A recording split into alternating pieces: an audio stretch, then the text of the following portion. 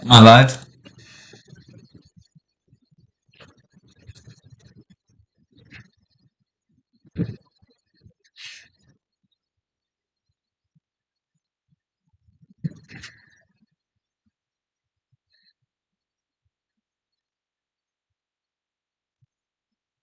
Am I live?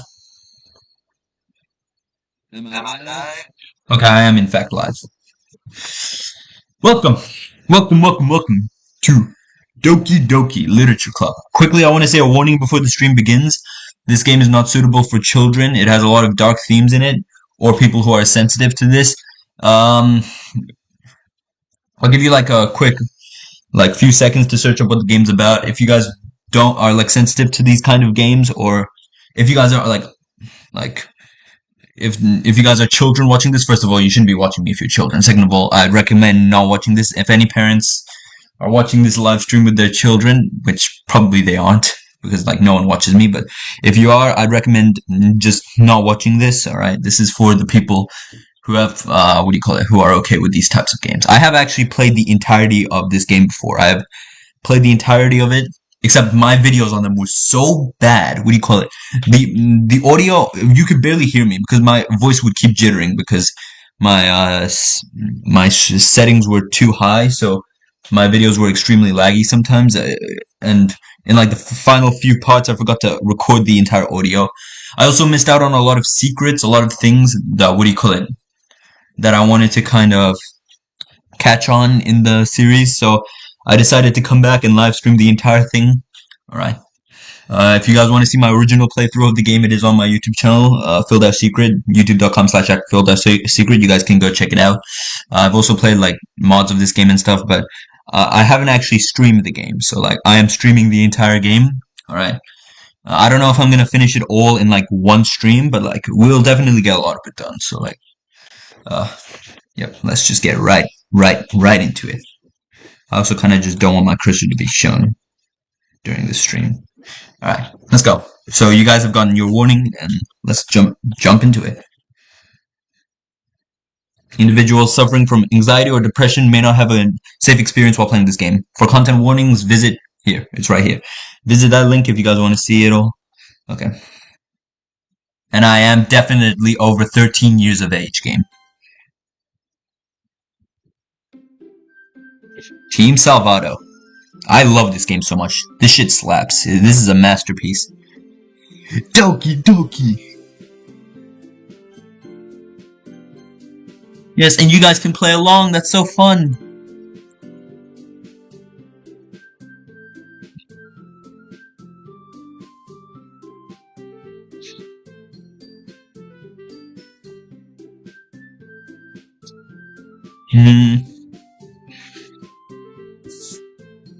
What would a good name be? I'm gonna go with my normal name, okay?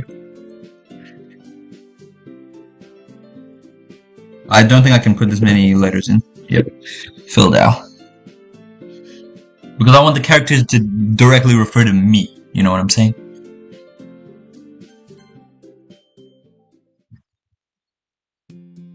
Hey! I see an annoying girl running towards me from the distance, waving her arms in the air like she's totally oblivious to any attention she might draw to herself. The girl is Sayori, my neighbor and good friend since we were children.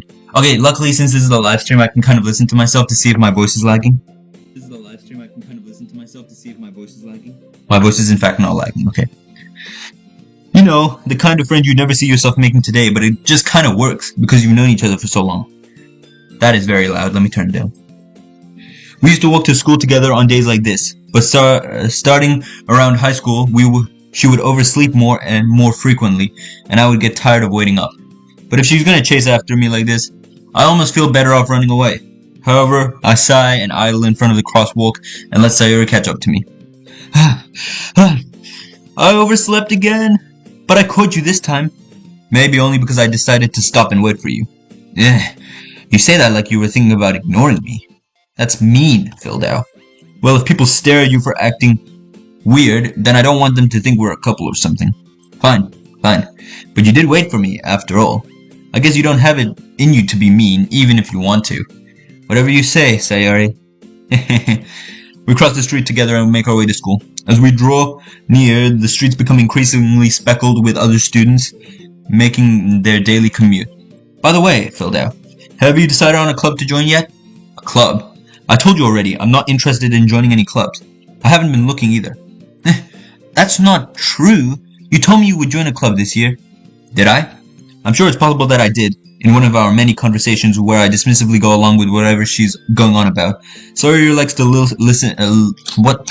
Bro, I can't read. Sayori likes to worry a little too much about me when I'm perfectly content just getting by on my average while spending my free time on games and anime. I was talking about how I'm worried that you won't learn to socialize or have any skills before college. Your happiness is really important to me, you know. And I know you're happy now, but I die at the thought of you becoming a NEET in a few years because you're not used to the real world. What is a NEET? What is a NEET? Let me search it up.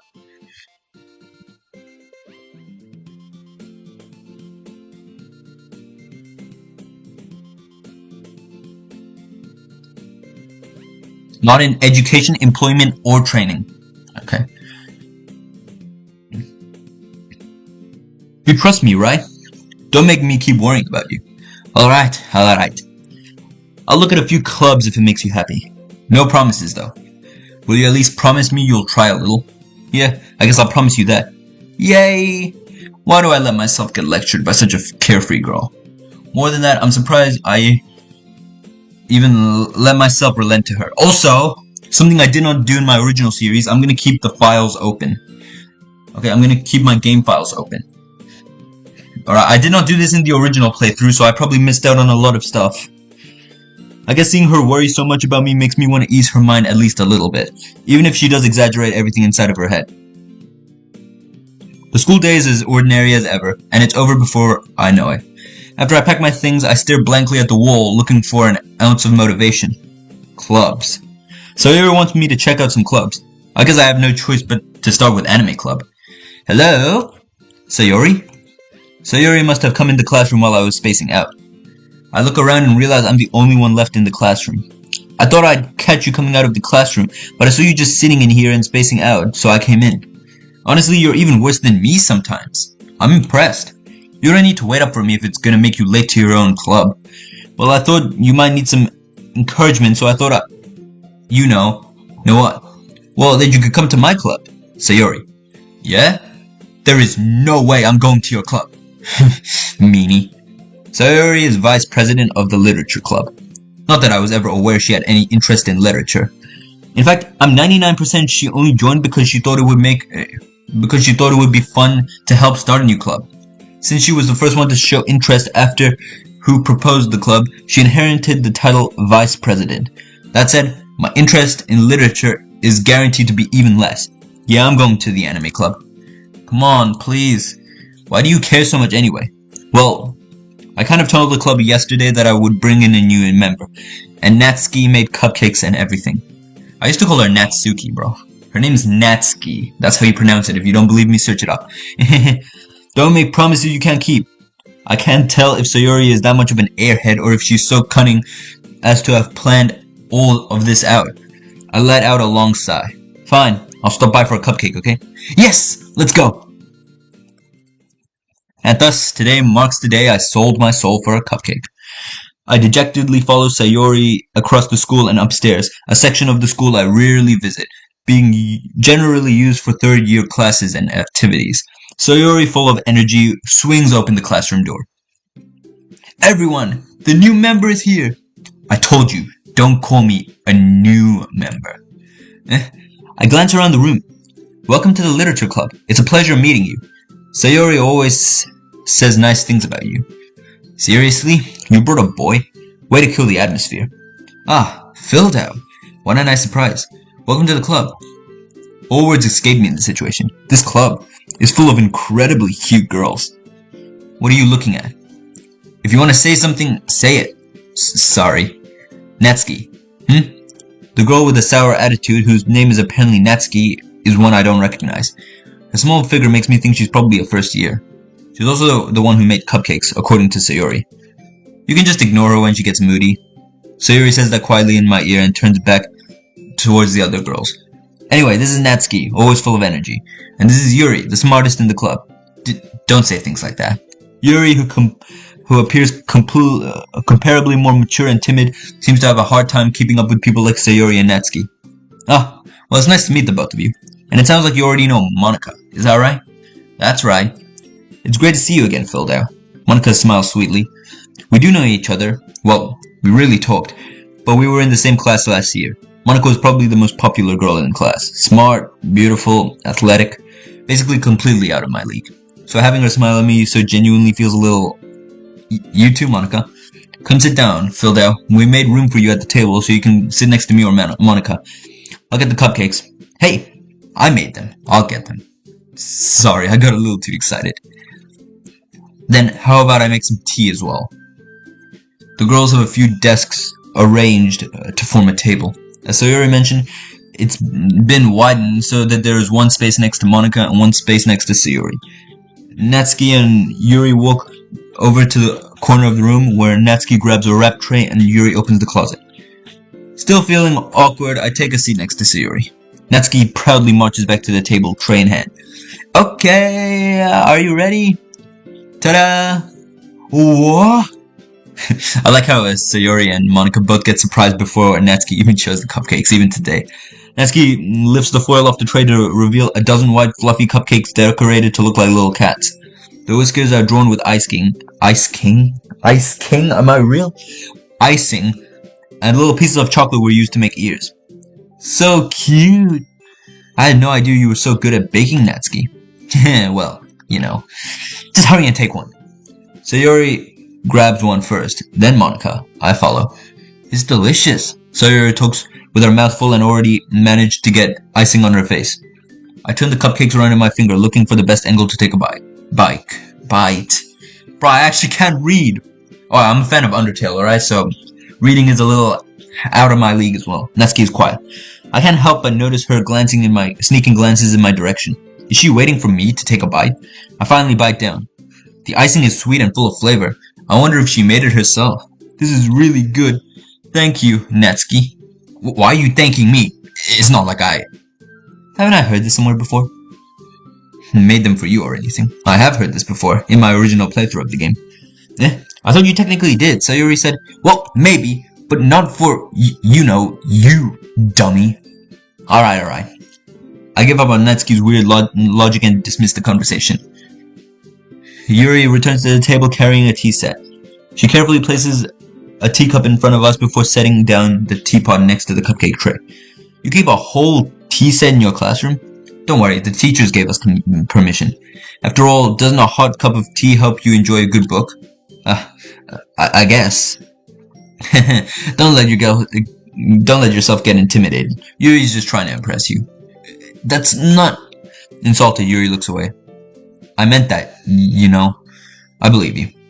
Well, tea and reading might not be a pastime for me, but at least I enjoy tea. Bueno. Okay, whatever. I'm glad. Yuri faintly smiles to herself in relief. Monica raises an eyebrow then smiles at me. So what made you consider the literature club? I was afraid of this question. Something tells me I shouldn't tell Monica I was practically dragged here by Sayori. Well, I haven't joined any clubs yet, and Sayori seemed really happy here, so... That's okay, don't be embarrassed. We'll make sure you feel right at home, okay? As president of Literature Club, it's my duty to make the club fun and exciting for everyone. Monica, I'm surprised. How come you decided to start your own club? You could probably be a board member for any of the major clubs. Weren't you a leader of the debate club last year? Oh, well, To be honest, I can't stand all of the politics around the major clubs. It feels like nothing but arguing about budget and publicity and how to prepare for events. I'd much rather take something I personally enjoy and make something special out of it. And if it encourages others to get into literature, then I'm fulfilling that dream. Monica really is a great leader. Yuri also nods in agreement. Then I'm surprised there aren't more people in the club yet. It must be hard to start a new club. You could put it that way. Not many people are interested in putting out all the effort to start something brand new, especially when it's something that doesn't grab your attention like literature. You have to work hard to convince people that you're both fun and worthwhile. But it makes school events, like the festival, that much more important. I'm confident we can really grow this club before we graduate. Right, everyone? Yeah! We'll do our best. You know it. Everyone enthusiastically agrees. Such different girls, all interested in the same goal. Monica must have worked really hard just to find these three. Maybe that's why they're all so delighted by the idea of a new member joining. Though I still don't really know if I can keep with their level of enthusiasm about literature. So, Phildow, what kind of things do you like to read? Well, considering how little I've read these past few years, I don't really have a good way of answering that. Bro, what? Okay. Wait.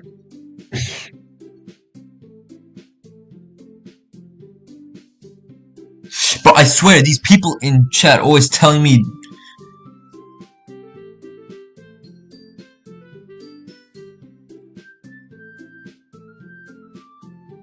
You can't, what do you call it?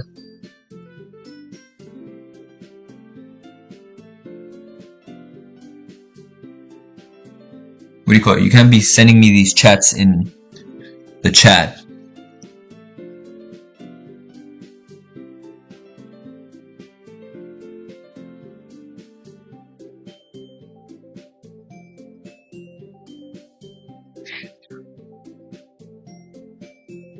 Shield mode, what's shield mode? Okay. I keep getting these chats about stuff. Obviously I never do it, alright? Manga. I mutter quietly to myself, half joking. Natsuki's head suddenly perks up. Oh, don't buy subs, that's bad. But like, people keep saying it in my chat. I'm trying to, what do you call it? I'm not, these guys are probably bots. I think about it.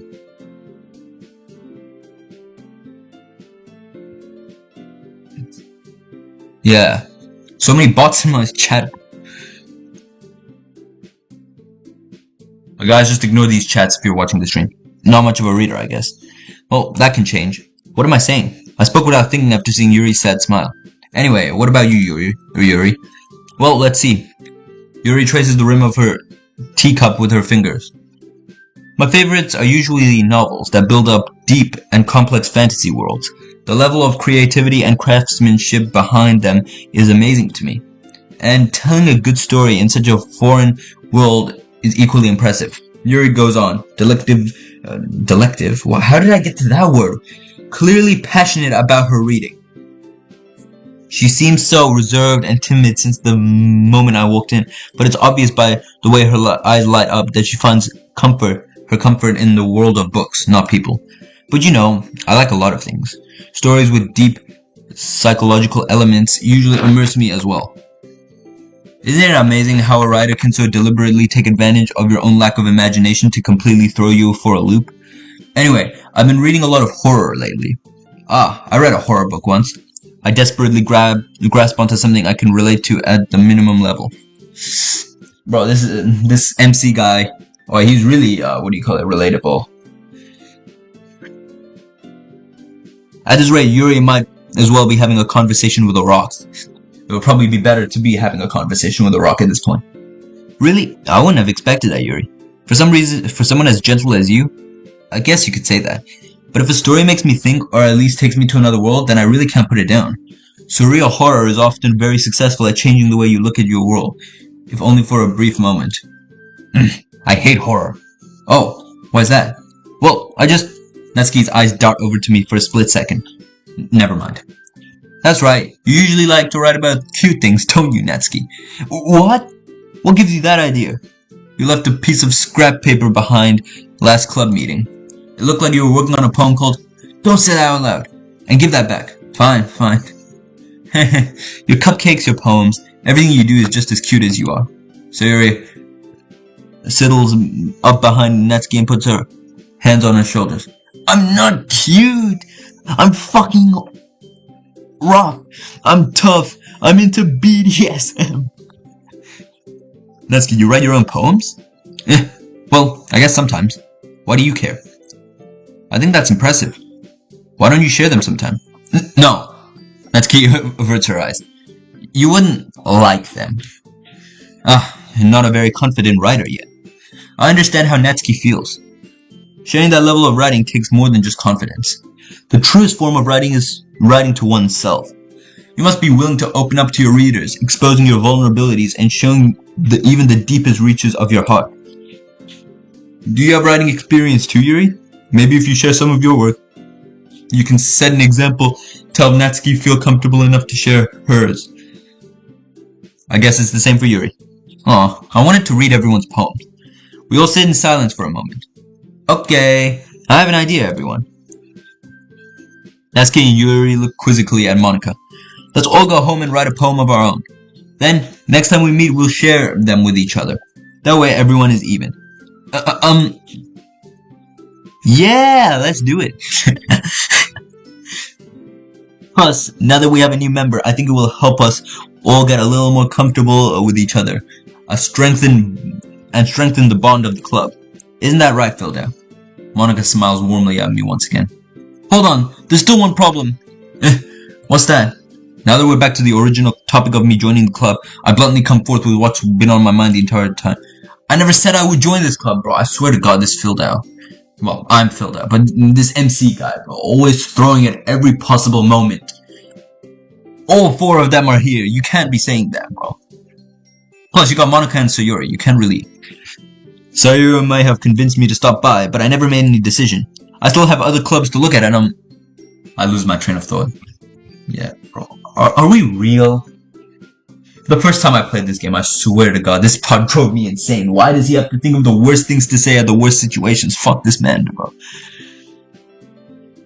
All four girls stare at me with dejected eyes. What did you say, you son of a bitch? But, I'm sorry, I thought, filled out. I thought you were different. You're just as fuckwitted as all of them. Screw you, filled out. You stupid asshole. You all. I'm defenseless against these girls. How am I supposed to make a clear-headed decision when it's like this? That is, if writing poems is the price I need to pay in order to spend every day with these beautiful girls, then I'll become a cuck. You're right. Okay, I've decided then. I'll join the literature club! Woo! One by one, the girls' eyes light up. Yes, I'm so happy! Alright. So he wraps her arms around me, jumping up and down. Hey! You really did scare me for a moment, you little shit. If you really came for the cupcakes, I'd be super pissed. Then that makes it official. Welcome to the literature club. Even though... Alright. Thanks, I guess. Okay, everyone. I think we can officially end today's meeting on a good note. Everyone remembers tonight's assessment. Write a poem to bring to the next meeting so we can all share.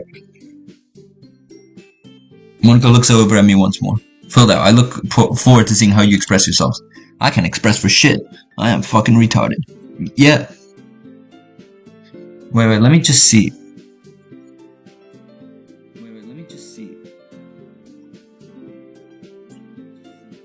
Alright, I just had to check.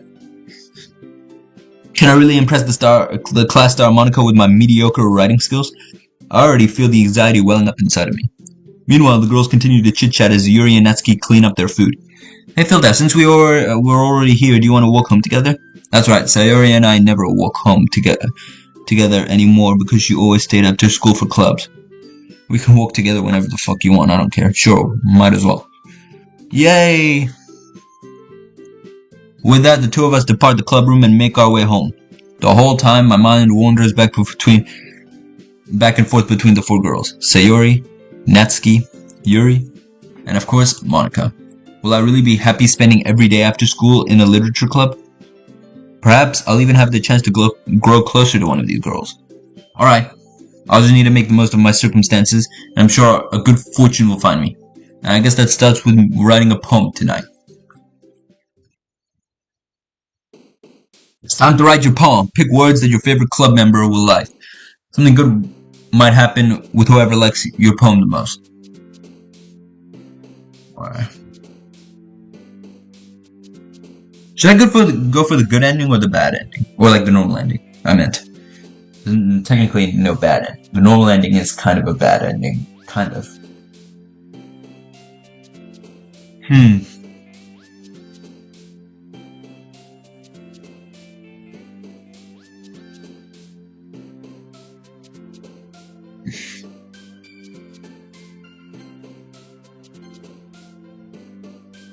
Um,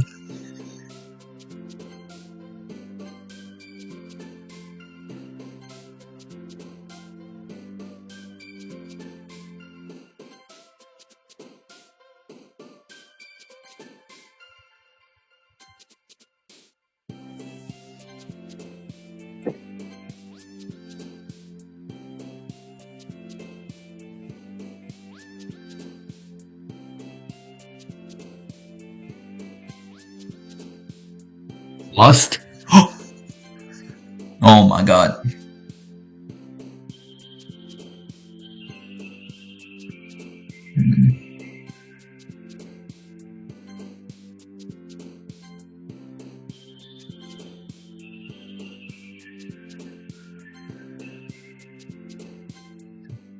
Okay, I guess Yuri will like my poem the most.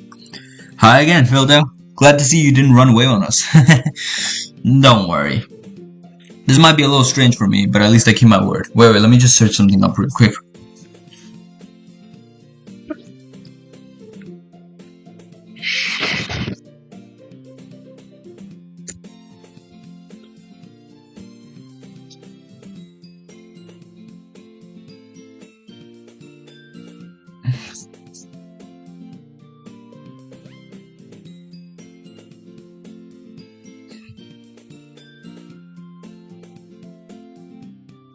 Alright.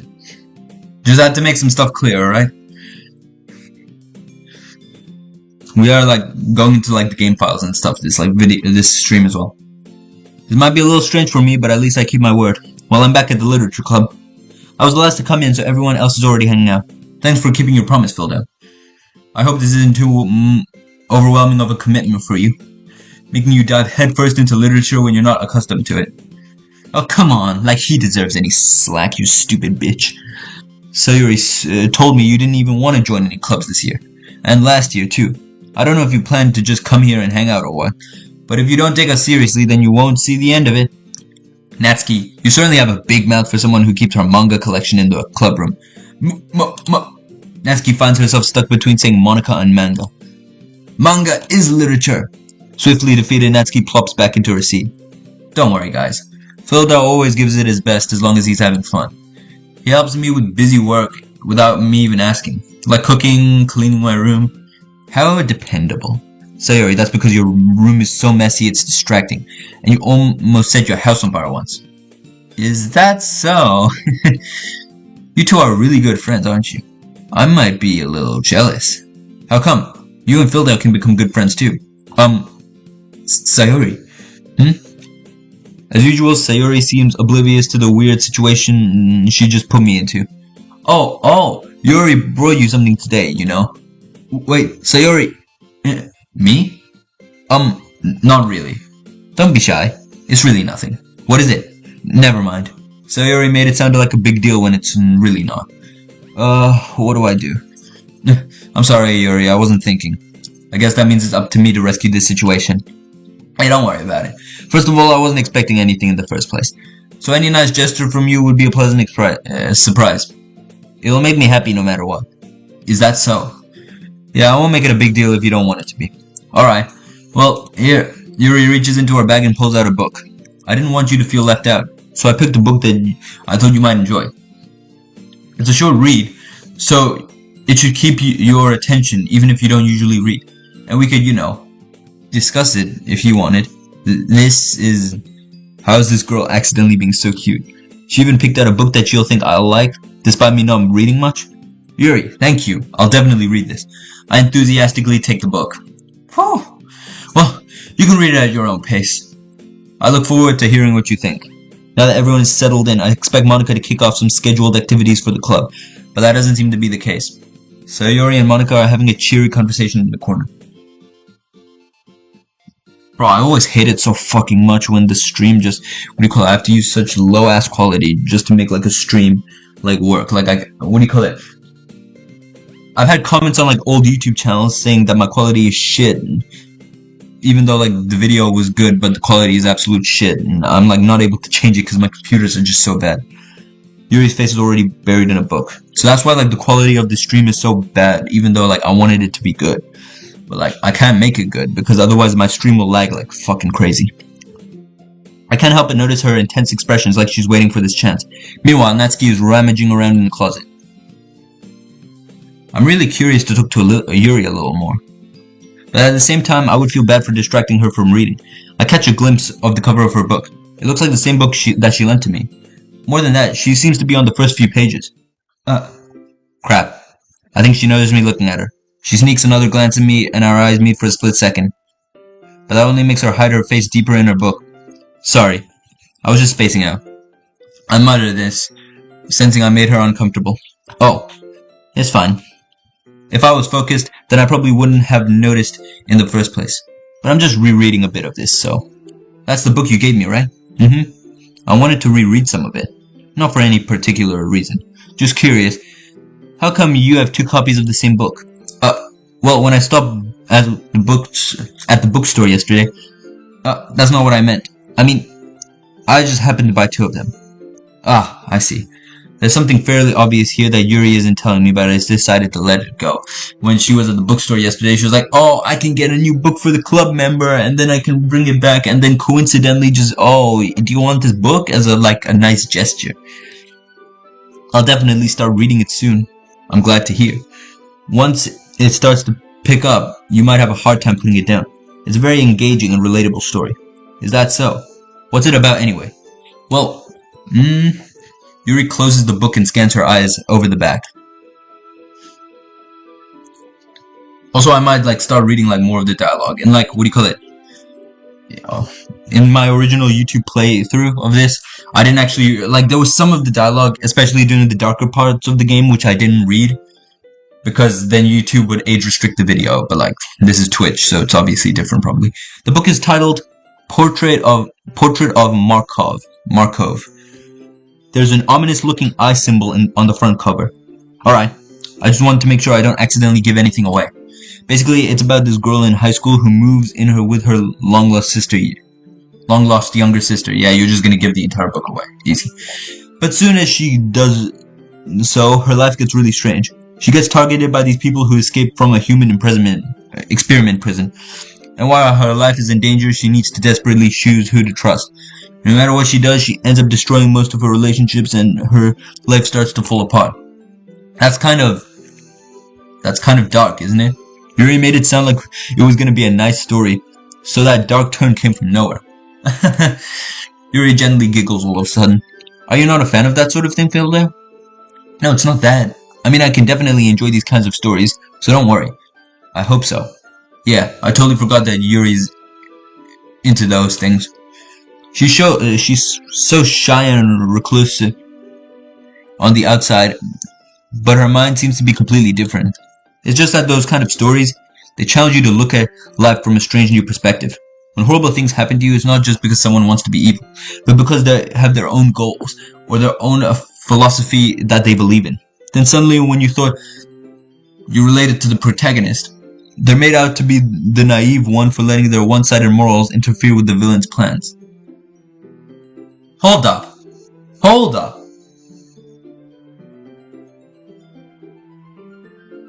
No.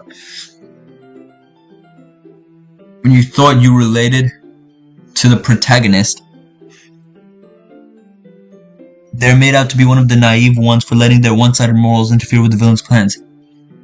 Isn't that kind of like Sayori? I just realized. She's a protagonist. One-sided morals. Wait. Let me search something up.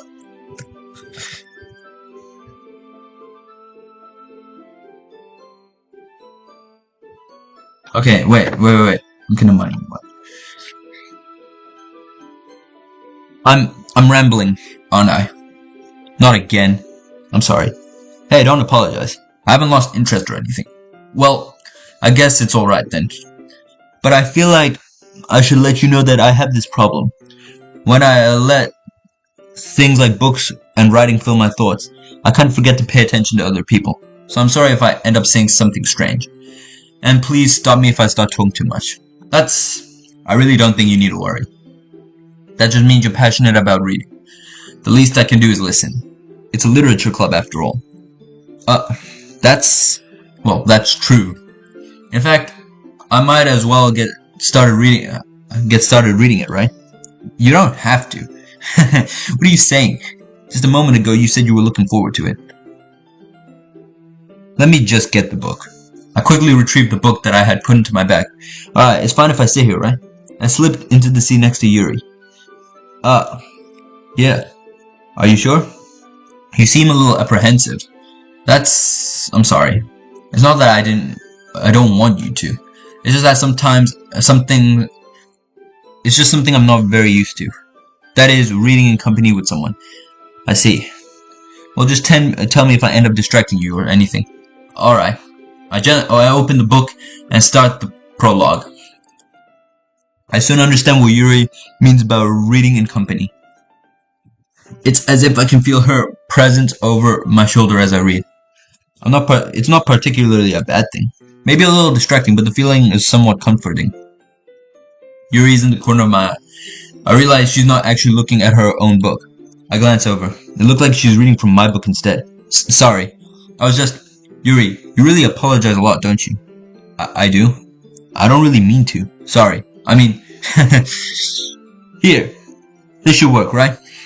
I slide my desk until it's up against Yuri's, then hold my book between the two of them. I suppose so. Yuri timidly closes her own copy. Once we lean in a little bit, our shoulders are almost touching. It feels like my left arm is in the way, so instead I use my right hand to hold the book open. I guess it makes it kind of difficult to turn the pages. Here. Yuri takes her left arm and holds the left side of the book between her thumb and forefinger. I do the same with my right arm, on the right side of the book. That way, I turn a page and Yuri slides it under her thumb after it flips to her side. By holding it like this, we're huddled even closer together than before. It's actually kind of distracting me. My voice really hurts a lot. It's as if I can feel the warmth of Yuri's face, and she's in the corner of my vision. Hold up, I need to go get some water. I'll be back. I also need to take a quick piss. I'll be right back.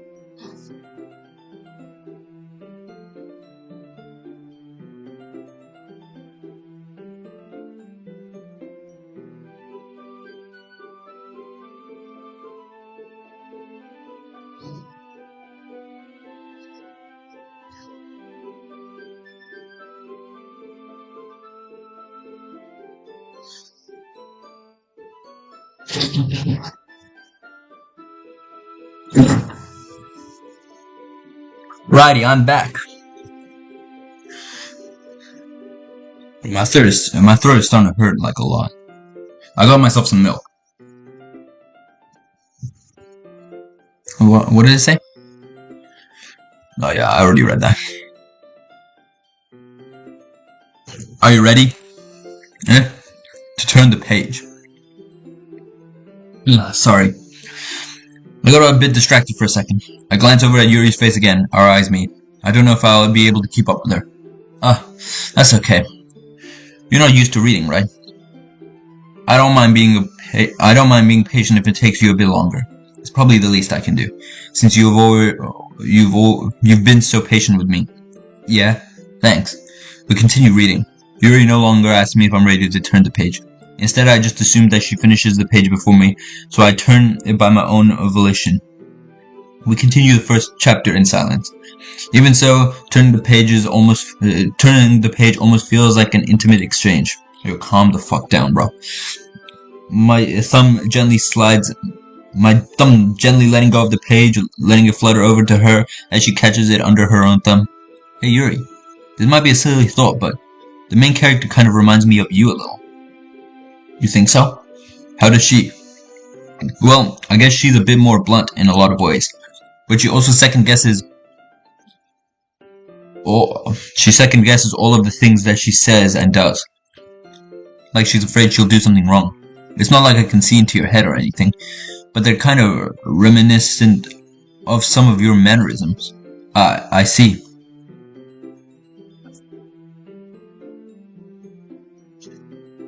Yuri remains silent for a moment. But Philja, that's probably a terrible thing to have in common with her. Oh, that's so embarrassing that you think that.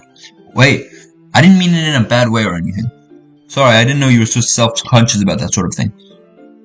I guess it's more... I guess I'm more meant that it's kinda cute. What are you saying all of a sudden? Okay, everyone. I think it's about time we shared our poems with each other. We might not have enough time if we wait too long.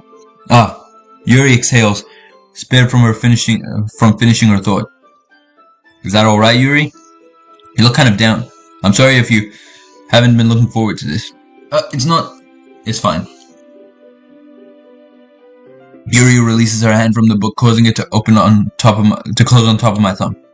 Alright, I guess I'll do some more reading tonight. Or would you prefer I only read it with you? I guess I don't have too much of a preference either way. In that case, I'll read a little more tonight.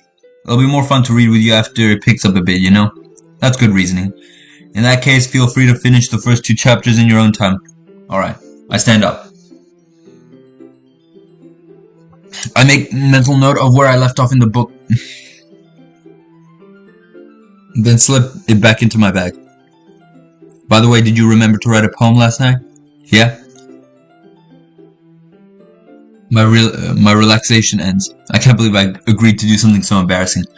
I couldn't really find much inspiration since I never really done this before. Well, now that everyone's ready, why don't you find someone to share with? I can't wait. Sayori and Monica enthusiastically pull out their poems. Sayori is on a wrinkled sheet of loose leaf torn from a spiral notebook. On the other hand, Monica wrote hers in a composition notebook. I can already see Monica's pristine handwriting from where I sit. Natsuki and Yuri reluctantly comply as well, reaching into their bags. I do the same myself. Who should I show my poem to first?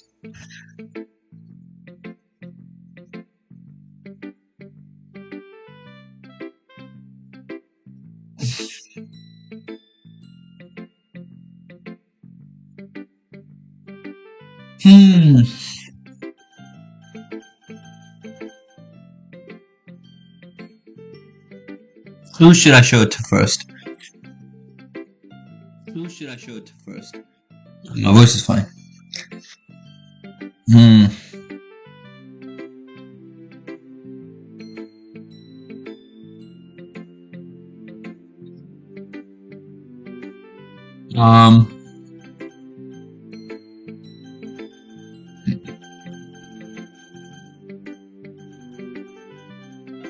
Let's think about this.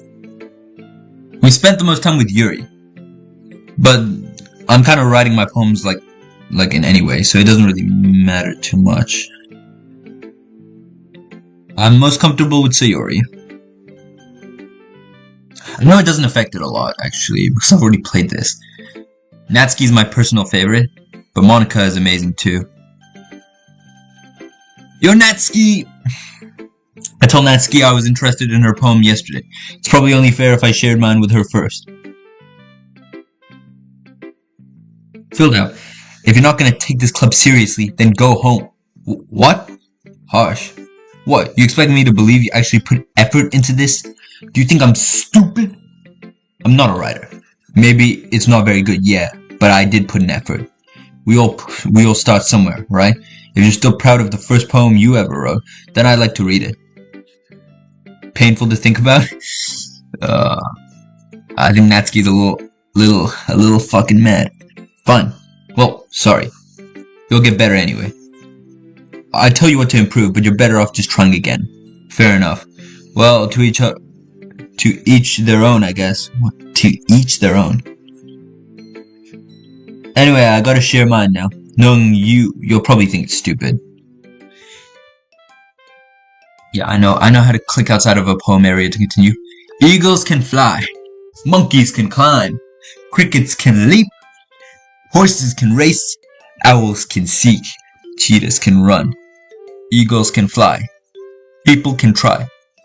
That's about it.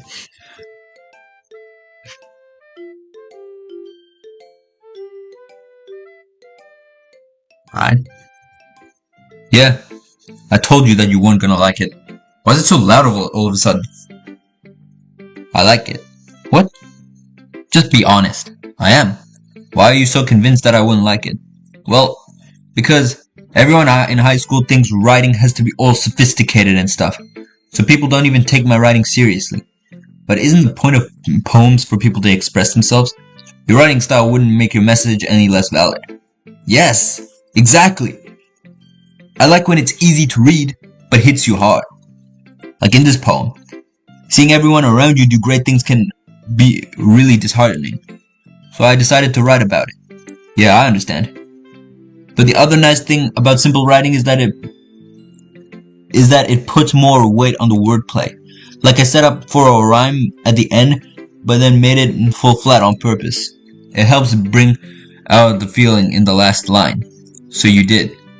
I guess more went into it than I realized. That's what it means to be a pro.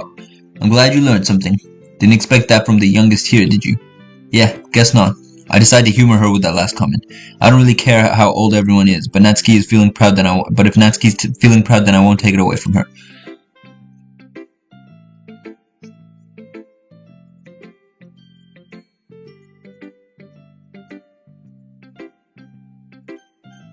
Monica! Hi, Philda. Having a good time so far? Yeah. Good. Glad to hear it. By the way, since you're new and everything, if you ever have any suggestions for the club, like new activities or things we can do better, I'm always listening. Don't be afraid to bring things up, okay? Alright, I'll keep that in mind. Of course I'll be afraid to bring things up. I'm much better off going with the flow until I'm more settled in. Anyway, want to share your poem with me? It's kind of embarrassing, but I guess I have to. Don't worry, Philda. We're all a little embarrassed today, you know.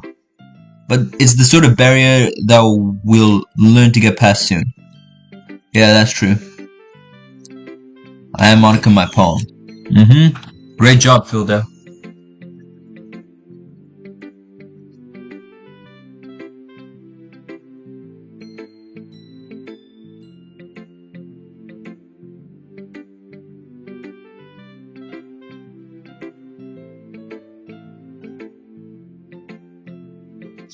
Great job, Philda. I was going oh in my head while reading it. It's really metaphorical. I'm not sure why, but I didn't expect you to go for something so deep. I guess I underestimated you. It's easiest for me to keep everyone's expectations low. That way it always counts when I put in some effort. That's not very fair. Well, I guess it worked anyway. You know that Yuri likes that kind of writing, right? Writing that's full of imagery and symbolism. Unlike Sayori, who likes using simple and direct words to describe happiness and sadness, Yuri likes it when readers are left to derive their own meaning out of it. It's very challenging to write like that effectively, both allowing people to get something out of it just by feel, or letting them deeply analyze all of the nuisances. It can take years of practice, which I'm assuming Yuri has at this point. I never really asked though. I'm sure I'm nowhere near her level yet. Don't worry so much about that. You do your own thing. Just keep exploring and learning by trying new things. I'm sure I'll end up trying different things a lot. It could take a while before I feel comfortable doing this. That's okay. I love to see you try new things. That's the best way to find the kind of style that suits you. Everyone else might be a little biased towards their own kinds of styles, but I'll always help you find what suits you the most. So don't force yourself to write the way everyone else wants you to write. It's not like you have to worry about impressing them or anything. Ha. Anyway, do you want to read my poem now? Don't worry, I'm not very good. You sound pretty confident for someone who claims not to be very good. Well, that's because I have to sound confident. It doesn't mean I always feel that way, you know. I see. Well, let's read it then. Hole in the wall. It couldn't have been me. See the direction this... Wait, I have to make it bigger. This... Hold on. See the direction the speckle protrudes? A noisy neighbor, an angry boyfriend, I'll never know. I wasn't home. I peer inside for a clue. No, I can't see it. I reel, blind, like a film left out in the sun. But it's too late. My retina's already scorched with a permanent copy of the meaningless image. It's just a little hole. It wasn't too bright. It wasn't too deep. Stretching forever into everything. A hole of infinite choices. I realize now that I wasn't looking in. I was looking out. And he, on the other side, was looking in.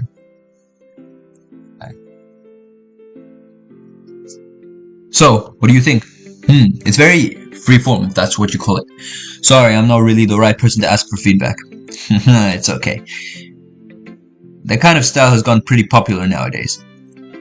That is, a lot of people are putting emphasis on the timing between words and lines. When performed out loud, it can be very powerful. What was the inspiration behind this one? Well, I'm not sure how to put it. I guess you could say that I had some kind of epiphany recently. The epiphany... How do you pronounce this word? Wait.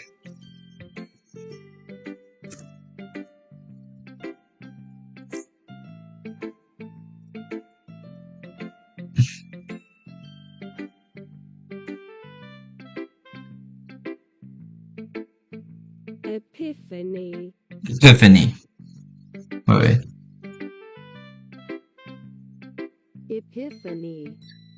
Epiphany. Epiphany. Okay, I guess I can say it either way. Okay. I guess you could say I had some kind of epiphany recently. Let's turn the sound back there. It's been a while.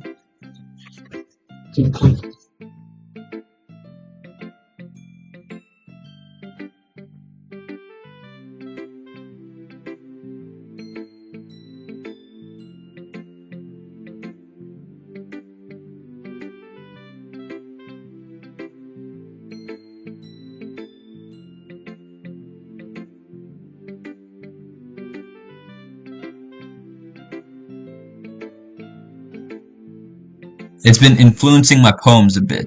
But let me just go back to the thing. An epiphany. So basically the epiphany is like how when you're a club president, you get like, what do you call it? You have like, what is it called? Like self-awareness. Like you realize that you're in a game. You're not actually like you're an AI in a game, basically. She has like, because she's club president, she basically has, what do you call it? Self-awareness. But she doesn't want to just give it all away, so she calls it her epiphany. So that's basically that. I think that's what it is. And wait, let me just quickly switch it off again.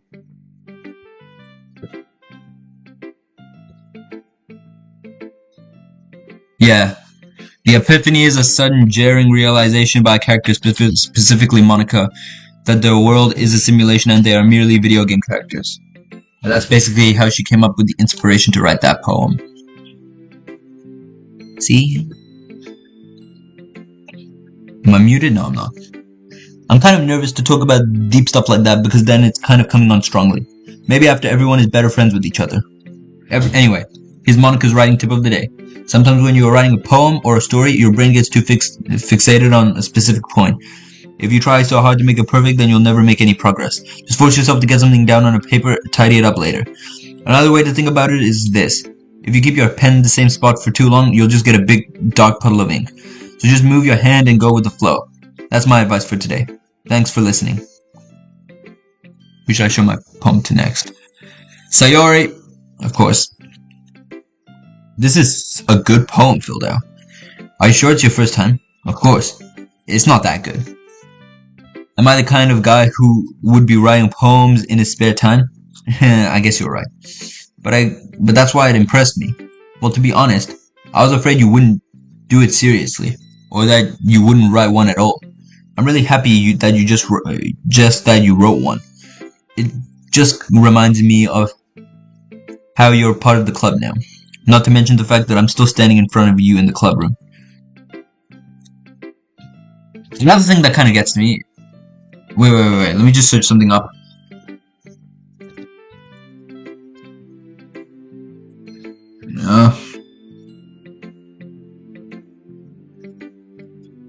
Okay.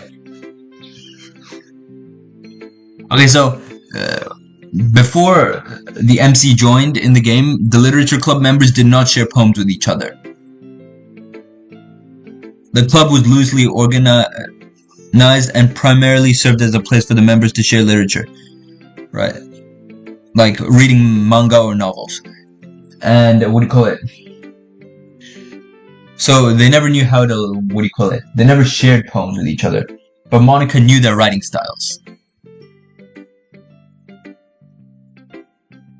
So that's kind of interesting as well. It shows that Monica knows a lot more than we just think. But what? Oh, well, of course. I'm not really into that yet, but it doesn't mean I'll break my promise. See? It's like I said before, Philda. Deep down, you're not selfish at all, you know. Trying new things like this for other people. That's something that only really good people do. Thanks, Sayori. I'm not sure if Sayori sees the full picture of my motivation here. Then again, I can't deny that she's part of the reason I joined. Knowing how much this means to her and all. Yeah, and I'm gonna make sure you have lots of fun here, okay?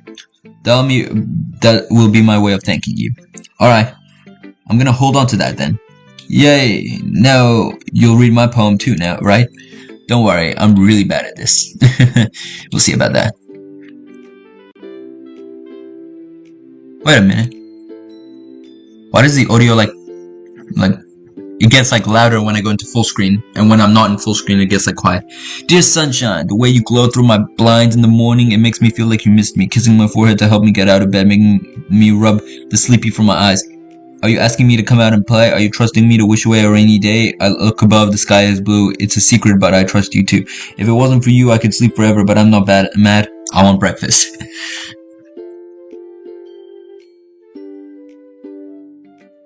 Sayori has a really...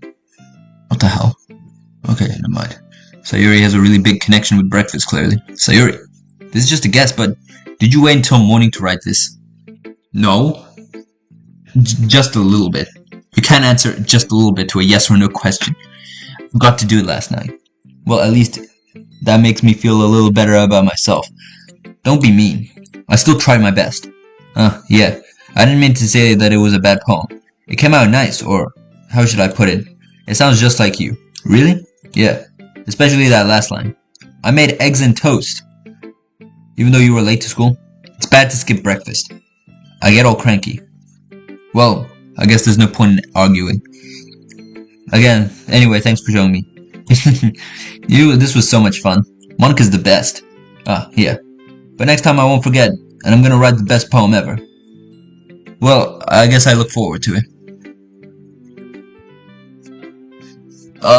Who should I show my poem to next? This is a difficult situation. I'm just kidding, the only option is Yuri. Alright, let's go. As Yuri reads the poem, I notice her lies What? What am I reading? Eyes lighten. Exceptional. What was that? Did I say that out loud?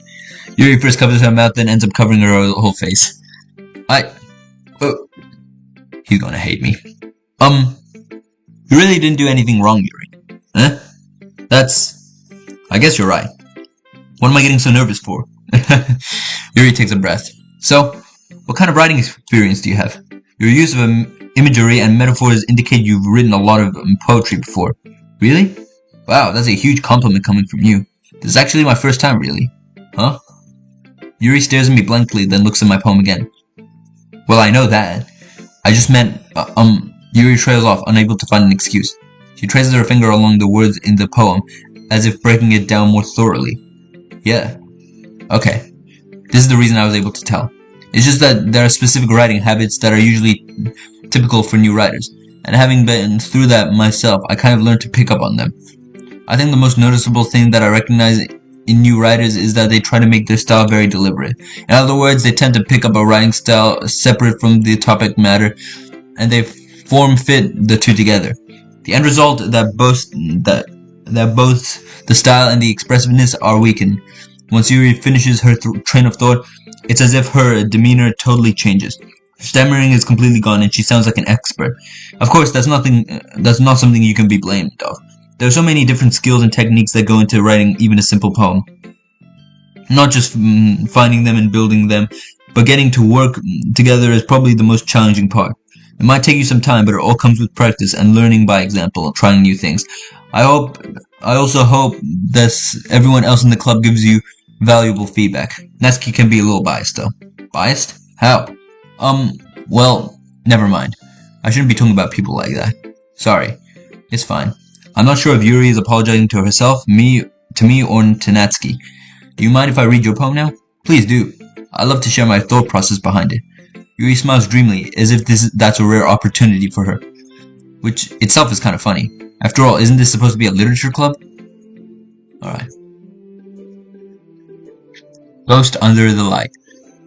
The tendrils of my hair illuminate beneath the amber glow.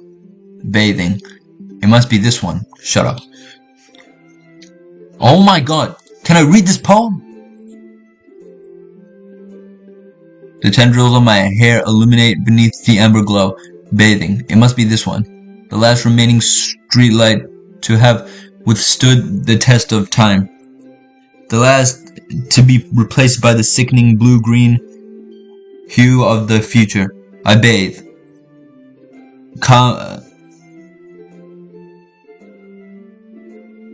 Okay. Does that say calmly? What does that say? I bathe. I don't know. Breathing air of the present but living in the past. The light flickers. I flicker back. Okay. I'm sorry I have such terrible handwriting. Yeah, you have the most awful handwriting ever. I'm kidding. What? I wasn't thinking about that at all. But it took you a long time to read. Well, I just don't read script very often. I actually think your handwriting is pretty. That's a relief. Also, I like the poem. Even though it's short, it was really descriptive. It wasn't too short. I usually write longer poems. Not at all. I'm really glad you like it. I'll be honest. Since it's our first time sharing, I wanted to write something a little more mild.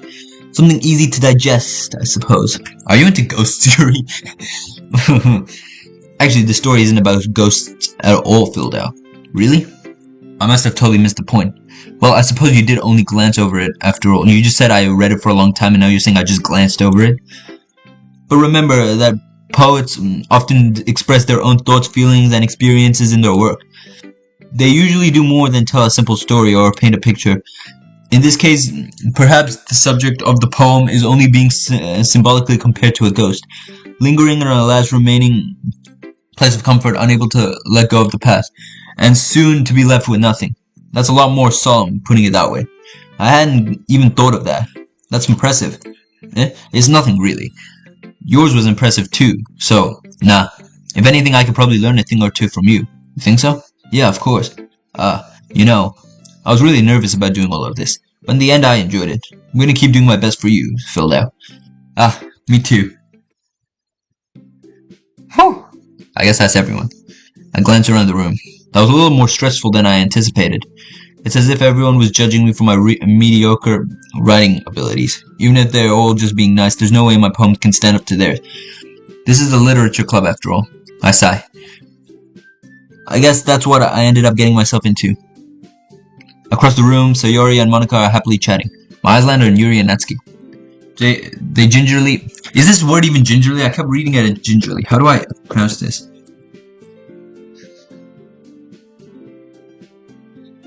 Gingerly. It is gingerly. I've never heard that word in my life. They gingerly exchange sheets of paper, sharing their respective poems. As I read in tandem, I watch each of their expressions change. Natsuki's eyebrows furrow in frustration. Meanwhile, Yuri smiles sadly. What's with the language? Did you say something?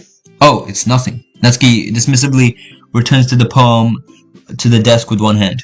I guess you could say it's fancy. Ah, thanks. Yours is cute. Cute? Did you completely miss the symbolism or something? It's clearly about the feeling of giving up. How can that be cute? I know that.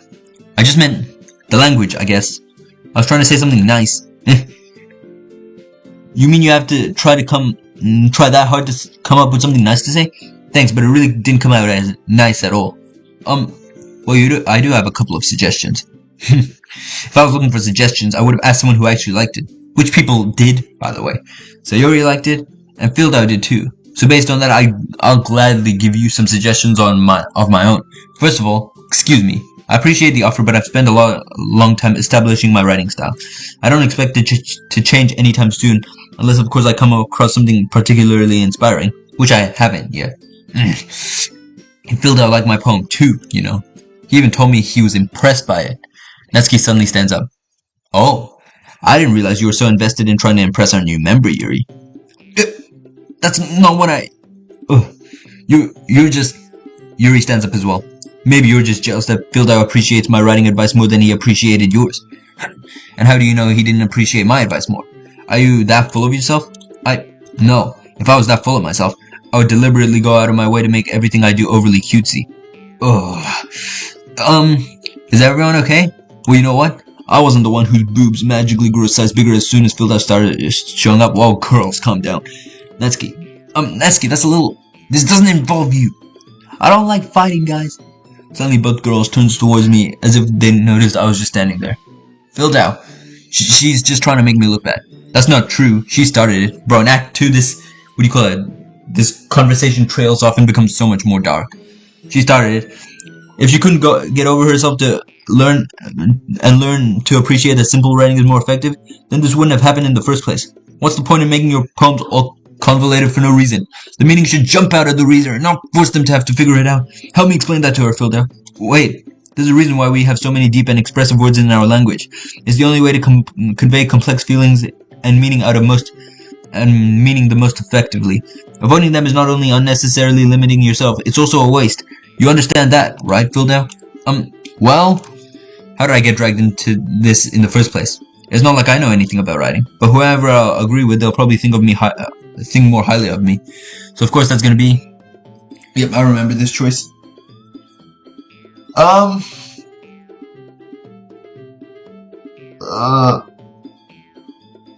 I've gone with all of these choices, technically. I've seen all of them. Which one should I choose here?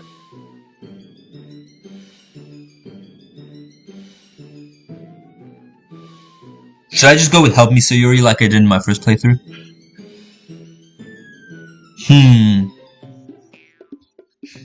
Let's think about this.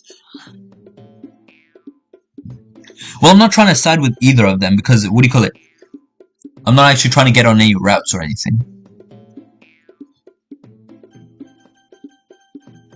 So far I've gone with Yuri more, but... Natsuki's my personal favorite. Help me, Sayori! Natsuki glares at me, drying up any words I have in my mouth. So instead I turn to Yuri. Yuri! But Yuri's expression is so defenseless I can't bring myself to say anything to her. Sayori! Huh? Yeah, everyone's fighting is making Sayori uncomfortable. How can the two of you keep fighting when you know you're making your friend feel like this? Fieldau. Well, that's her problem. This isn't about her. I agree. It's unfair for others to interject with their own feelings into our conflict. Yeah, unless Sayori wants to tell Yuri what a stuck-up jerk she's being. She would never. It's your immaturity that made her upset in the first place. Excuse me? Are you listening to yourself? This is exactly why. Exactly why nobody likes... Stop! There we go, Sayori. At the clutch, because our MC is too fucking retarded to fix this conflict. Natsuki, Yuri, you guys are my friends. I just want everyone to get along and be happy. My friends are wonderful people, and I love them because of their differences. Natsuki's poems, they're amazing because they give you so many feelings with just a few words. And Yuri's poems are amazing because they paint beautiful pictures in your head. Everyone's so talented. So why are we fighting? Because, well, also, Natsuki's cute and there's nothing wrong with that. And Yuri's boobs are the same as they've always been. Big and beautiful. Bro, that still cracks me up. Sayori. Sayori stands triumphantly. Monica stands behind her with a bewildered expression. I'll make some tea. Yuri rushes off. Natsuki sits down with a blank expression on her face, staring at nothing. So, this is why Sayori is vice president. I whisper to Monica. She nods in return. To be honest, I might come off as a good leader, and I can organize things, but I'm not very good with people. I couldn't even bring myself to interject. As president, that's kind of embarrassing of me. Nah, it's not like I can blame you. I wasn't able to say anything either. Well, I guess that just means Sayori is amazing in her own ways, isn't she? You could say that. She might be an airhead, but sometimes it's weirdly suspicious that she knows exactly what she's doing. I see. Take good care of her, okay? I would hate to see her get herself hurt. That makes two of us. You can count on me. Monica smiles sweetly at me, causing my stomach to knot. Such a genuine person really does make a good president, regardless of what she says. If only I could get the chance to talk to her a little more. Okay, everyone. It's just about time for us to leave. How did you all feel about sharing poems? It was a lot of fun. Well, I'd say it was worth it. It was alright. Well, mostly. Philip, how about you? Yeah, I'd say the same. It was a neat thing to talk about with everyone. Awesome. In that case, we'll do the same thing tomorrow. I'll be right back.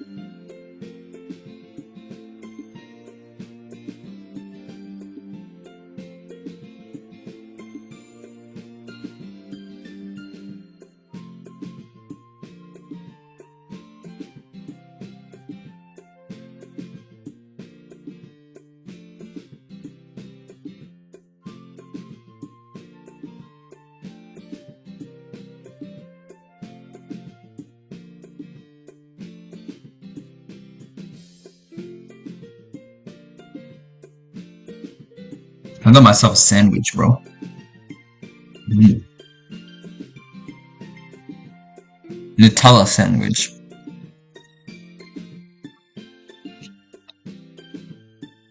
And maybe you learn something from your friends too. So our poems will always turn out even better. I think to myself. I did learn a little more about the kinds of poems everyone likes.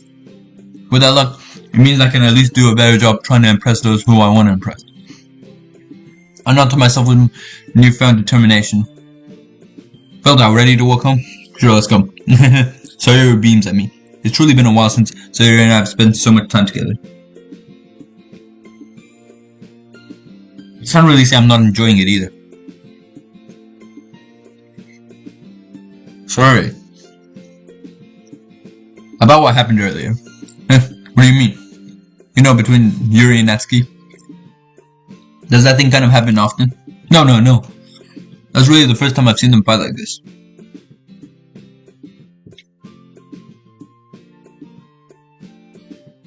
I promise they're both wonderful people. You don't hate them, do you? No, I don't hate them. I just wanted your opinion, that's all. I can see why they make good friends with you. You know, Phil, now. It's not just that I get to spend time with you in the club, but I think seeing you get along with everyone is what makes me the happiest. And I think that everyone really likes you too. That's... every day is gonna be so much fun. I look at Sayori. It looks like Sayori still hasn't caught onto the kind of situation I'm in. Sure, being friends with everyone's nice, but does it really need to stop there? Well, we'll see what the future has to hold, Sayori. I pat Sayori on the shoulder.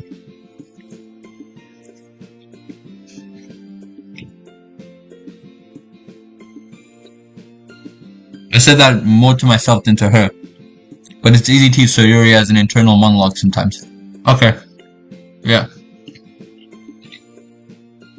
Let's do this.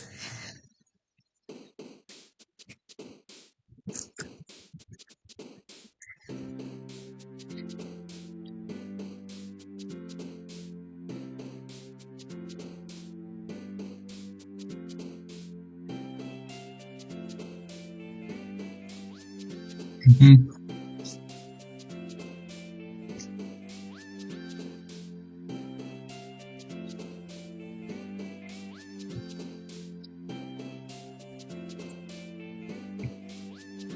Mm-hmm. Alright.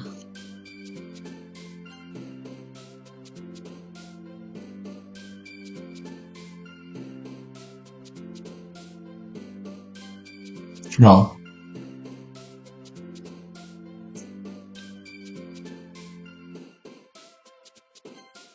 Oh my god.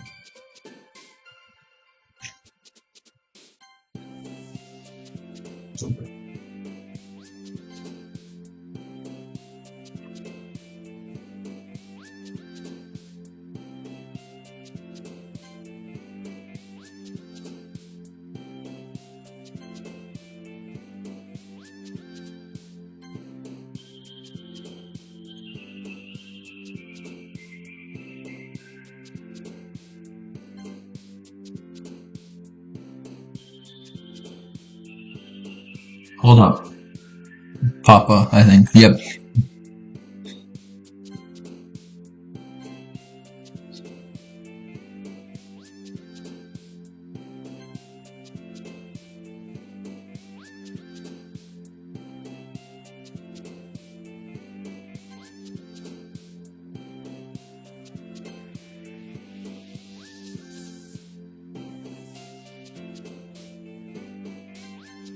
Or what? Oh my god, are we serious?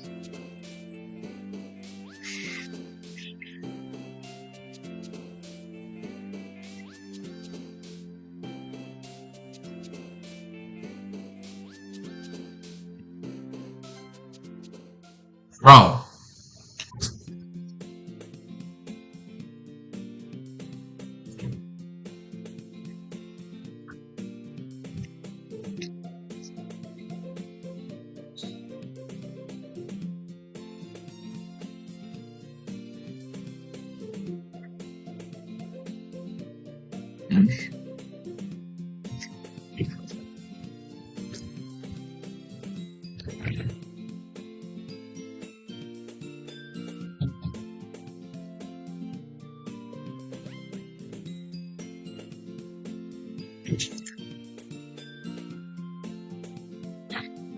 Another day passes. It's time for a club meeting already. I've gotten a little more comfortable here over the past couple of weeks. Entering the club room, the usual scene greets me. Hi, Phil Dow. Yo, Sayori. Looks like you're in a good mood today. I'm just still not used to you being in the club, that's all. I see. It's a pretty simple thing to get you in a good mood. But I guess it's always been the simple things with you anyway. Speaking of which, I'm kind of hungry. Will you come with me to buy a snack? No thanks. That's not like you at all. I have my reasons. Why don't we take a look at your purse, Sayori? Why that, all of a sudden? No reason, really. I just wanted to look at it. Sayori nervously retrieves her coin purse. She fumbles with the latch and gets it open. Then she turns it upside down and the contents spills on the desk. Only 2 small coins fall out. I knew it. I can see right through you, Sayori. That's not fair. How did you even know? It's simple. If you had more money in the first place, you would have bought a snack before coming to the club room. So either you're not hungry and wanted an excuse to walk, or you plan to conveniently forget that you spent all your money that I would lend you some. But here's one more thing. You're always hungry. And so that only leaves the one option. Oh, I give up. Don't make me feel guilty. If you feel guilty, that means you deserve to be guilty. Yuri suddenly giggles. I didn't notice that she was listening in. Her face is in her book as always. I wasn't listening or anything. It's just something in my book. Right, I'll be right back.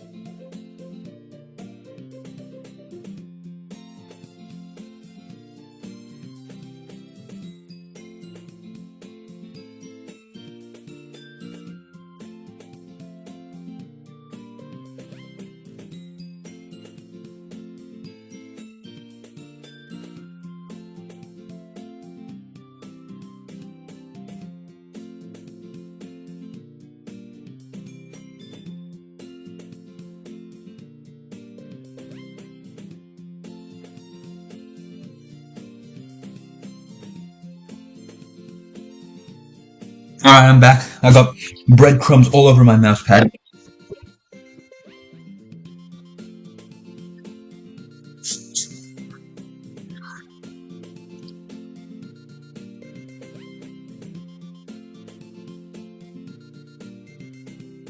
Da Vinci. What? What is this stuff? Alright, my bad. Back to the stream. Let me just open up my Twitch. It was just something in my book. Yuri! Tell Phil Dad to let me borrow some money. Don't get me involved like that, Sayuri. Besides, you should only buy what you can responsibly afford. And frankly, after pulling a mischievous little stunt like that, your suffering is fair enough retribution. I didn't mean it like that. I got too absorbed in my book. I really like it when you speak your mind, Yuri. It doesn't happen much, but it's also a fun side of you. There's no way you could think that. You were right though. I did something bad, now I have to accept the retribution. That's still coming from you, Sayuri. I guess there's a little devil inside all of us, isn't there? Don't let her fool you. Sayuri knows exactly what she's doing. After all, she told you guys she was bringing me to the club before she even told me. But you wouldn't have come if it weren't for the cupcakes. So I had to trick Natsuki into making them. Come on, give me a little more credit than that, Sayuri. Get off! Out of nowhere, something smacks Sayuri in the face and tumbles onto her desk. Ow! What was... a cookie. Sure enough, it's a giant cookie wrapped in plastic. Sayuri glances around. Is it a miracle? It's because I paid my restitution. Retribution. Actually, that one almost worked. I was just gonna give it to you. But then I heard you blab about the cupcakes. It was totally worth seeing your reaction, though. Natsuki, that's so nice of you. I'm so happy. Sayuri hugs the cookie. Jeez, just eat it. Sayuri rapidly tears the wrapper and takes a big bite. So good. Sayuri suddenly clasps her hands over her mouth. I bit my tongue. You're going through a lot over just one cookie. Natsuki takes a bite of her own cookie. Yours looks really good too, Natsuki. Can I try it? Jeez, beggars can't be choosers. But yours is chocolate. Well, why do you think I gave you that one? Fine. Still, I'm really happy that you shared this one with me. Sayuri gets out of her seat and goes behind Natsuki, then wraps her arms around her. Jeez. I get it. Cookie still in hand, Natsuki reaches up to nudge Sayuri off of her. Sayuri suddenly leans down and takes a bite out of Natsuki's cookie. Hey! Did you seriously just do that? Mouthful Sayuri trots away to safety. Yuri and I laugh as well. Jeez, you are such a kid sometimes. Monika, can you tell Sayuri... Natsuki glances around. Monika isn't in the club. Where's Monika anyway? Good question. Have any of you heard anything about her being late today? Not me. Yeah, I haven't either. That's a bit unusual. I hope she's okay. Of course she's okay. She probably just had something to do today. She's pretty popular after all. You don't think she hasn't... I wouldn't be surprised. She's probably more desirable than all of us combined. That's true. Excuse me. Suddenly the door swings open. Sorry, I'm super sorry. There you are. I didn't mean to be a little late. I hope you guys weren't worried or anything. Monika chose the club over her boyfriend after all. You're so strong-willed. Boyfriend? What on earth are you talking about? Monika quizzically glances at me. Never mind that. Wait, was that Sayuri who said it or me? Yeah, that was me. Then why is, she glancing at me? What held you up anyway? Well, my last period today was study hall. To be honest, I kind of just lost track of time. That makes no sense though. You would have heard the bell ring at least. Something I realized is that, even though technically Yuri is the smartest character in this game, Natsuki picks up literally on all of Monika's schemes almost instantly. She talks about this, she also talks about, she also notices that something that Monika says is different when she doesn't use her normal catchphrase, which I guess Yuri picks up on that too. But she also, she also gives us a note talking about Yuri, and then, she points out that Monika is dismissive and not to let her read it. I think it's because she reads so much manga, she knows how to pick up on a lot of small things, almost instantly. It's actually kind of incredible. I must not have heard it since I was practicing piano. Yeah, now suddenly she's practicing piano. She does play piano though, so... Piano? I wasn't aware you played music as well, Monika. I don't really. I just kinda started recently. I've always wanted to learn piano. That's so cool. You should play something for us, Monika. Monika looks at me. Maybe once I get a little better I will. Yay, that sounds cool. I'd also look forward to it. Is that so? In that case, I wouldn't let you down, Phildo. I can't even pronounce my own name. Phildo. Actually, Phildo is not even my name. It's just my kinda, My channels are just kind of branded around the name Phildau. And then I added secret after Phildau. Monica smiles sweetly. Ah, I didn't mean any pressure or anything like that. Don't worry, I've been practicing a whole lot recently, and I really love the chance to share once I'm ready. I see. In that case, best of luck. Thanks. So I didn't miss anything, did I? No, not really. I choose to leave Sayori's mischievous escapade. I'm sure Natsuki will end up complaining to her anyway. It looks like everyone has already settled down. Sayori somehow already finished her entire cookie. Yuri is back to her book, and Natsuki disappeared in the closet. I hear Natsuki utter an expirated sigh from within the closet. She seems to be annoyed by something. I approach her in case she needs a hand. You looking for something in there? Freaking Monica. She never puts my stuff back in the right spot. What's the point of keeping your collection organized if someone else is just gonna mess it up? Natsuki slides a bunch of stacked books and boxes across the shelf. Manga. You read manga, right? Sometimes. Manga is one of those things where you can't really admit you're into it unless you figure out where the other person stands. How did you know anyway? I heard you bring it up at some point.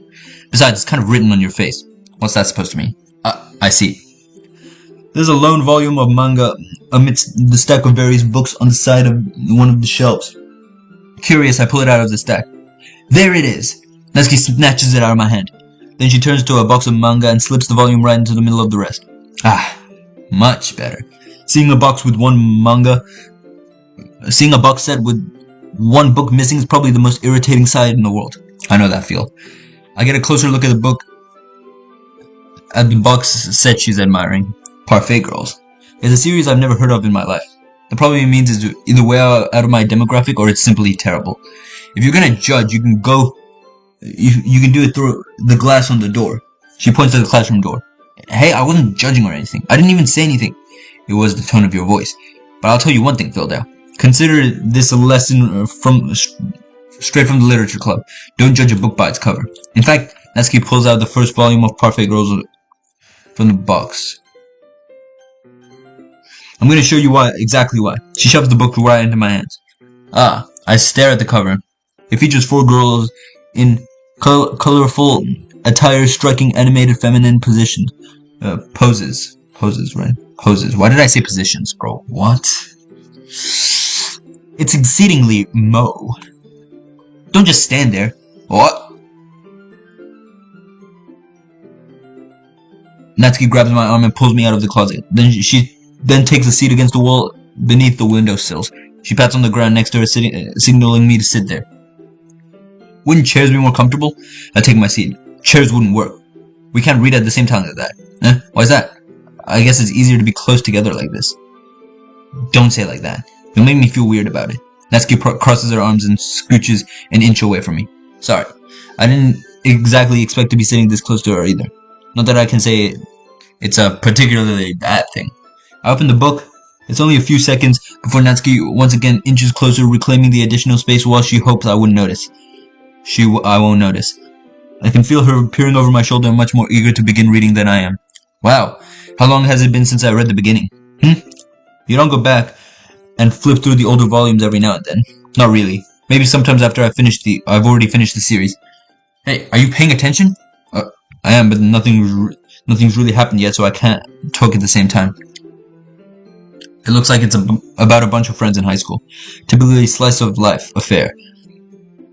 I kind of grew out of these since it's rare for the writing to be entertaining enough to make up for the lack of plot. So, what should I expect from this? Is there going to be a plot? Well, obviously. You think I would enjoy something that didn't have a plot? I mean, well, I guess I know what you're saying. A lot of the beginning is about simple things. Like, there's a really funny chapter where they're obsessed with a guy at the ice cream shop. Here's something I noticed. What do you call it? The characters are kind of foreshadowing the future of the game. Like, let's just read the history again. Okay. Is there going to be a plot? Obviously, you think I would enjoy something that didn't have a plot? A lot of the beginning is about simple things. Look at the game. The beginning is like completely simple, and then the game immediately turns to horror. What do you call it? They're all obsessed with the guy at an ice cream shop. Here, they're all obsessed with the guy who joined their literature club. And besides, it's still entertaining. And the game all throughout is entertaining. Like, even at the start when it's not horror yet, the game is still entertaining. Like, the game is kind of like foreshadowing it itself. But later on, there's all kinds of drama. Like, when they get into their backstories, and when some kind of romance starts to happen, that's really what makes it so good. There are so many touching parts. I'm so fucking dirty-minded, bro. Is that so? It sounds like you really know what you're talking about. Maybe I underestimated you. Hey, wait. What's that supposed to mean? Oh. Natsuki gives me a little shove. I just meant that I haven't seen you at your full power. Good save. This chapter seems like it's about baking. This is just a guess. But is there a lot of baking in this manga? Well, Natsuki pauses for a moment as she doesn't want to admit something. Yeah? Why does that matter? It doesn't. I was just curious. Since you enjoy baking too, right? That's just a coincidence. I just happened to get into baking at the same time I got this manga. Like I would ever get into anything because it's in a manga. I feel bad for anyone that impressionable. Definitely not a coincidence. I guess that explains Natsuki's interest in baking. Still, of all the hobbies to pick from a manga, this is definitely one of the better ones. Not to mention she's really good at it, so who am I to judge? Damn, okay, you will have to get... Bro, I've played this before, and for some reason, in my mind, it's going like, wait, I've never seen this before.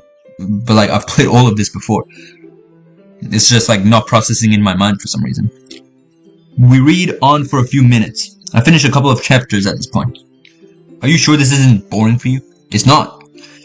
Even though you're just watching me read. Well, I'm fine with that. If you say so. I guess it's fun sharing something you like with someone else. I always get excited when I convince any of my friends to pick up a series I enjoy. You know what I mean? You don't? That's not... Well, I wouldn't really know. What do you mean? Don't you share your manga with your friends? Could you not rub it in? Jeez, sorry. Like I could get my friends to read this. They think that manga is for kids. I can't even bring it up without them being all like, you still haven't grown out of that yet? Makes me want to punch them in the face. I know those kinds of people. Honestly, it takes a lot of effort to find friends who don't judge, much less friends who are also into it. You know, the MC kind of reminds me of like a teacher, like how his expressions are so like exaggerated, kind of. Like, you know, teachers kind of do that. Like, even in high school, I felt like teachers were doing that. Mostly in primary school, but like, it kind of reminds me of that. Like, I guess it kind of makes sense because our MC is kind of... It's kind of trying to like... you can kind of see the resemblance between the MC and the teacher, like in a way. I'm already kind of a loser, I guess, so I gravitated towards other kinds of losers over time. But it's probably harder for someone like you.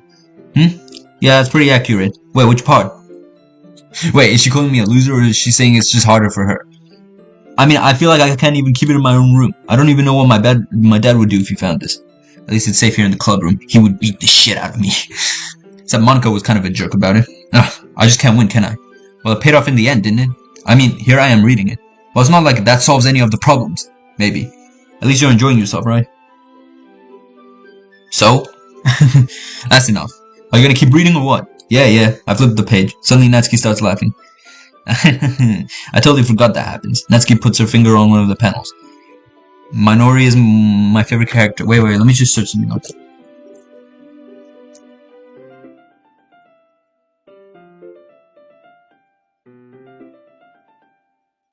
For some reason I had it in my mind that maybe Parfait Girls would be a real manga, but apparently it's just not. It's just made up. Why would I even think that? You always feel a little bad for her since she's so unlucky. But it gets especially bad when... Oh! I shouldn't be talking about that yet. Just finish this chapter. Natsuki's voice sparkles with excitement. It's a stark contrast to her usual bossy tone.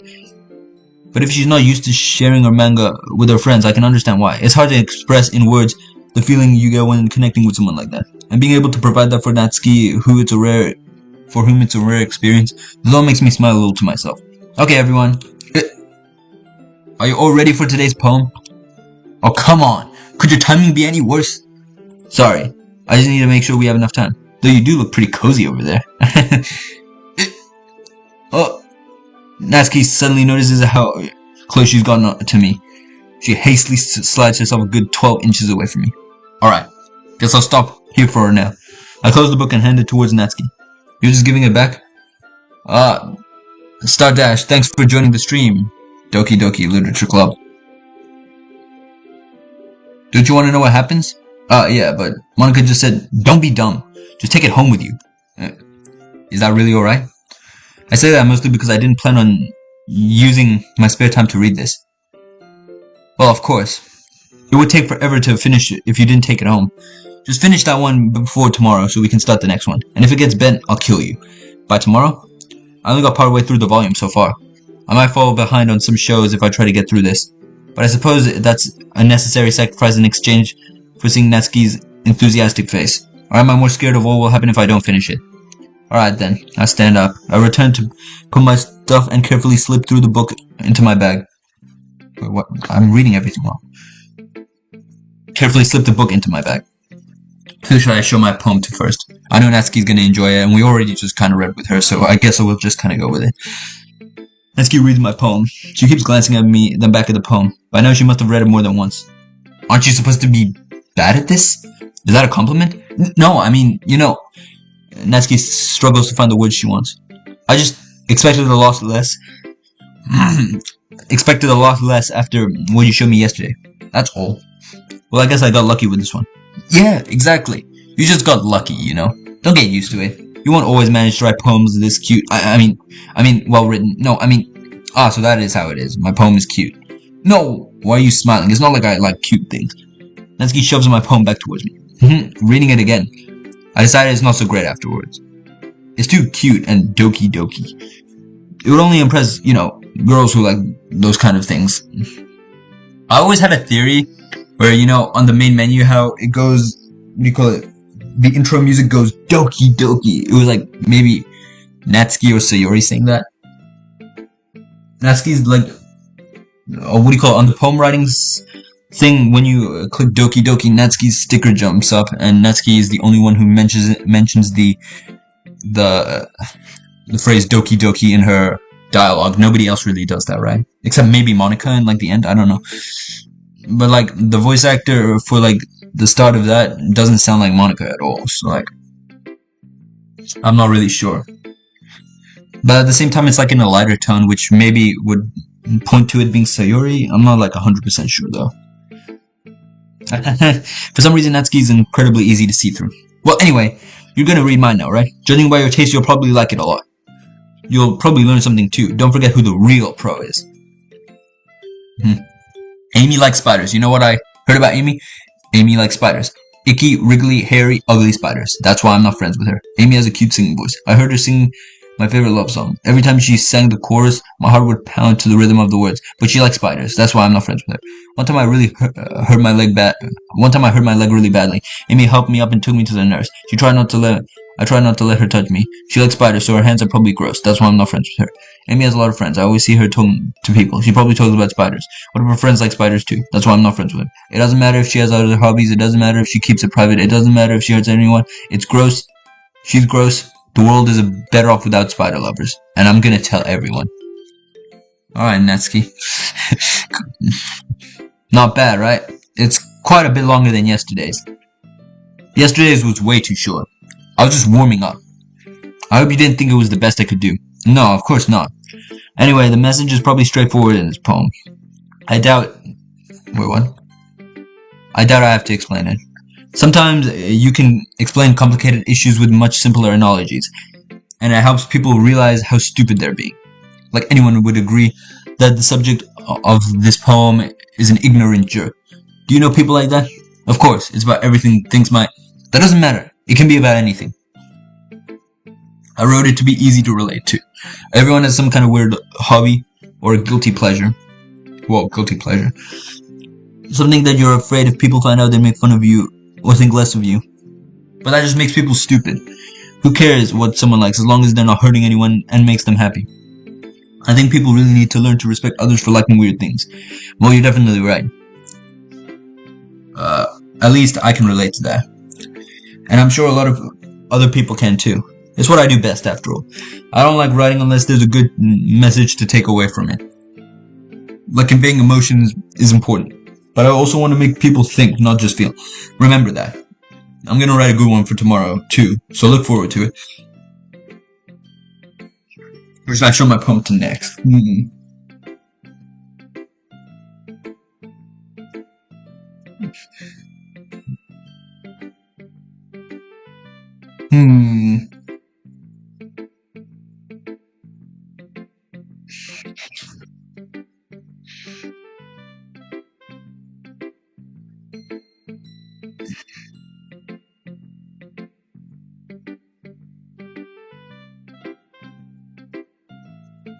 Just checking Twitch.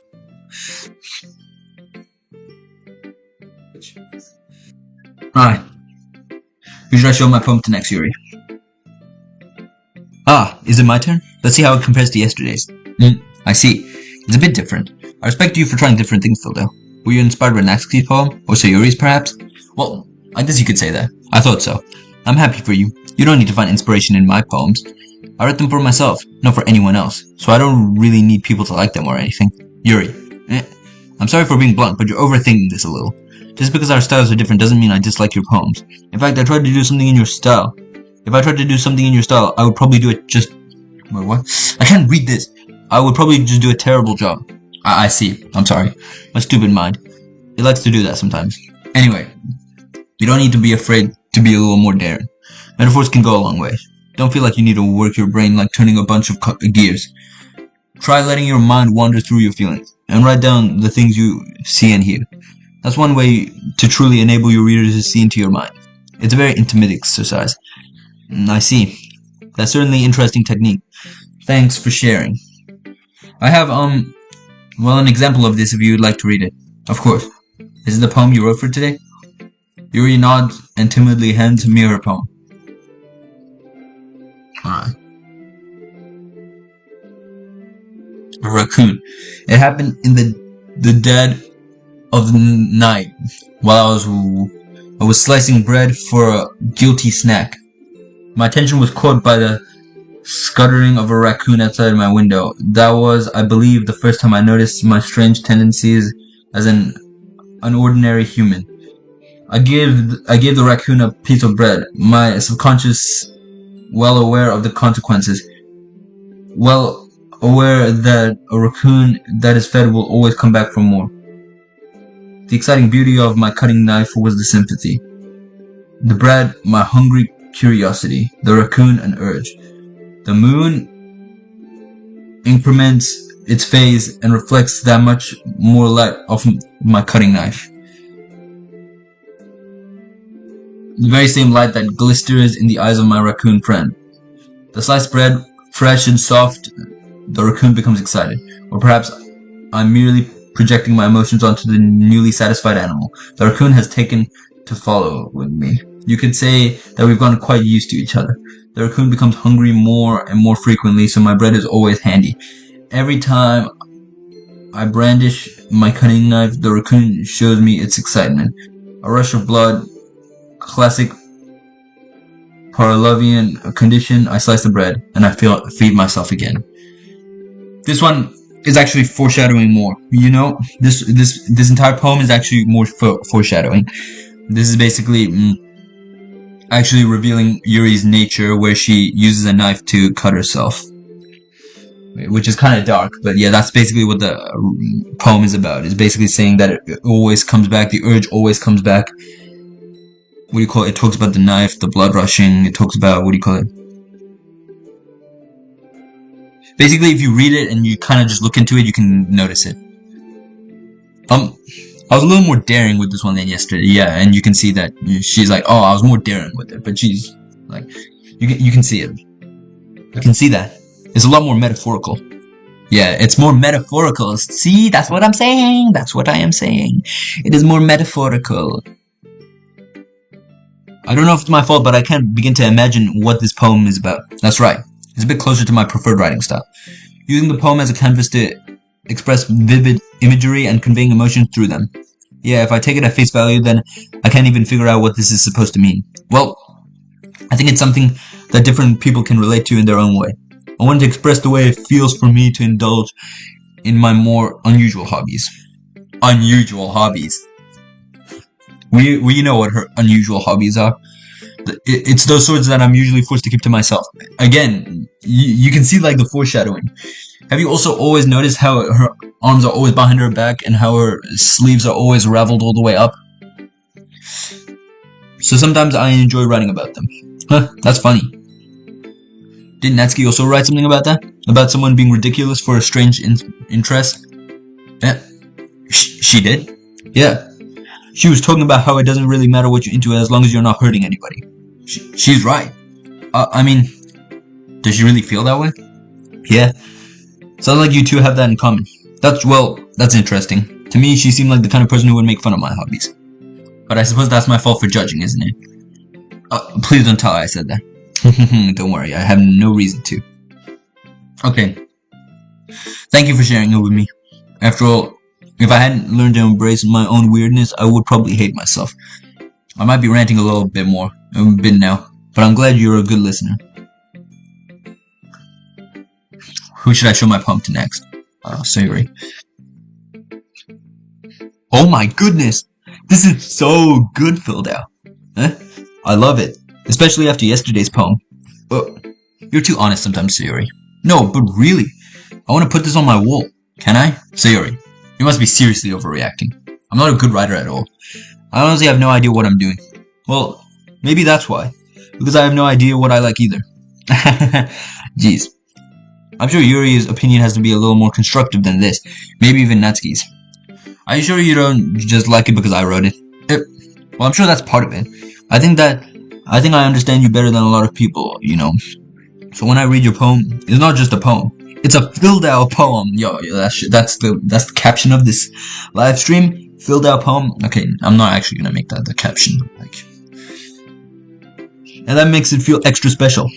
Like I can feel your feelings in it. Sayuri hugs the sheet against her chest. You're so weird, Sayuri.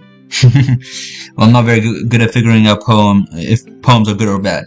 But that's why I go by my heart. If it makes me feel things, then it must be a good poem. I'm not sure that's exactly how it works. Kind of in a way it is. Then again, I guess feeling is a pretty important part of the whole thing. Yeah, maybe. Honestly, I don't even know what kind of writing you like in the first place. Yeah, me neither. Why don't you at least try giving it some thought? You want me to write something? You want to write something for me? That's so sweet. Yeah, right. But you always think about other people. You need to think about yourself once in a while. If you don't, you might end up getting hurt at some point. Well, I don't really know what you mean, but I'll try to keep it in mind. Well, whatever. Anyway, let's see. I guess I like happy poems. Wait, sometimes I like sad poems too. Sometimes I like a little bit of both. There's a word for that, right? What's the word I'm looking for? Bittersweet. Yeah. I like things that are happy and things that are sad. Happy and sad. I can't see you liking something sad, Sayuri. But why did you have to do this to me, Gabe? Why? Well, I like happy the most. But sometimes, when you have a little rain cloud in your head, a sad poem can help give that rain cloud a little hug. And make a nice, happy rainbow. Without rain, without sun, there's no rainbow. Sorry, that's unexpectedly poetic. It is? Maybe I'm getting better at expressing my feelings overall. Thanks, filled out. I should go write that down then. You can read my poem now, okay? Bottles. I puff off my scalp like the lid of a cookie jar. It's the secret place where I keep all my dreams. Little bowls of sunshine all rubbing together like a bundle of kittens. I reach inside my thumb and forefinger and pluck one out. It's warm and tingly, but there's no time to waste. I put in a bottle to keep it safe, and I put the bottle on the shelf with all the other bottles. Happy thoughts, happy thoughts, happy thoughts in a bottle, all in a row. My collection makes me lots of friends. Each bottle a starlight to make amends. Sometimes my friends feels a certain way. Down comes a bottle to save the day. Nights after night after night, more dreams, friend after friend, more bottles, deeper and deeper my fingers go, like exploring a dark cave, discovering the secrets hiding in the nooks and crannies, digging and digging, scraping and scraping. I blow dust off my bottle caps. It doesn't feel like time had elapsed. My empty shelf could use some more. My friends look through my locked front door. This one's really poetic. Finally all done, I open up, and in come my friends in they come in such a hurry. Do they want my bottles that much? I frantically pull them from the shelf, one after the other, holding them out to each and every friend, each and every bottle. But every time I let one go, it shatters against the tile between my feet. Happy thoughts, happy thoughts, happy thoughts, in shards, all over the floor. They were supposed to go for my friends who aren't smiling. They're all shouting, pleading something, but all I hear is echo, echo, echo, echo, echo inside my head. Yeah, this is the first poem that kind of signifies the fact that Sayuri might not be okay after all. Holy crap. Sayuri, did you really write this? Of course I did. Didn't I tell you yesterday I was going to write the best poem ever? Yeah, but, I mean, I didn't expect something like this coming from you. Monica told me a whole lot. Yeah, Monica's been talking to her a whole lot. We know that. And I've been really in touch with my feelings recently. I see that. It's almost kind of creepy. Creepy. Well, not exactly. Maybe because I'm so used to you being cheerful. Well, never mind. I'm thinking too hard about it. The point is, it actually came out good, so you should be proud of it. Oh, thanks. I feel like I was meant to express myself this way. It even helps me understand my own feelings a bit better. Bro, Sayuri was such a good character. Why'd she have to go, bro? Writing is like magic. You've gotten pretty passionate about this, huh? I hope you keep it up. Yeah. Writing is the best. I'm gonna keep writing until I die. That's more foreshadowing. She literally keeps writing until she dies. Don't get ahead of yourself. Sayuri's always had a habit of getting obsessed with something before dropping it no more than a week later. Well, she doesn't live more than a week later. Bro. I wonder if this was one of those times. But seeing the passion in her eyes makes it so hard for me to be pessimistic. Hi again, Phildale. How's the writing going? Alright, I guess. I'll take that. As long as it's not going bad. I'm happy that you're applying yourself. Maybe soon you'll come up with a masterpiece. Bro, this game is a masterpiece. Dan Salvato, you made a masterpiece of a game. I fucking love this game. This shit slaps. I wouldn't count on that. You never know. Want to share what you wrote for today? Sure, here you go. I'll give my poem to Monica. Alright, I like it, Phildale. Really? It's a lot cuter than I expected. Oh jeez. No. It kind of makes me think of something Natsuki would write. And she's a good writer too. So take that as a compliment. If you say so. Yep. By any chance have you read something by Shel Silverstein? Maybe a long time ago. He's famous for telling all kinds of stories in just a few simple words. His poems can be funny, endearing, or even sad. And sometimes they're only a few lines long. You might even feel like they're written for kids. But if you think about them, they can express the views of the world that would apply to anyone. This is more foreshadowing. This game is just full of foreshadowing. Because we know that, the way we're seeing these poems right now is kind of like showing that these characters, what's coming in the future for them. Kind of like the way Monica's talking about it right now. And how it seems like it's for kids, but then it can express the views to literally anybody. Like how the poems kind of seem like, they're supposed to be simple and stuff, and then they kind of like, they show like the dark nature of what the game kind of becomes. I see. So you're saying that Natsuki is kind of like that? Sort of. Maybe she's not an expert, but you probably won't find much of a filler in her poems.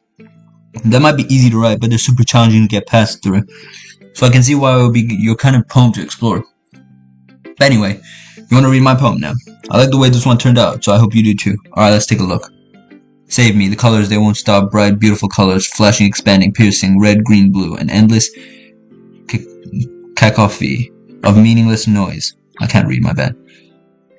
The noise, it won't stop, violent, grating, where forms, squeaking, screeching, piercing, sine, cosine, tangent, like playing a chalkboard on a turntable, like playing a vinyl on a pizza crust, an endless poem of meaningless. Okay. It's even more abstract than your last one, huh? I guess it's just the way I write. I'm sorry if you don't like it. No, I never said that. It's just kind of thing I never really seen before, I guess. I kind of like playing with my space on the paper.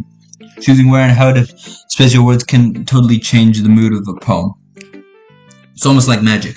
The way I wrote the lines really short makes it feel like they're trying to speak over the noise. I see. It's still hard for me to tell what it's about though. Sometimes asking what a poem is about isn't the right question. A poem can be abstract as a physical expression of a feeling, or a conversion with the reader. So putting it in that way, not every poem is about something. Anyway, here's Monica's writing tip of the day. Sometimes you'll find yourself facing a difficult situation. When that happens, don't forget to save your game, of course. You never know when you might change your mind. This also kind of proves that Monica is able to break the fourth wall, if you guys know. Or when something unexpected may happen. Wait, is this tip even about writing? What am I even talking about? That's my advice for today. Thanks for listening. Okay, everyone. We're all done reading each other's poems, right? I have something extra planned today. So if everyone could come sit at the front of the room. Is this about the festival? Well, sort of. Do we really have to do something for the festival? It's not like we can put together anything good in just a few days. We'll just end up embarrassing ourselves instead of getting any new members. That's a concern of mine as well. Wait.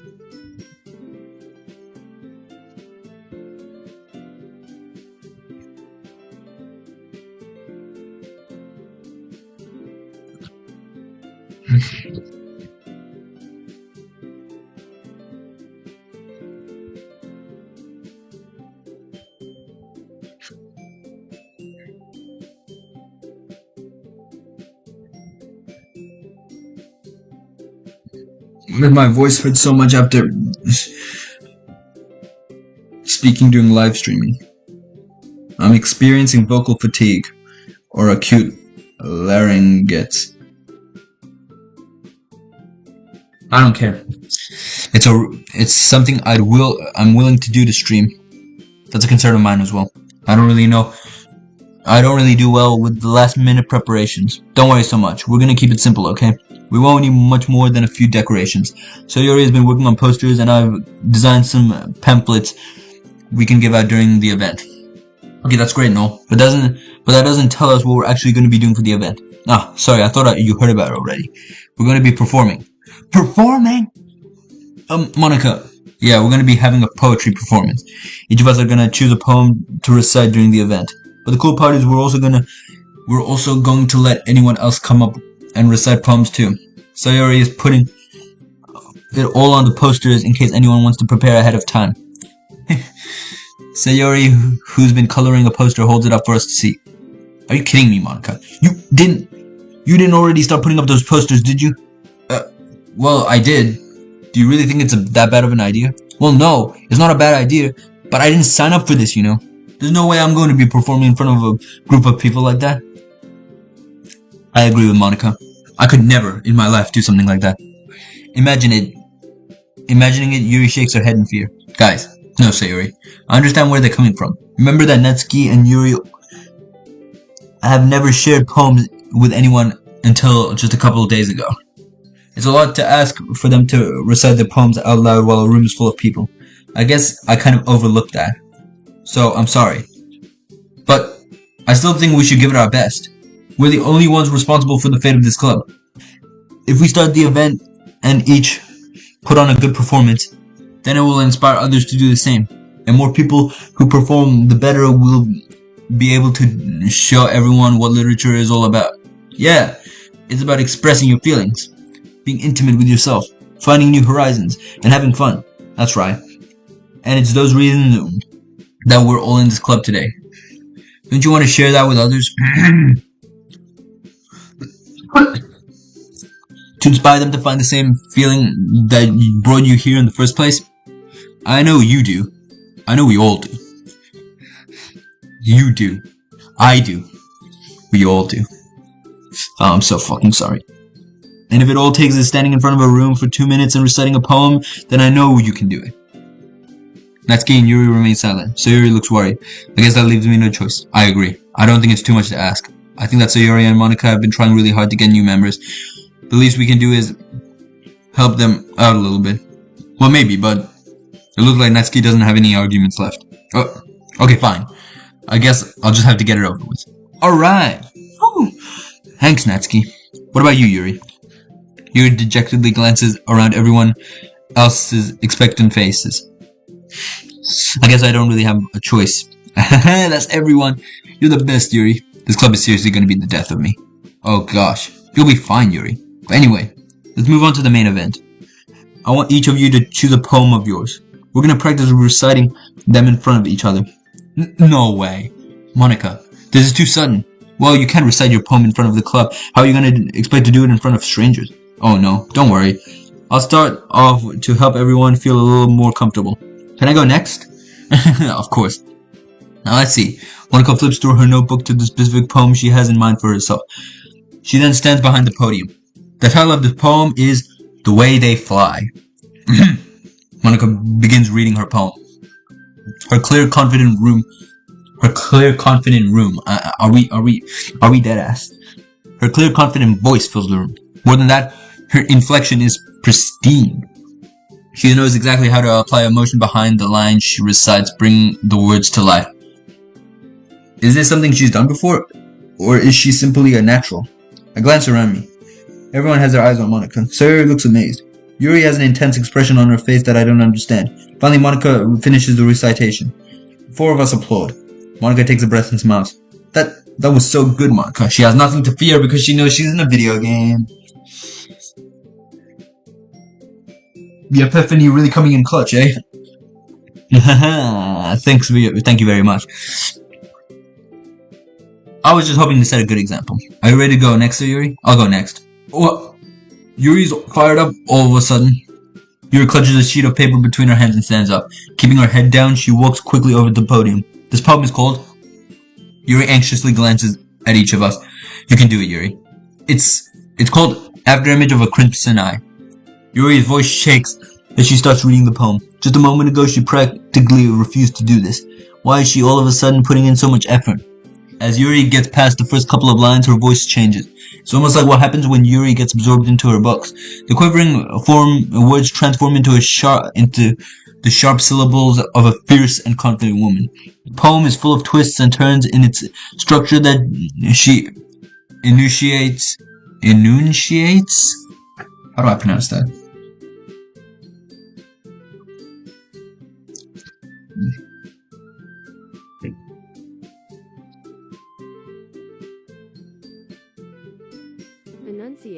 Enunciates, my bad. Enunciates with perfect timing. This must be a rare glimpse into the whirling fire Yuri keeps concealed inside of her head. Suddenly she's finished. Everyone is stunned. Yuri snaps back into reality and glances around her as she bewildered even herself. It's up to me to save the situation. I'm the first to start applauding. Everyone joins me afterward and we give Yuri the recognition she deserves. It's not that we didn't want to applaud her, but we were so caught off guard that we must have forgotten. As we applaud, Yuri holds up the poem to her chest and rushes back to her seat. Yuri, that was really good. Thank you for sharing. Looks like Yuri is down for the count. Okay, I guess I'm next then. Sayori hops out of her chair and cheerfully walks up to the podium. This one's called My Meadow. Sorry, I giggled. Sayori, it's a lot harder than I thought. How did you guys do it so easily?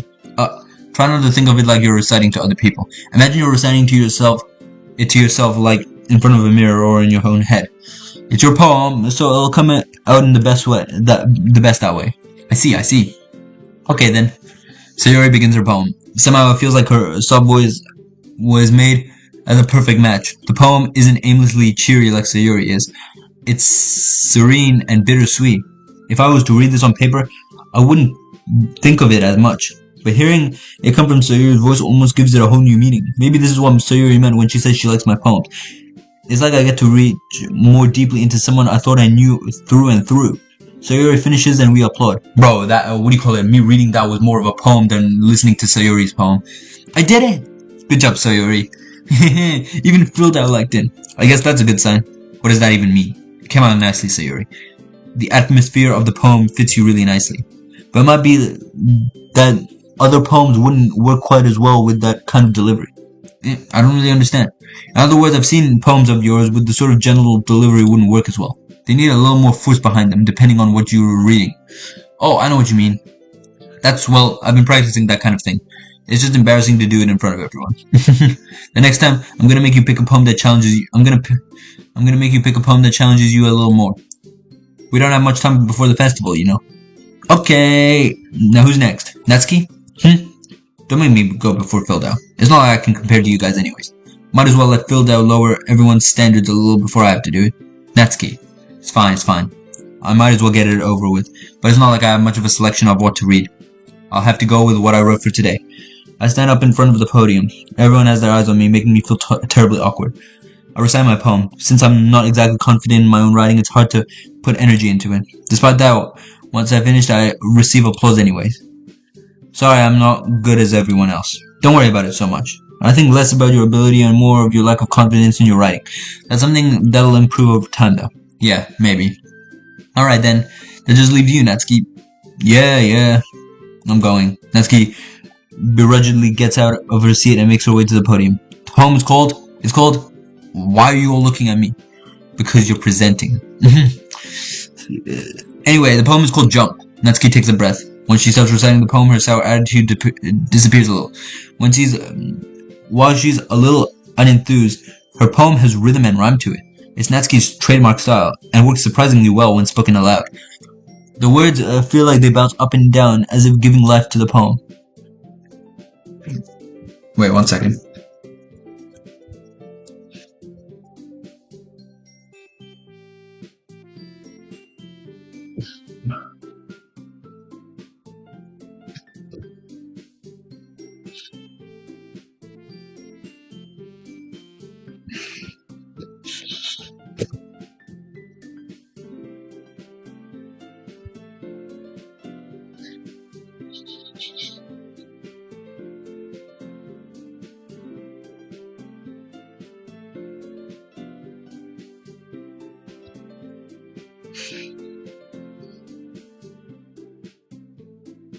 Alright. Just have to check some stuff, you know what I'm saying? Natsuki finishes and everyone applauds. She huffs back into her seat. That wasn't so bad, was it? Easy for you to say. You better not make me do that again. Ah, well, you at least feel prepared enough to recite in front of other people? I mean, doing it in front of other people will be way easier. I can put on whatever face I want for other people. But when it's just my friends, it's just embarrassing. That's a surprise, Natsuki. I think it would be the other way around for me. Well, that's just how it is, so... Well, I guess in that case, you won't have much to worry about for the festival. That said, I want to thank everyone for coming through. It might be hard, but I hope that you all have an idea of what it's like now. Make sure you pick a poem and get enough practice before the festival, okay? Hold up.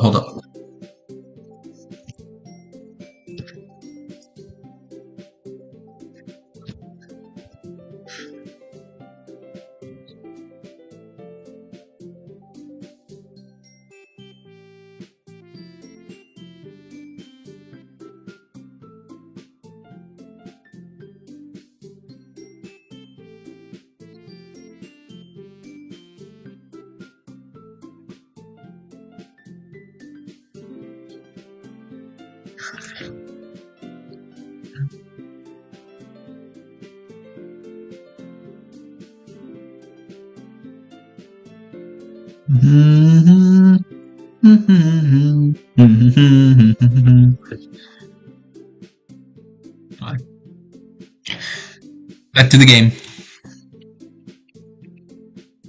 I'll be making pamphlets, so let me know ahead of time what you'll be reciting. Geez, I should probably find some other poem to recite instead. That's fine too. It doesn't have to be your own. I'm already pleasantly surprised that you're putting in all this effort for the club. Kinda makes me really happy. Yeah, no problem. Okay, everyone. I think that's about it for today. I know the festival is coming up, but let's try to write our poems for tomorrow as well. It's been working out really nicely so far, so I'd like to continue that. As for the festival, we'll finish planning tomorrow, and then we'll have the weekend to prepare. Monday's the big day. I can't wait. I can do this. Alright. I stand up. There's no way I'll be able to find the same enthusiasm as Sayori and Monica, but I'll do my best to get through it. It's for the sake of the club and impressing Monica. Then I'll have to do my best. Ready to go, Sayori? Yep. Look at you two, always going home together. Like, it's kind of adorable, isn't it? Jeez, guys, don't make such a big deal out of it. It must be a little nice, though. Well, how am I supposed to respond to that? It's okay, it's filled out. You don't have to say it. Whatever, let's just go already. I walk home with Sayori once more. Even though it's only been a few days, a lot of things have already changed. But today Sayori is being a little quieter than usual on the way home. Hey Sayori. Sorry, I was spacing out. No wonder. I was thinking about something from earlier. I like how we get to, Sayori fumbles with her words. So let's just say that one day Natsuki asked to walk home with you. Huh? What would you do? What kind of question is that? You're kind of putting me on the spot here. I would still walk home with Sayori, obviously. Sayori, you really think I would ditch you for Natsuki? But she's so cute and fun to be around. Jeez, I already see her in the club every day. Besides, you already seem to really like going home together. I wouldn't just ruin that for you. You're so silly, Phildo. Think about me too much sometimes. Natsuki would deserve it if she wanted it, so here, I've already made up my mind. I really can't figure you out sometimes. Sorry. Besides, what's the point of speculating something that's never gonna happen? The conversation trails off. It's kind of a weird thing for Sayori to care so much about, but I want to respect her and keep her happy too. Then again, the festival is only a few days away. Who knows what will happen in that time? Wait.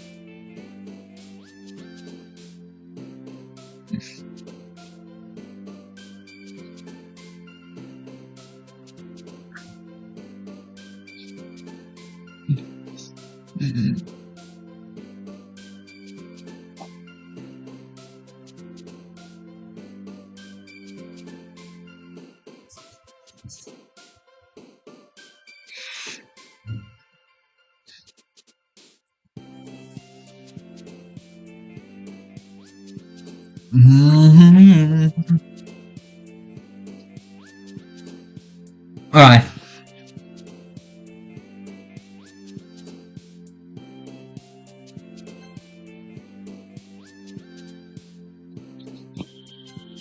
Bro. Dream. No.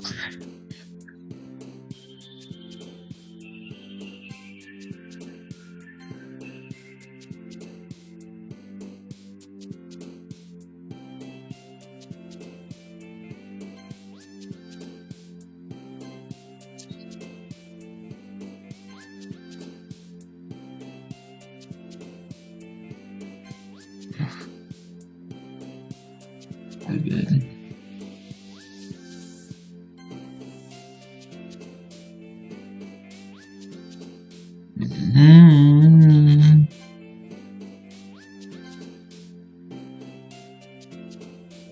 Um.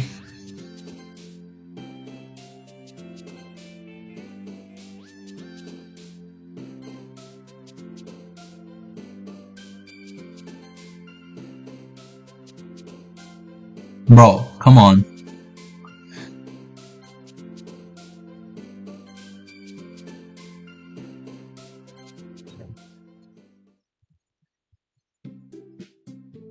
Oh man, I'm the last one here again.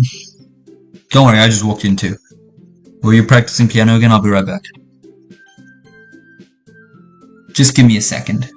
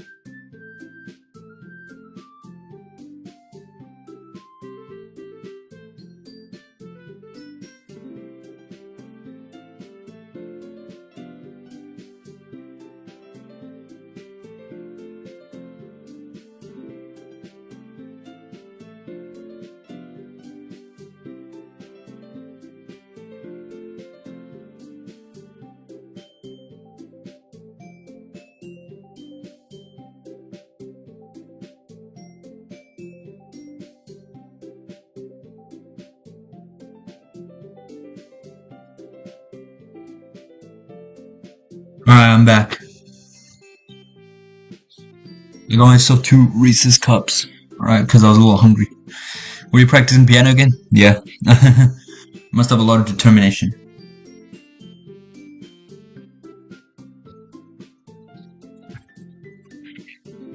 Oh my god, these are so perfect. I'm just gonna eat it as I play.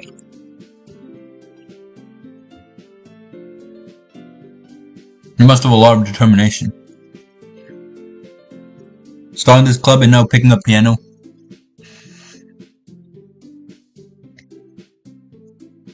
Maybe not determination, but I guess passion. Remember that the club wouldn't be here if it wasn't for all of you.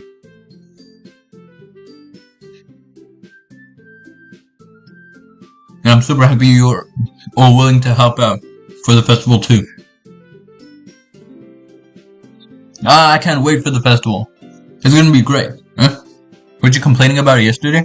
Well, yeah. I'm not talking about our part of the festival. But it's a whole day of school where we get to play and eat all kinds of delicious food. We get another cup. Reese's peanut butter cups, my favorite candy. Literally S tier, best candy in the world.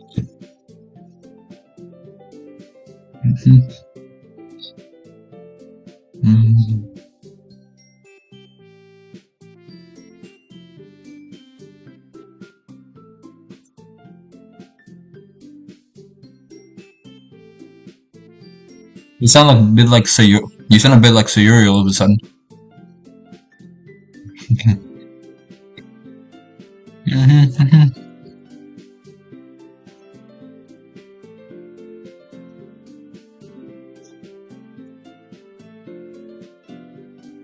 Monica, do they usually have fried squid? Squid? That's a pretty specific thing to look forward to. Oh, come on. Are you saying you don't like squid? You of all people? Yeah, I didn't say I don't like it. Besides, what do you mean by you of all people? Because it's right in your name. Monica. Yeah? That's not how you say my name at all. Also, that joke made no sense in translation. This is another kind of fourth wall break, and alright, this one right here is also more foreshadowing, like, what the hell is this stuff?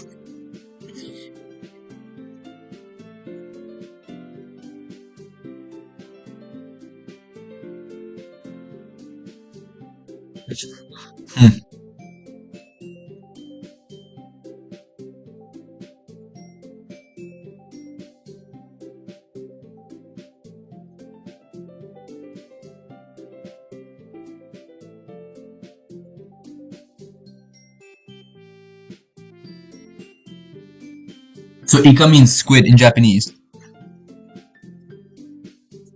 And the thing is that, what do you call it? It's actually not even confirmed that the game takes place in Japan. It's only given a Japanese setting because, what do you call it? It was to make it like overly cutesy. And so like the game would like appear as like more of like a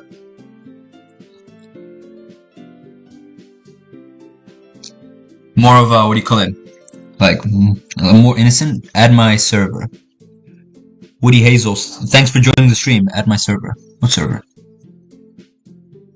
Wait, let me check this guy's server.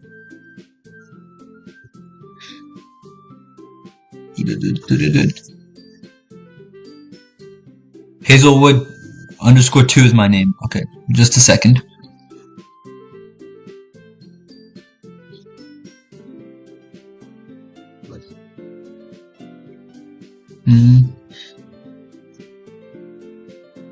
Alright.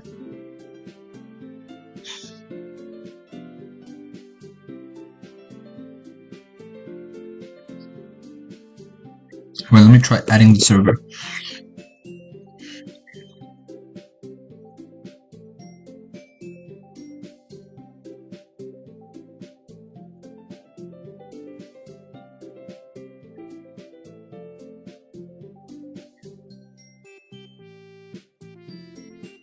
Copy link address.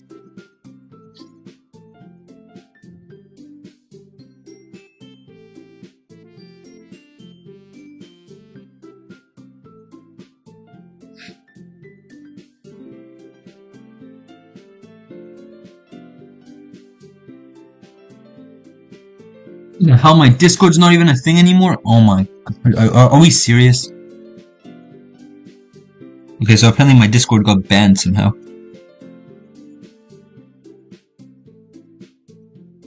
Luckily I have a backup account. That's not my back... No. Alright. I have a backup account. I can add you on my backup account. My normal account, I don't know what the hell happened to it. Hazelblood_2. Yes, I am human. Oh my god, come on now.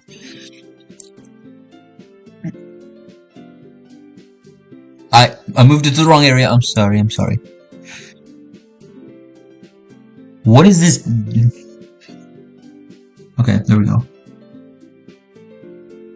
Bro, it just said, wait, are you human? And once I confirmed and I did the same thing, it said, wait, are you human? Discord is not real, bro. This is why I never use this.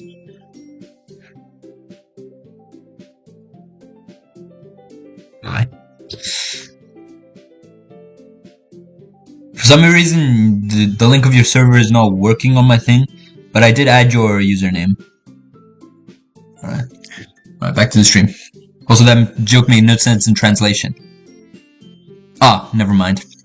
Let's just focus on our own event for now, okay? Fine. Your reactions aren't as fun as Sayuri's or Sayuri's anyway. Excuse me? Where's Sayuri anyway? Oh, there you are. Sayuri is sitting at a desk in the corner of the room looking down at nothing. I walk over to her. Hey, Sayuri. I wave my hand in front of her face. Wait 1 second.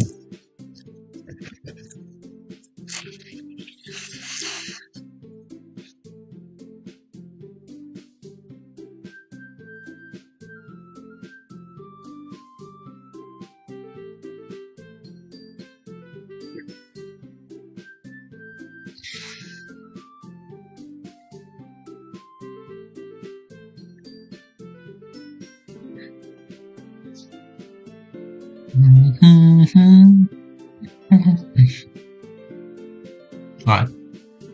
I wave my hand in front of her face. Huh? You're spacing out again. Sorry. Don't mind me. You can go talk to everyone else. Huh? Is it everything alright? Of course. Why wouldn't it be? It just feels like you're a little off. Sorry for assuming things. Jeez, you worry too much about me. I'm fine, see? Sayuri shows me a big smile. Don't let me distract you from having fun with everyone else. Well, alright. If you say so. I worriedly glanced at Sayuri before turning back towards everyone else. But the conversation has already dispersed with everyone back at their usual activities. Maybe I should ask Monica if she's noticed anything about Sayuri recently. Since they've been preparing a lot for the festival, they must have been spending a lot of time together. I timidly approach Monica, who is shuffling through some papers at her desk. Philda, what's up? Hey, this might sound kind of strange, but have you noticed anything up with Sayuri recently? Anything up with her? In what way do you mean? Maybe I'm reading into it a little too much. But she seems a bit downcast today. Oh, you think so? I can't say I've noticed anything about her. Monica peers across the room at Sayuri, who is idly dragging a rubber eraser up and down her desk. Maybe there is something on her mind. But I'm surprised I'm not the one asking you, Philda. You certainly know her a lot better than I do. Yeah, but she's never really like this. She's always talked to me about things that bothered her. But this time when I asked her, she was really dismissive. Sorry, I know it's not your problem. I just wanted to ask if you knew anything, so I'll drop in now. No. It's important to me too. I mean, I'm also friends with her. I also care about the well-being of my club members, you know. Maybe I'll try talking to her myself. Are you sure about that? She seems like she wanted to be left alone. Are you sure? Maybe she just has a hard time bringing it up with the person of interest. Person of interest? What do you mean by that? I'm saying that maybe the thing on her mind is you, Philda. Me? How on earth would you come to that conclusion? Well, I probably shouldn't say too much, but Sayuri talks about you more than anything else, you know. She's been so much happier ever since you joined the club. It's like an extra light was turned on inside of her. What? No way. Sayuri is always like that. She's always been full of sunshine. It's not any different now than it's always been. You're so funny, Philda. Have you ever thought that maybe you've always seen her as so cheerful? Because that's just how she is when she's around you? I said too much. I'm sorry, what do I know anyway? I didn't mean to jump to conclusions. You should probably forget about what I just said. I'll try to talk to her, so try not to think about it for now. Alright. Monica smiles meaningfully. I know she said to forget about it. but I already know that I won't be able to get her words out of my head. Monica stands up from her desk and walks across the room to where Sayori is sitting. I watch her kneel down next to Sayori and gently talk to her, but she's keeping her voice so quiet that I can't hear her from here. Yep, this is more foreshadowing. We don't know what Monica said to Sayori, but after this, she's never really been the same. So, Monica might have said some pretty dark things to Sayori. After all, she's keeping her voice really low so we won't be able to hear it. I sigh and sit myself down. I know Sayori told me not to worry about her and to have fun with everyone else, but that's impossible to do when she's behaving like this. Exactly how much do I care about her that I'm letting this weigh on me down so much? Now it feels like I'm the one behaving out of the ordinary. But there's nothing I can do besides wait for Monica. Hey, you! I look up and see Natsuki next to me. Are you just gonna sit there and keep staring at nothing? There isn't much time, so... Oh, sorry, I didn't mean to make you worry or anything. It's not like I'm worried. I was just... Natsuki glances down at her side. She's holding a volume of manga in her hand. Wait, I'll be right back. 1 second.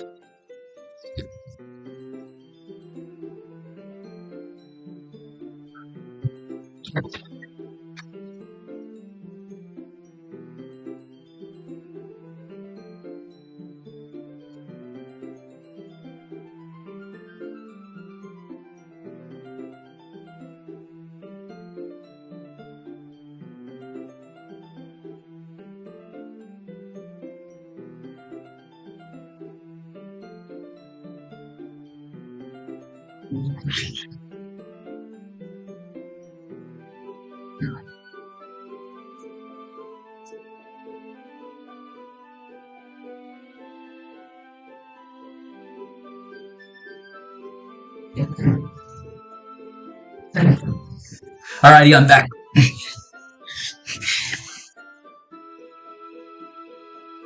She's holding a volume of manga in her hand. That's right. Something just came up for a minute, but we can get started now. I won't make you wait any longer. Jeez. Now you're making me feel like a jerk. If something's bothering you, then you can just tell me to leave you alone and I will. I mean, assuming you didn't feel like talking about her or anything. She practically mumbles that last part. Nah, I'm probably just making it seem like a bigger deal than it is. I've just been thinking about Sayori, that's all. Sayori? Thinking about her? Yeah, she seems pretty down today. But she didn't want to admit it to me. So I can't help but wonder if something happened to her. Oh. Natsuki exhales. Oh. Okay, so you're not planning to fuck Sayori or anything, then it's fine. I still have chance. Well, first of all, you should really work on your phrasing. But anyway, you're her best friend, right? Yeah, I guess so. Yeah. Then in that case, I think you should trust her a little more. If she needed you, then she would be the first person. Then you would be the first person she would go to, right? Well, I guess that's true. I mean, some people just have those days. You can't always avoid it. If anything, she probably just doesn't want you to worry about her or anything because it's not important. Yeah, that's kind of what she said to me. Maybe it's not right for me to go against her wishes. Exactly. If she needs you to worry about her, then it'll be a lot more obvious. Yeah. I should have thought of that from the start. Natsuki fiddles with the book she's holding in her hands. She really means a lot to you, doesn't she? Don't get the wrong idea or anything. We've just been friends for a long time. It's normal to be worried about your friends.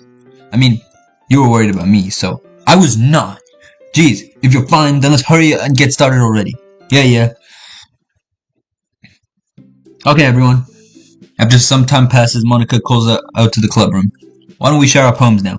Before I know it, everything is back to normal. Everyone goes to retrieve their poems and I do the same. I make eye contact with Monica and she smiles at me.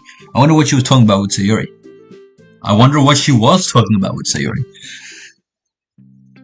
Who should I show my poem to first, Sayori? It's nice, I guess. Come on, I can already tell you don't like it. Well, you don't need to worry about what I think. After all, you wrote this for someone else, didn't you? Well, I wrote it exactly for you. Probably Yuri. What? Bro, I literally picked all the words that Sayori likes the most. I didn't write this for anyone specifically. Maybe. It's not really what I meant though. But it's okay. You're making new friends, just like I was hoping. That makes me really happy. And you're happy too, right? In this club? Well, of course I am. Good. That's all that matters to me. Thank you, Filda. Sayori, is there something wrong? Huh? No, nothing. I'm just a little tired today. Alright. Just tell me if you need anything. I will. Don't worry about me, okay? You can go play with everyone else now. If you insist. Yay, I'm gonna go home a little early today. Why do they all say play with each other when we don't play, we just read? Tell Monica I wasn't feeling very well, alright? I'll see you tomorrow. Before I can say anything else, Sayuri cheerfully walks out of the classroom humming to herself. Bro, I feel so bad for Sayuri, bro. She was one of my favorites. I mean, there's only 4 characters, but... Why? Why?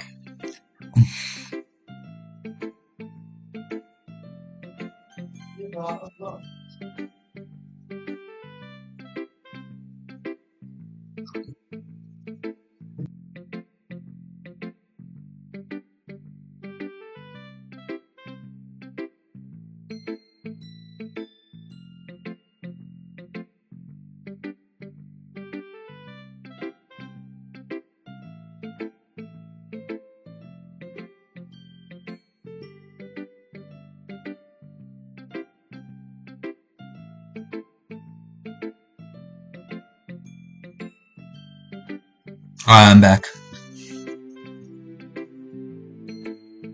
Have you thought about what you want to submit to perform at the festival? Well, being in this club is one thing, but performing in front of a bunch of people, I have to give it some more thought. Okay, no pressure. Whatever you do, I'm sure it'll turn out great. It would also make me happy to see. Anyway, let's go look at today's poem. Sure. I'll let Monica take the poem I'm holding in my hands. I like this one. It makes me think of something Sayuri would like. That's what I'm saying. Why did she think I wrote it for someone else? This game, bro. Is that so? You and Sayuri are really good friends, right? I wouldn't be surprised if you had those sorts of things in common. Well. We may be good friends, but Sayuri and I are actually really different. Wait, hold up. I'll be right back.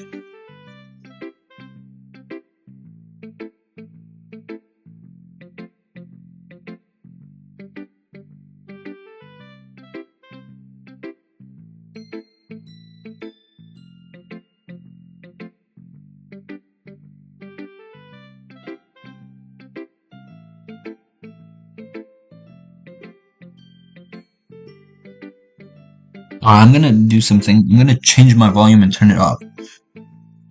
I can't be talking very loud right now, so I can like talk at this like volume as well. I guess we'll be fine. Either way. Alright. Well, that may be the case, but there are also some similarities you wouldn't expect. The way she talks about you, it sounds like the two of you really care about each other's well-being. Even if you show it in different ways, it ends up being more similar than you think. So I think the kind of vibe I get when reading your poem. You sure you're not reading into it too much? I could be. Oh gosh, I sound like Yuri. But in any case, so Yuri's writing has a gentle feel to it. I can tell that she likes exploring with emotions, like happiness and sadness. Who knew that someone so happy would enjoy sad things too? Yeah, that's totally unexpected. Well, to each their own. And you shouldn't be afraid to experiment a little bit either. Anyway, I'll share my poem with you now, alright? Yeah, alright. The Lady Who Knows Everything. An old tale tells of the lady who wanders earth, the lady who knows everything, a beautiful lady who has found every answer, all meaning, all purpose, and all that was ever sought. And here I am, a feather. That's more foreshadowing right there. Basically, Monica knows everything, that she's in a game. What do you call it? She's found every answer. She's found her purpose. And then here she is. She's something meaningless because she's an AI. See? That's what she means by feather, because a feather can't really do much once it's gone. So, that's more foreshadowing right there. You know, I feel like learning and looking for answers are sort of the things that give life meaning. Not to get too philosophical or something, but it was kind of on my mind, so so that's what I wrote about. I see.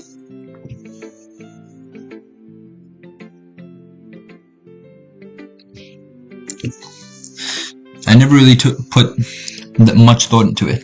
In a way, it's almost paradoxical, because if we had all the answers, wouldn't the world start to lose its meaning? You know, there's something I noticed. It seems like everyone in the club prefers writing about things that are more sad than happy. Are you surprised? I mean, if everything was okay, we wouldn't really have anything to write about, would we? Humans are two-dimensional creatures. I think you know that better than anyone. You mean one-dimensional? Yeah, that. Anyway, here's Monica's writing tip of the day. If you're ever too shy to share your writing because you're afraid it's not that good, it can be really disheartening to get a lukewarm response to something you put so much into. When you find other people who enjoy writing, then sharing becomes a lot easier. Because instead of just telling you that your writing is good or okay or bad, they want to focus more on everything that went into it and the things you can work on. It's much more encouraging that way, and will make you want to continue improving. It's almost like having your own little literature club, don't you think? That's my advice for today. Thanks for listening. Who should I show my poem to next? Natsuki. This one's alright. Alright. Well, yeah. It doesn't blow me away. But there's nothing I really hate about it. It's just not really my style. I mean, that's fine. Come to think of it, this kind of reminds me of Sayori's poems from yesterday. You think so? Yeah. I guess if you've been friends with her for so long, you might be on the same wavelength. But you never really struck me as her type. Sayori has a type all of a sudden? Well, I don't know. But honestly, how can someone so fluffy spend so much time with someone like you? It's like she's dragging around a dead weight. That was a little unnecessary. But think of it this way. The one for me, she'd probably just fly away like letting go of a balloon. You can say that we take care of each other in our own ways. 1 second.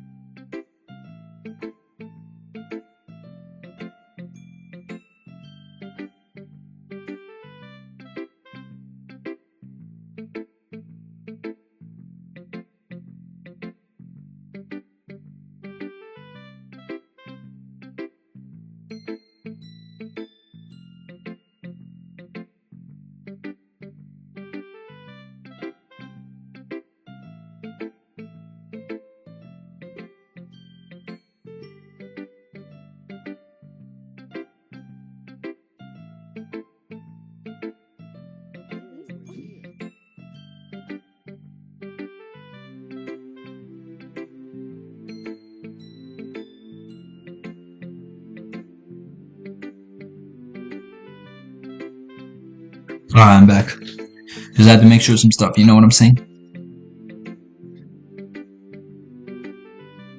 Whatever it is, I don't get it. Oh yeah, I guess I'm supposed to show you my poem. Here.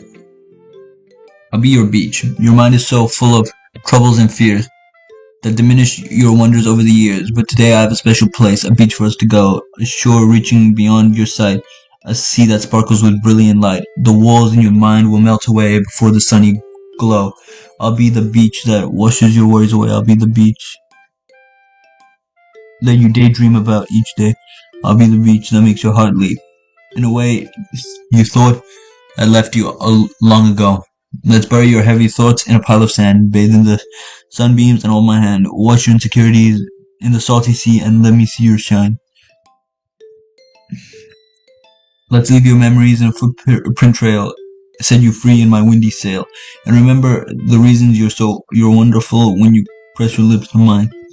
I'll be the beach that washes your worries away. I'll be the beach that you daydream about each day. I'll be the beach that makes your heart leap. In a way, you thought I left you long ago, but if you let me by your side, your own beach, your own escape, you learn to love yourself again. Yeah, I felt I kept writing about negative things, so I wanted to write about something with a nice message for once. Besides, the beach is awesome. Kinda hard to write about anything negative about the beach.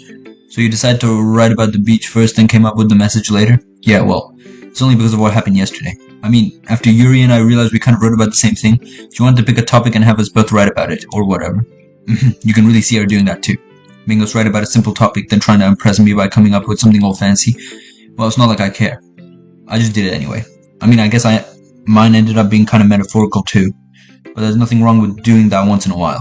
At the very least, it was good practice. Okay.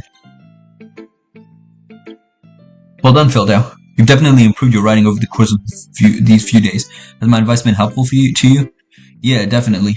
I'm glad. Sharing our poems like this, it was a lot more fun and rewarding than I anticipated. I needed to remember to thank Monica.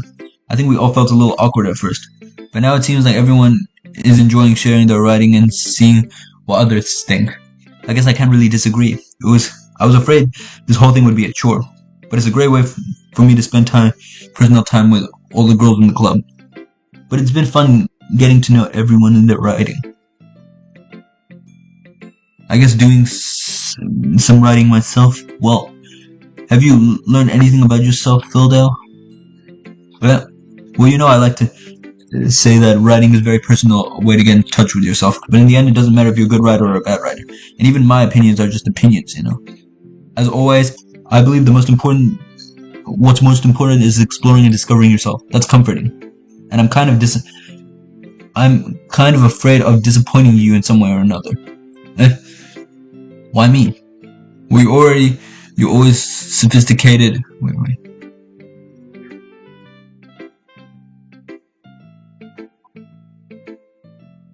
Hold the phone.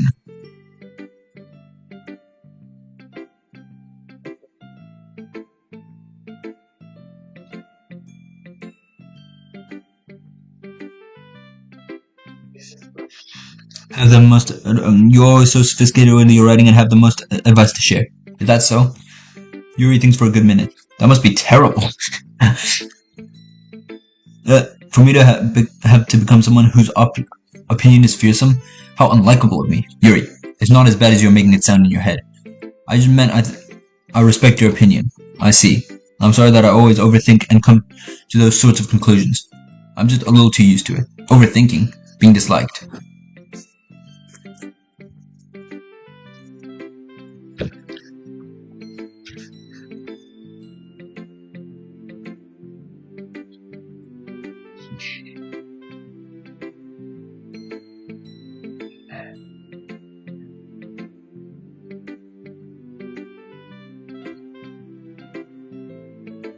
Yuri, what am I saying? I'm sorry, I didn't mean to bring that up. Let's move on. Alright. Do you want to share your poem now? Okay, here. Beach. A marvel millions of years in the making, where the womb of Earth chaotically meets the surface, under a clean blue sky, an expanse of bliss, but beneath gray, rolling clouds, an endless enigma. the easiest world to get lost in is one where everything can be found. One day, one can only build a sand castle where the sand is wet. But where the sand is wet, the tide comes. Will it gently lick at your foundations until you give in? Or will a sudden wave send you crashing down in the blink of an eye? Either way, the outcome is the same. Yeah, we still build sandcastles. I stand where the foam wraps around my ankles, where my toes squish into the sand. The salty air is therapeutic. I don't know what that says. I can't really read that writing. The breeze is gentle yet powerful. I sink my toes into the ultimate boundary line, tempted by foamy tendrils. Turn back and abandon my peace to a road at the shore. Drift forwards and I return to Earth forevermore. Bro, one thing.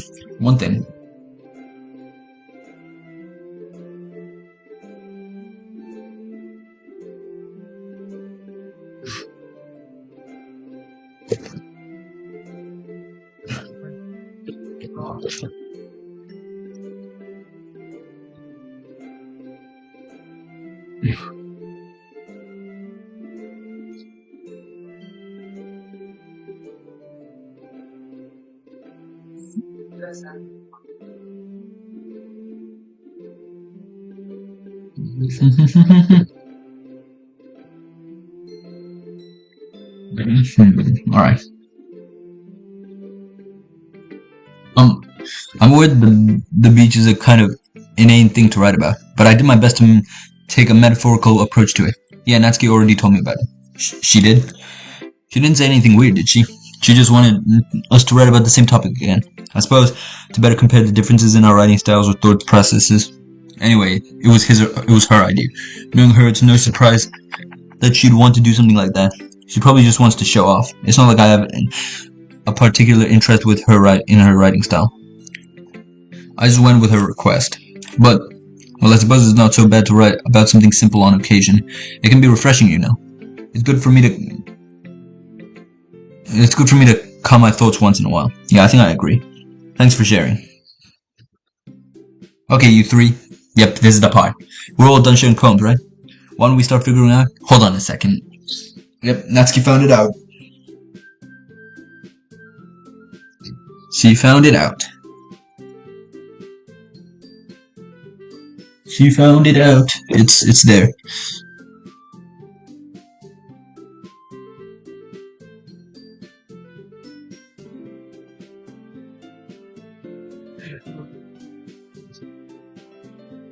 In my opinion, okay, this might be what do you call it? This might be a controversial opinion, but like the style Yuri writes in, like cursive, in my opinion, yeah, cursive is impressive and stuff. But just because it's impressive, it doesn't mean like it's like it's hard to read and it's like a time-consuming skill. Learning the skill is fine. That's not my problem. My problem is when people like actually just keep writing it again and again. And expect people to be able to read their writing. I have to log back into my... God, who uses Discord in 2026?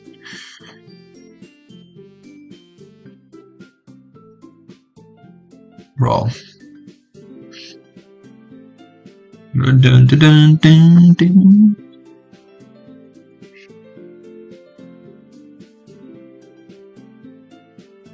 Oh my god, yes, I am human. I am very human. I'm so human that the term human is human. What?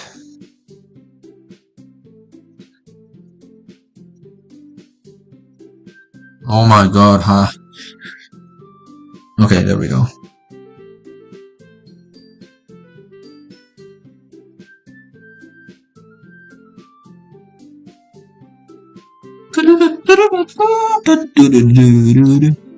Hold on a second. Is it just me or did you say something strange just now? Huh? Something did sound a bit unusual. That's right. You deviated from your usual catchphrase when addressing the club. Catchphrase? I don't have a catchphrase. Jeez, why is the mood so weird today? Look, even Yuri isn't immune to it. Stagnating air is a common foreshadowing that something terrible is about to happen. In your books, maybe. Yep. Look, even Yuri can pick up that there is some foreshadowing happening. And something terrible is about to happen. Look, the only thing different is that Sayuri isn't here. It seems you're right. Sayuri always helps to lighten up the mood a little bit, doesn't she? It's almost like everyone's balance is thrown off a bit when she's not around. Where the heck did she run off to anyway? I thought she just went to pee. Natsuki, please show some decency. Oh, come on. She actually wasn't feeling too well and went home early. Is that so? I hope she's alright. Seriously? Of all the times to not go home with her, you picked the time she's feeling not well? So much for you two being all lovey-dovey. No. First of all, stop misunderstanding my friendship with Sayuri. And second, she's kind of been avoiding me today, so I didn't want to force it. Ooh. That curious expression coming from Yuri, of all people? Calm down, guys. I talked to her earlier, and everything was fine. What did you say? Anyway, we need to figure out the rest of the festival preparations, so let's decide what everyone will be doing this weekend. I already know what I'm doing. That's right, Natsuki will be making cupcakes, but we'll need a lot of them, and different flavors. Can you handle that all by yourself, Natsuki? Challenge accepted. As for myself, I'm gonna be printing and assembling all of the poetry pamphlets. Sayuri will be helping me design them. As for Yuri, you can, guys, can you help me come up with something for Yuri? I'm useless. No, that's not it at all. You're the most talented person here, you know. Now, Natsuki pouting too? Jeez, even I can tell now. I guess I never give Sayuri enough credit, but I can tell these things are even harder on you when she's not around. That may be the case, but if I can't also be a leader on my own, then I won't grow as a person. So, Yuri, you're beautiful. You have beautiful handwriting, you know. You should make some banners and decorations to help set up the atmosphere. Atmosphere? About that, I love atmosphere. Yuri's expression suddenly changes. Wait. Let me go back to the stream. Back to Twitch. Yuri's expression suddenly changes and she stares at her desk in focus and starts nodding to herself. Your mind is already racing, I see. That's great. You'll be a wonderful help, Yuri. But anyway, that just leaves you, Fildo, the one who's truly useless. Did I say that? Oh yeah, I said that. I thought Monica said that. The one who is truly useless. Don't say that. In fact, both Natsuki and Yuri have some pretty heavy tasks to handle. It would probably go a long way if you gave one of them a hand. You can always help me out as well. I would be really appreciative of that. Is Monica suggesting I spend the weekend with one of my club members? How on earth are they going to respond to a suggestion like that? I suppose I wouldn't mind a little bit of help.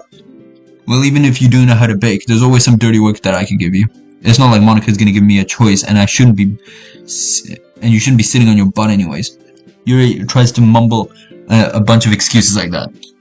If I recall, Natsuki, you mentioned that you would like to handle the baking on your own. Fildo may not like to be around if you only made him out to be a nuisance. So therefore, he may be more suited to assisting the decorations. Hold on, I never said that. How hard could it be to make a few decorations anyway? Sounds like you're just making excuses for Fildo too. What are you saying? It would be an extremely meticulous work, and baking isn't? Just what do you think, guys? Let's settle down for a moment. In the end, I think it's up to Fildo to decide how he'd like to contribute. Besides, he hasn't really gotten a chance to spend any time with me yet, you know. So I'm sure he's interested in. You literally just said. I'm surprised as well. Sorry. I was just saying though. Jeez, can we just sell this already? Yeah, Fildo, you're okay with this, right? In the end, it's up to you. Of course. Very well. In that case, everyone looks straight at me. But of course I'm gonna go with...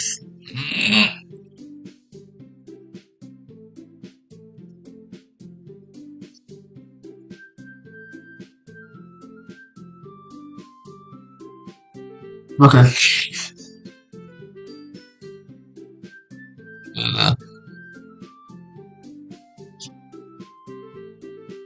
Let's think. Who should I go with? I know Sayuri and Monica don't work. I mean, if it's gonna be anyone, then I prefer helping Sayuri. I mean, we were already neighbors, but Monica said that Sayuri was helping her. Jeez, do you really hate us that much? No. Sorry, I didn't mean for this to be difficult. Just think of the club, okay? Okay, Monica. Well, I guess you should probably be helping Monica. Yay, you picked me! Hold on a second. Yeah, Monica, you're the one who needs the least help out of all of us. But I agree with Natsuki. Not only Okay. Not only is your work the most suitable for one person, but you already have Sayuri as well. But Philda was the one who... that doesn't matter. You were the one who scared him into picking you in the first place. You're the club president, Monica. You're supposed to be making responsible decisions for the club. Monica, you shouldn't let any ulterior motives interfere with your decision. Ulterior motives? What are you saying, Yuri? In fact, it sounds like you guys are the ones with ulterior motives. Excuse me? Otherwise, this wouldn't have been made into such a big deal in the first place. That's completely false, Monica. Yeah, we have a lot of work to do, you know? We won't do as good of a job if you make us work alone. Maybe that's true. Think of the club, Monica. If you want our event to succeed, then we need to properly distribute our resources. So are you gonna do the right thing, President? Okay, I get it. It's technically more logical for Philda to help one of you two. So, I guess that's what we'll do. Bro, come on.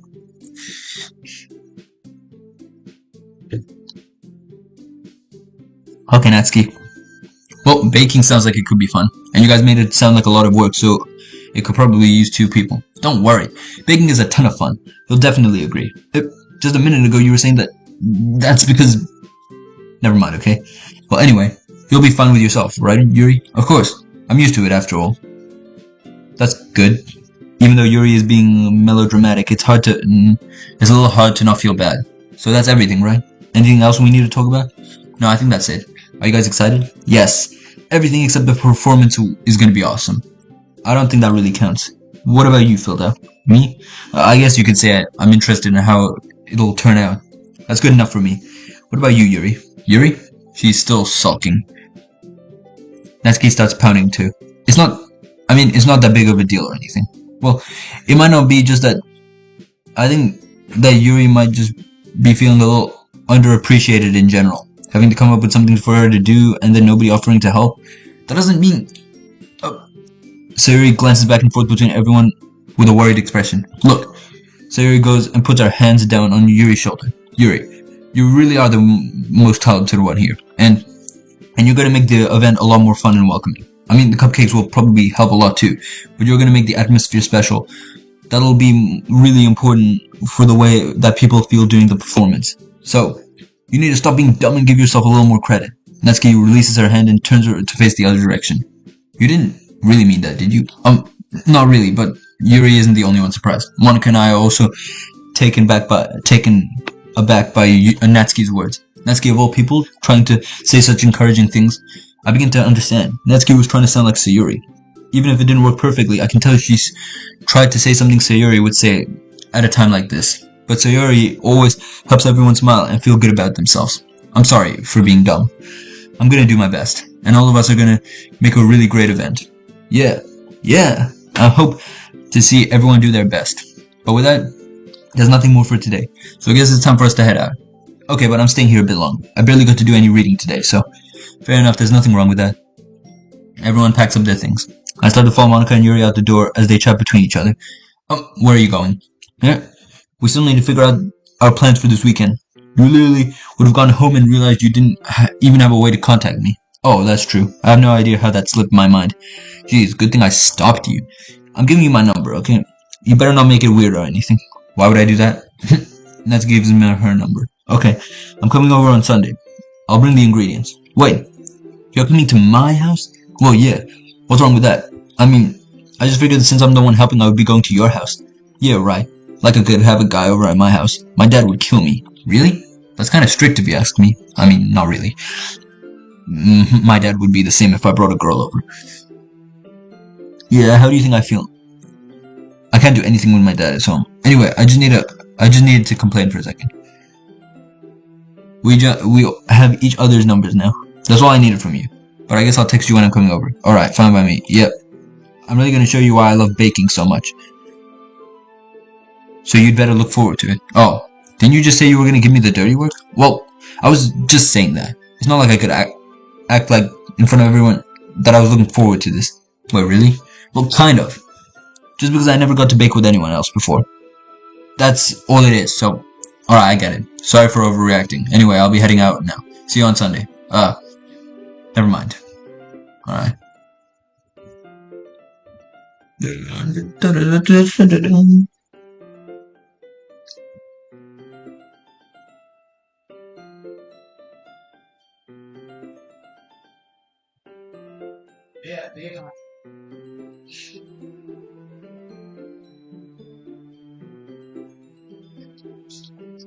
Hold on, give me a second.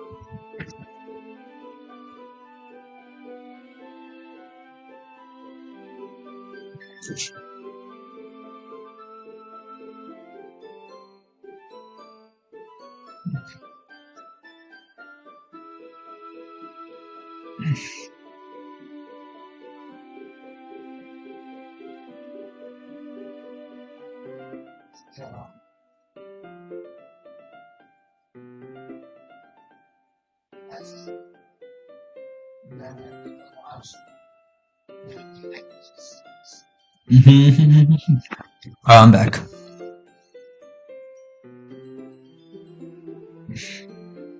I can't believe this. Natsuki's gonna be coming to my house on Sunday. Even though I would have preferred to do this with Sayori, my anxiety still shoots through the roof. I guess I've gotten pretty used to handling her at this point. But who knows what might end up happening when we're outside of school. She even told me she was looking forward to it. I shake my head. Why do I feel nervous that Sayori finds out about this? It's not like we feel that way about each other. Besides, like Monica said, this is about the club. I have nothing to worry about. If I just go with it, I'll have a good time. It's already Sunday. I've been getting increasingly anxious about Natsuki's upcoming visit. I keep telling myself that there's no reason to be nervous, but it doesn't help much. I wonder if she'll act any different when it's just the two of us. Meanwhile, she's been texting me a lot. We sent each other exchanging numbers to double check, but it turned into a conversation. She's almost a different personality on the phone, using a ton of emojis and cute language. She also really likes complaining about things, but I kind of saw that one coming. But putting Natsuki aside, I haven't heard a thing from Sayori since she left the club early the other day. It's not like we text each other all the time or anything, but I've been worried about her in the back of my mind. Between what Sayori said and what Monica said, is it really okay for me to put Sayori's feelings aside when she might need me? I decide to visit Sayori before Natsuki comes over. Rather than just asking, I simply text her I'm coming over, much like we've done in the past. Once I reach Sayori's house, I knock on the door before entering myself. Again, we used to play so often that we've made it a habit of simply entering each other's houses like we were family. The house is quiet. Sayori isn't really anywhere on the first floor, so I assume she's up in her room. It's already strange of her not to run down and greet me. I head up to her bedroom where I finally found her. Sayori? Oh my god, look at this room. It's not even that messy. Oh, I know it is messy. I never realized how messy it was. I always thought that, when the MC says damn, your room is so messy. I just kind of assumed that, what do you call it? He was kind of over-exaggerating, but yeah, it is messy. There's like a sock on the floor and like something on the chair. Something falling off, a calendar ripped, a box on the top of the shelf, the blankets falling off the bed. Yeah, it's better than my room, so. Hi, Phildau. I sit down in her room. Sayori forces a smile, but it's easy to tell that she's different. There's a minute of silence between us. You haven't come over like this in a long time, have you? I guess you're right. It's been a long time. Not much has really changed, has it? Sayori's room is always as messy as it's been. I also recognize the same stuffed animals and wall decorations she's had for years now. If you came over more often, it wouldn't be so much of a mess. That's because I ended up cleaning it for you. How come you suddenly wanted to come over today? Aren't you supposed to see Natsuki today? Yeah, but... Wait, how did you know that? Sayori already left by the time we decided that last meeting. Monica told me. It's only natural for her to keep me informed about the festival preparations, right? That's true. But what about you? Aren't you going to be helping Monica today? Of course, but I'm helping her online. We didn't plan to meet up or anything. So it's just me and Natsuki then. Yep. There's more silence between us. Sayori stares in a random direction. Everything about her behavior is really uncharacteristic. I finally get to the point. I just wanted to see how you were doing after you left on Friday. When something's wrong, you can't hide it from me. So wait, would Monica have said to Sayori that none of it is real? And said, don't tell anyone, otherwise something bad is gonna happen? Or I'm assuming something like that. I also never realized how messy, like, Sayori's hair was. Like, look at her hair. I always thought it was kinda neat, but like, no, it's messy, like you can tell.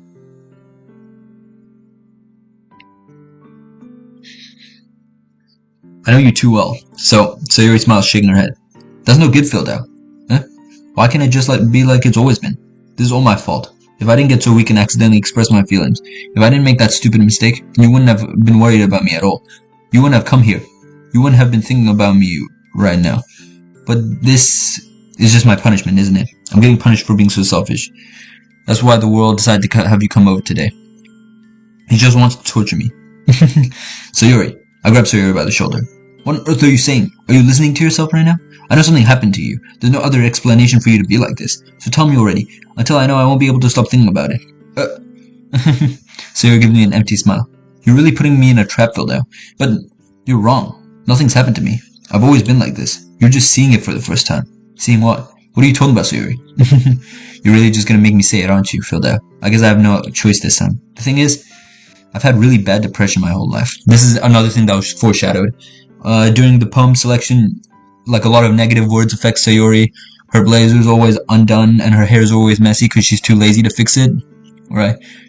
We also hear how her room is also messy and how she's always waking up late and eating a lot of food, which is also, look, this is also all foreshadowed.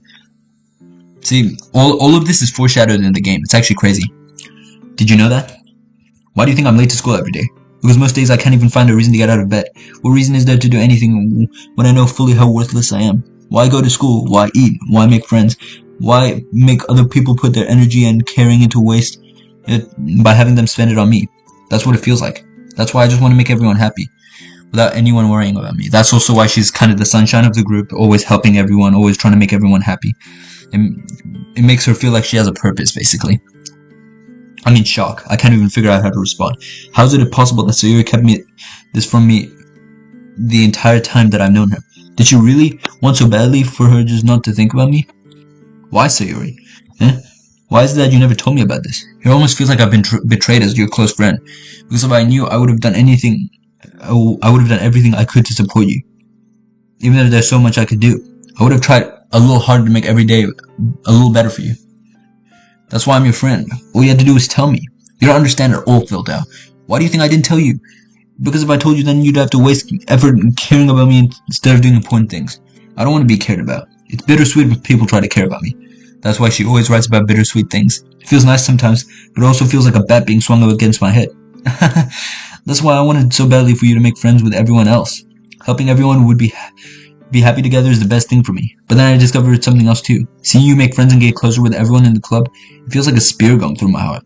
So that's why I decided the world just wants to torture me. Every path that leads to nothing but hurt. You're right that I don't understand. I don't understand your feelings at all, Sayori. But I don't need to understand. Whatever it takes for me to help you stop hurting, that's what I'll do.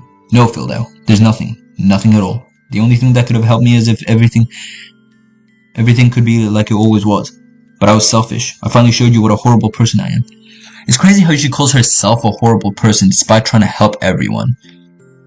Like, tears streaked down Sayori's face. I made you join the literature club because I was selfish. I was punished by my heart hurting in a way that I couldn't understand. And now you came here and I made you hurt too.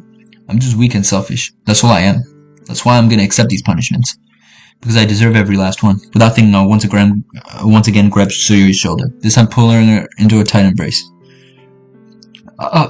Filled out. Sayori, I don't care if you feel selfish. I'm really happy that you convinced me to join the club. Seeing you every day makes it worthwhile enough. If I make friends with everyone else, then that's just a bonus. But please never underestimate how much I care about you. I wouldn't have it any other way. Filled out. Sayori isn't hugging me back. Despite my arms being wrapped around her, Sayori's arms remain at her side. She starts sobbing next to my ear. No, don't do this to me. Please don't do this. Sayori, filled out. Sayori barely manages to speak between her sobs. I don't know if I'm doing the right thing, but all I want for her to know is that I care.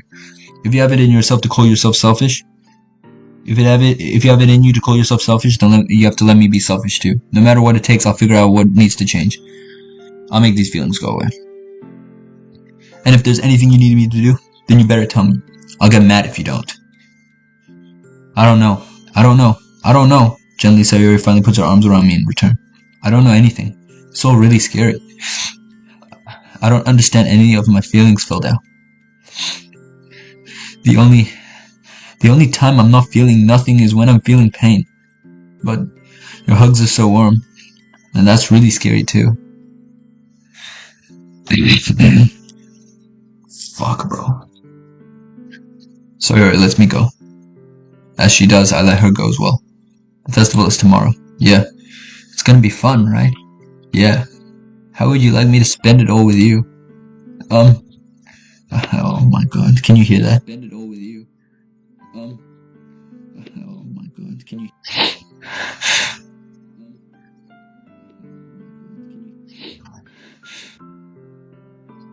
God damn.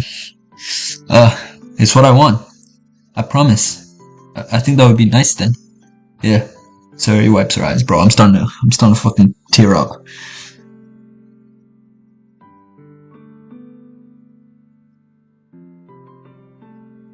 Why am I cranking up?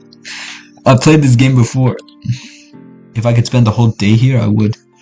Of all days, this has to be the one where I have other plans. Maybe I should cancel. No, don't. Please don't. If you did that, then I really wouldn't forgive you. But it's almost time for Natsuki to meet me at my house. At the very least, do you want to come along and help out? It would be fun. To my surprise, Sayori shakes her head. I'm sorry. I don't know if that would be very good for me today. Bro, I've played this game, bro. Why am I crying? You understand, right? Bro, why am I crying? And it's kind of hard for me to fully understand. But I'm trying my hardest. It's okay. Don't worry too much about it. I'll see you tomorrow, okay? Alright. I look forward to it.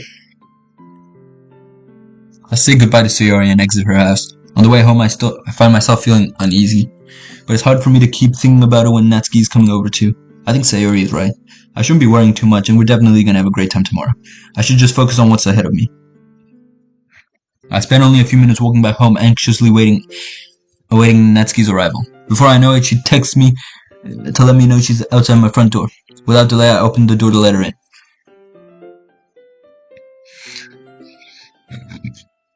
But now looking at it, Natsuki's hair is also kind of like messy. Actually, no, never mind. Sup? Hey. I don't know what I was expecting, but seeing Natsuki in something other than her school uniform really threw me off. Seeing her in such cute clothes makes the uniform seem totally unfitting in comparison. Jeez, don't make it feel so awkward already. It's gonna be a long afternoon, so just don't be weird just because you're not used to seeing me outside of school. Anyways, I'm coming in. I see you brought a lot of stuff. Natsuki's carrying a large bag that is probably full of baking supplies. Well, I didn't want to come all this way to find out that your kitchen isn't equipped for the job. You bought everything I asked you to, right? Yeah, I did. Yesterday Natsuki asked me to buy a bunch of ingredients that I didn't already have at home. Good. Glad I could count on you to do your part. Well, of course. I'm surprised to hear Natsuki suddenly saying that rather than saying something snarky like she usually does. Could it be that she's different outside of school after all? Anyway, let's go to the kitchen. What? You're not even gonna offer to take this heavy bag from me? Where's your hospitality filled out? Come on. Since when did I need to be a gentleman? I grab the bag Natsuki holds out to me. This is ridiculously heavy. I carried that all the way here. Are you impressed? I see now. Yeah, I'm impressed, Natsuki. It seems like I always underestimated you. It's because I'm so small, isn't it? You jerk. Natsuki hits a fist into my chest. Hey, your size has nothing to do with it. Do you really hate being small that much? It's not like I hate it. I mean, sometimes I like proving people wrong when they only think I'm worth my size. It's fun when I get to be small and also better than other people. But, geez, never mind. What are you making me say? Don't think you can make me talk about weird things just because we're not at school. Are we getting started or what? There's a lot of stuff I gotta teach you. What? That's a little bit more like you. You're more fun when you just speak your mind like that. Hey, now you are treating me like a kid. I was just trying to be a little nicer to you, you know? And just because I don't have a mature and sexy figure like you, it doesn't mean you should treat me like... Natsuki catches her words and her face turns red. Natsuki, forget it. I didn't say anything. I should apologize. I appreciate that you were trying to be nicer. I should have been a little more considerate too. But also, if that's what you're thinking, then you should know there are tons of guys who are into body types like yours. Like Bijou Mike. How would you know that anyways? Just trust me on this one. Gross. Hey, was that to me? Who else? Man, let's just get started already. You get so all sour when a girl calls you gross.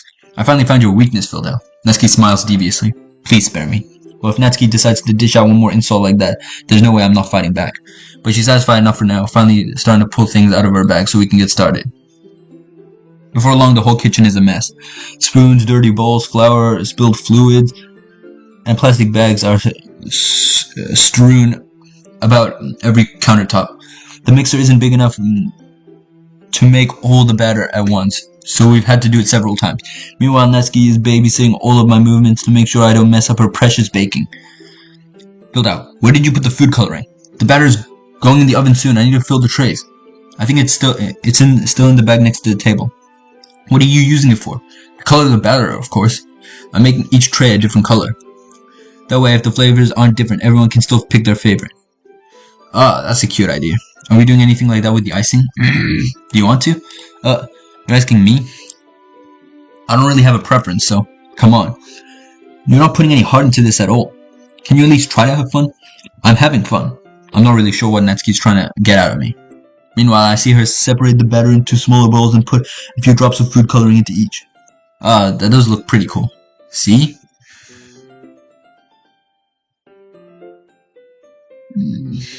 One second. Give me a second.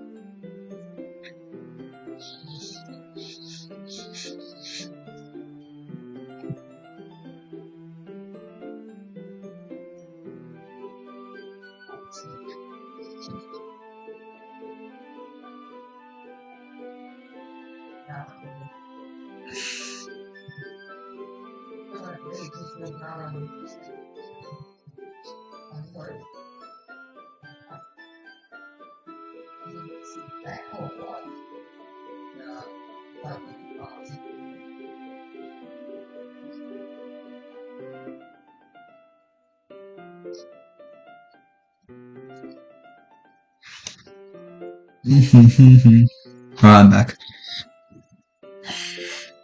It's not like baking is just about following instructions. The presentation is where you get to be creative and have the most fun. It's a million times better is a million times more worth it in the end if just looking at it makes everyone's eyes lighten up. Like the one you made on your first date, huh? I recall Natsuki proudly presenting her cat-shaped cupcakes and Sayori and Monika's delighted expressions. I wonder if I can make Natsuki proud like that too. Yeah, maybe I'll use the food coloring then. Sounds like you're starting to understand. Just make sure you completely finish mixing the icing before you mess with the food coloring. Yeah, it's getting there. We were just using the electric mixer for the batter, so I got stuck with a whisk and a huge bowl for the icing. The icing is still all lumpy. Are you even trying? Well, yeah. It'll just take a little longer. Jeez, I'll be here all night if you just do it like that. Here, look. Natsuki grabs the whisk from me and uses her other hand to tilt the bowl back. You really need to beat the crap out of it. After a few seconds, the consistency of the icing has already improved. See? As if to emphasize, Natsuki sticks a finger in the icing and pops it in her mouth. I reluctantly start to do the same. Hey! Natsuki suddenly grabs my wrist. I don't want your gross fingers in my icing. Your icing, eh? Are you forgetting who did all the work? I start to fight back, trying to inch my finger towards the bowl. Don't make me beat the crap out of you next. I'd like to see you try. I push harder, just enough for my finger to reach the icing. I triumphantly scribbled some with my finger just as Natsuki tugs with all her might. The force of Natsuki pulling me caused me to stumble, making her stumble in return. Gross. You got it on my face. Whose fault is that? There's a big glop of icing on Natsuki's cheek. She tries to reach it with her tongue, but it's too far away. Jeez. You know what? Take this. Natsuki instead wipes it off with her finger before shoving her finger towards my face. You wish. I'm faster. I grab her wrist with my hand before it reaches her face. Natsuki tries to use the other hand to fight back, but I grab that one as well. Yeah, then this scene happens. We can see the icing is on her finger. Stop. Not until you apologize for calling me gross. Fine. I'm sorry for calling you gross. You know I don't mean it. It's just fun seeing you react to it. You do that all the time, you know. Saying dumb things just to get a reaction out of me. You really shouldn't tease girls like that. Is that so? In case I probably shouldn't do this either. I take Natsuki's finger and put it in my mouth, licking off the icing. Bro, this guy. Biggest fumbler. What? Did you just seriously just... Natsuki is so surprised that she can't even figure out how to get mad at me. Her face is entirely red. Filled out. You really shouldn't do that kind of thing to girls unless you really like them. You know that, right? What kind of question is she asking me just like that? How did the mood turn to this so quickly? Why should you put her finger in your mouth? That's gross. Natsuki gazes at me in silence. I notice her shallow breaths. I said breaths, okay? Why am I feeling so dizzy? Out of nowhere, the fire alarm starts going off. Natsuki rushes over to the oven. Is something burning? I thought you didn't put the cupcakes in yet. No wonder. You left a dirty tray in here, dummy. How could you make a mistake like that? You should have checked before turning the oven on. Don't blame me for your mistakes. Jeez. Natsuki uses the oven mitts to grab the blackened tray out of the oven. She sets it on top of the stove.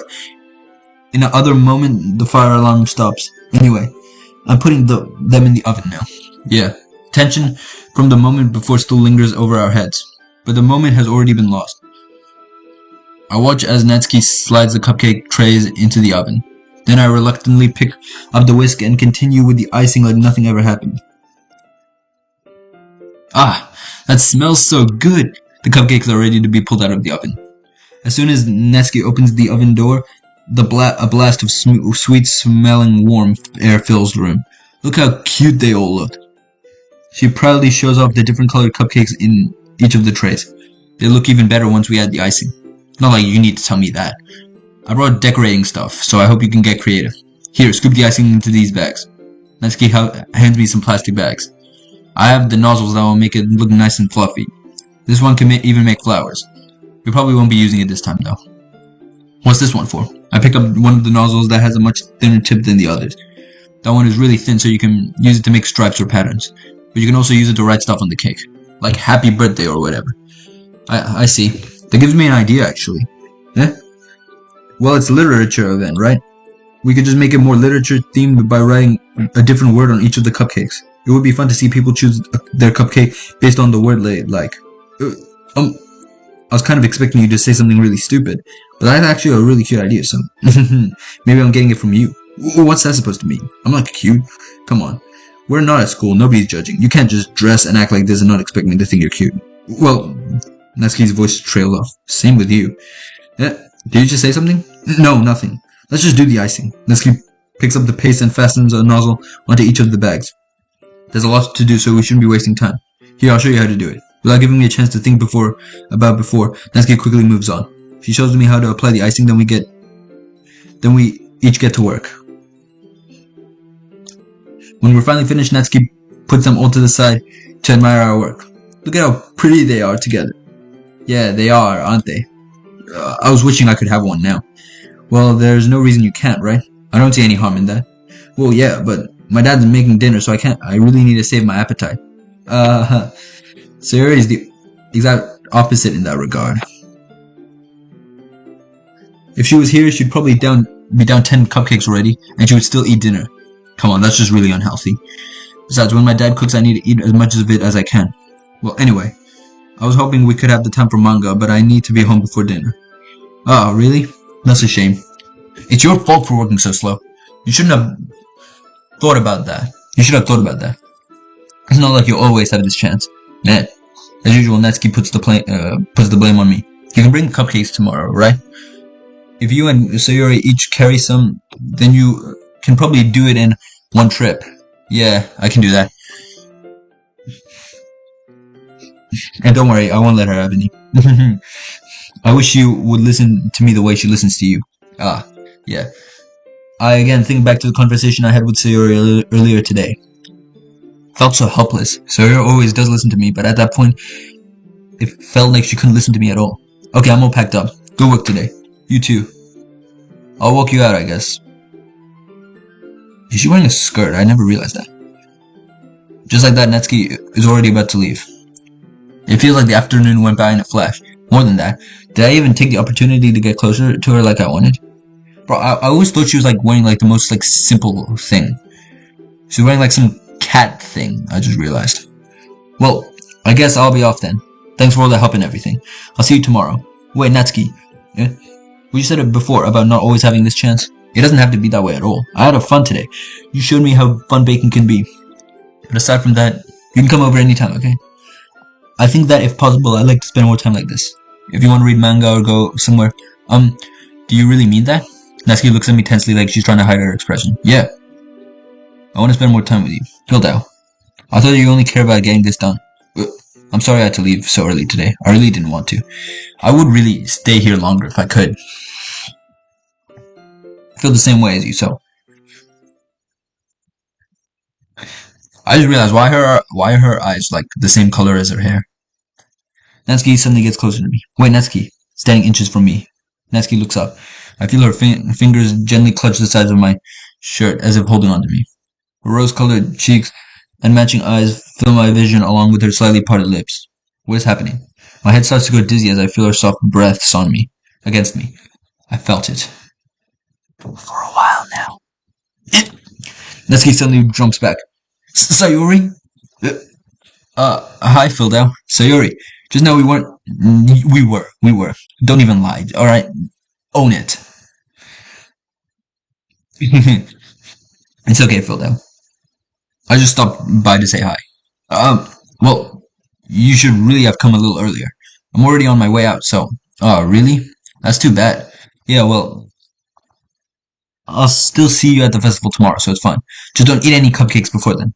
Anyway, later. Clearly flustered, Natsuki hurries off. Wait, what? And Sayori waves goodbye. Sayori, I thought you didn't want to come over today. Well, I tried staying in my room, but my imagination was being really mean to me, so I had to come here and see it for myself. See what? What are you talking about? You know, how much fun you were having with Natsuki, and how close you got to her. It makes me really happy that you made such good friends. That's all that matters to me. Tears start to fall down Sayori's face. That's all that matters to me. Why am I feeling this way, Hildao? I'm supposed to be happy for you. Why does it feel like my heart is splitting in half? It hurts so much. Everything hurts so much. This would be better if I could just disappear. Oh god, not again. Bro. Alright. This would be so much better if I could just disappear. Sayori, don't say that. It's true, Hildao. If I wasn't here, then you wouldn't have to waste your sympathy on me. You wouldn't have to put up with me being selfish. Monaco was right. I should just Monica? Monica was right about what? Sayori, what I said before is true. I'm not gonna let this continue. Oh my god, are we serious? I'm always cranking up at these, the randomest moments. Caring about you like this isn't a burden your mind is making it out to be. It's something that makes me happy. It's something that I wouldn't trade for anything else. So even if it takes an entire lifetime, I'm gonna be by your side until you don't feel any more pain. But Sayori looks away. I put a hand on her shoulder to reassure her. I'm scared, Filda. I'm really scared. What are you scared of, Sayori? I'm scared that I might like you more than you like me. Sayori, it's true, isn't it? I was weak and started to like you too much. I did this to myself. Filda, I like you so much I want to die. That's how I feel. And that's enough, Sayori. I don't want you to hurt anymore. I slide my hand down Sayori's arm and squeeze her hand in my own. Do you remember how I said I always know what's best for you? Do you still believe me? Wordlessly, Sayori nods. Even if you don't understand all of your own feelings, I know what you need most right now. That's what I'm gonna give you. Bro, I'm being so dead ass right now. I've said I love you before. Technically, both of these will lead to the same thing. Have I seen what happens if I say you'll always be my dearest friend? I don't think I've seen it. I really don't want to. Okay, look. The only reason I'm doing this is because I've already done this one in my previous playthrough. I don't think it would change much. But I just need, I want to see the next outcome. You'll always be my dearest friend. What you need most is for things to be like how they've always been. Monica told me the truth. She told me how much happier you seemed after I joined the club. I know you're struggling with some really difficult feelings right now, but please trust me that I know what's best and what will make you happy in the end. I promise I'll get things back to the way they were. I see. Sayori forces a smile through an incredibly pained expression. This is what it feels like to get stabbed in the chest. I should write a poem about this. Sayori, it's okay. This is just my punishment, remember? For being so selfish. So please don't worry about these stupid feelings. I know you're right. I knew this whole time that there's no happiness down this path. That's why I came here, just so I could get the answer I needed to hear. And the other thing? You're also right that I just wanted to go back to the way it was. I realize that now. But you do know me better than anyone, Filda. I'll trust you with anything at all. So, Sayori's smile finally breaks. All of a sudden, she turns around and drops to her knees. Ah! Clutching her head with both hands, she screams as loudly as she can. I'm so shocked that I don't know how to react. Sayori looks over her shoulder and flashes me one more weak smile before turning around and running off. Sayori, I'm left helplessly standing in the front of my house. Why am I feeling so horrible about this? There's nothing more I could have done. The most I can do is support Sayori through her feelings and help her on the path that's right. But I'm having as much trouble understanding Sayori's feelings as she is. Even though I can comfort her, I keep wondering if I should be doing something more or something different. I know these thoughts will continue to plague me until things are back to the way they were. I'm gonna give it everything I've got. Sayori will always be my dearest friend, and I'll do whatever it takes to put a smile on her face every day.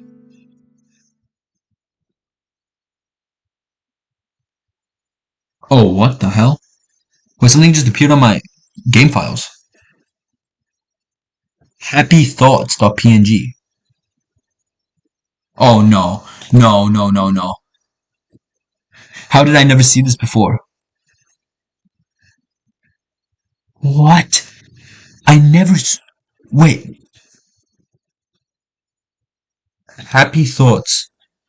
The file is called Happy Thoughts. I never saw this because I never looked into the files in my original gameplay, so I never saw this. It's direct foreshadowing.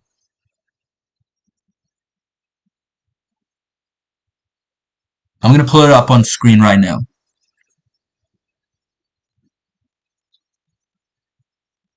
Just give me a second. Just give me a second. Look at this. Are you seeing this?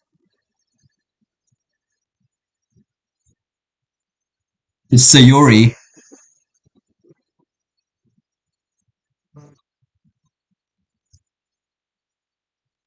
Wait, what happened? Wait, what? It's Sayori and her eyes are crossed out. And the file keeps disappearing, but basically, what do you call it? It's Sayori. We can tell from the bow in her hair. Her eyes are, oh my god, this was literal foreshadowing that this was gonna happen. No! No!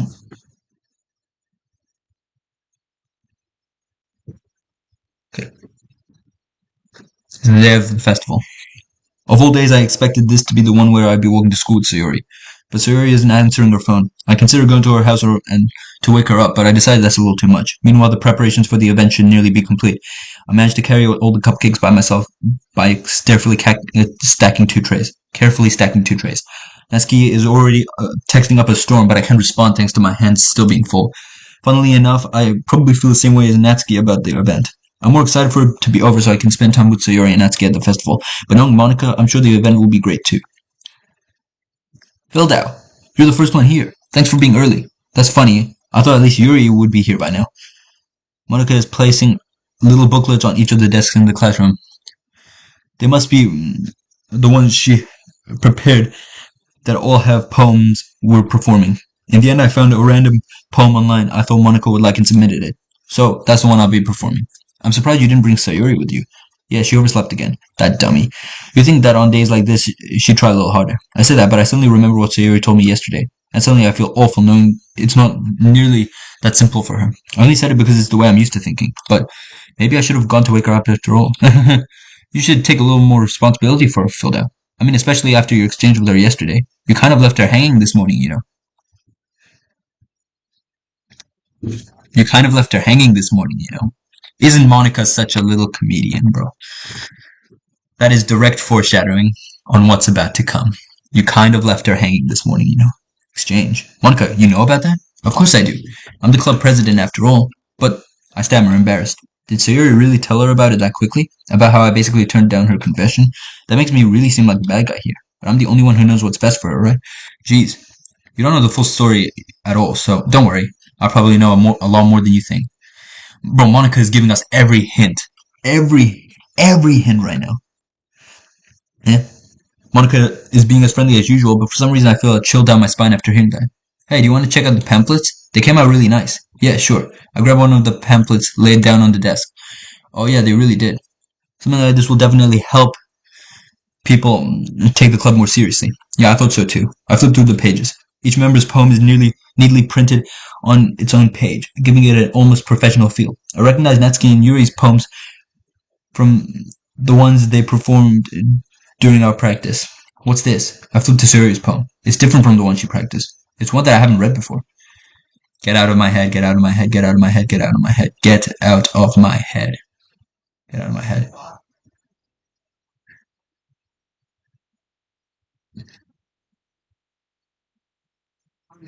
Get out of my head before I do what I know is best for you. Get out of my head before I listen to everything she said to me. Get out of my head before I show how much I love you. Get out of my head before I finish writing this poem. But the poem is never actually finished. It just stops moving. Yep. I listened to everything she said to me. So this could literally be Monica telling Sayori to unalive herself. That's really dark, actually.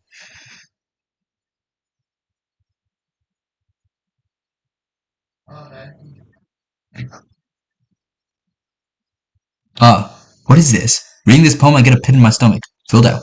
What's wrong? Nothing. This poem feels completely different from everything else Sayuri's written. But more than that, I changed my mind. I'm going to get Sayuri, so, well, alright.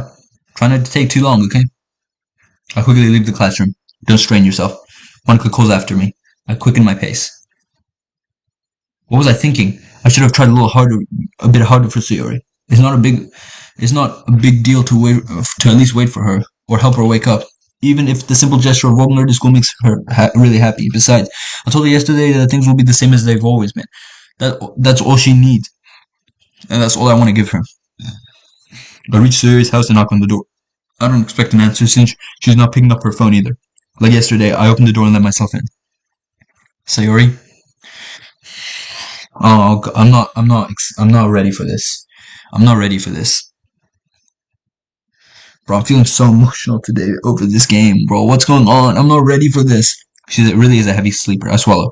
I can't believe I ended up doing this after all. Waking her up in her own house. Isn't that more like something a boyfriend would do? In any case, it just feels right. Outside Sayori's room, I knock on the door. Sayori? Wake up, dummy. There's no response. I really didn't want to have to enter her room like this. Isn't this kind of a breach of privacy? Which really leaves me no choice. I gently open the door.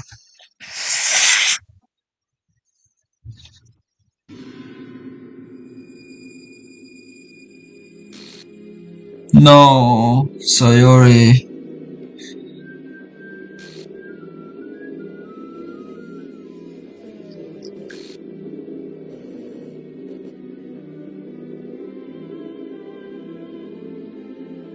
An exception has occurred.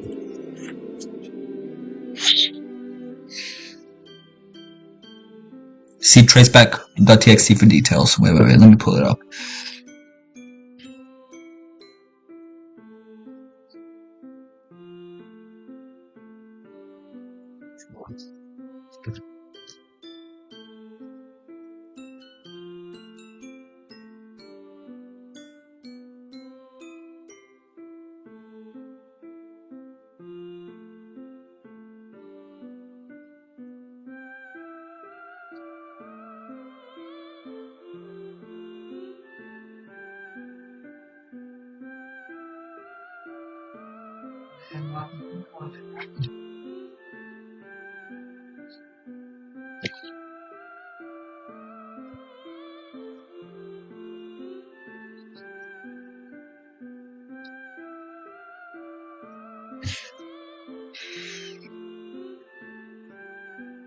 I'm sorry, but an unexpected exception occurred.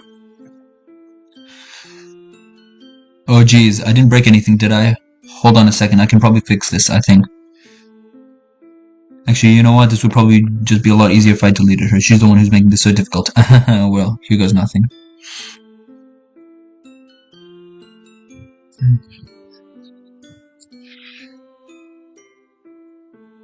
What the hell?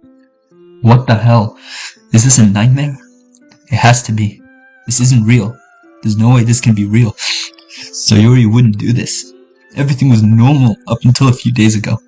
That's why I can't believe what my eyes are showing me. I suppressed the urge to vomit. Just yesterday, I told Sayori I would be there for her. I told her I know what's best, and I'll do everything, and that everything will be okay. Then why? Why would she do this? How could I be so helpless? What did I do wrong? Turning down her confession? That has to be what pushed her over the edge. Her agonized scream still echoes in my ear. Why did I do that when she needed me the most? Why was I so selfish? This is my fault. My swarming thoughts keep telling me everything I could have done to prevent this. If I just spent more time with her, walked her to school, and gave her what I know she wanted out of our relationship, then I could have prevented this. I know I could have prevented this. Screw the literature club. Screw the festival. I just lost my best friend. You're a chud, play a diff game, loser. Nah, I'm good, bro. She's gone forever now. Nothing I do can bring her back.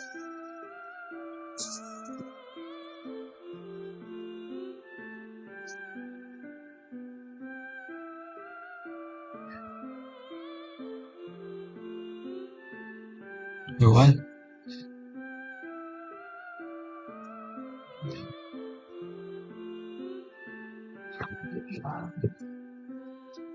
This is a game where I can reset and try something different.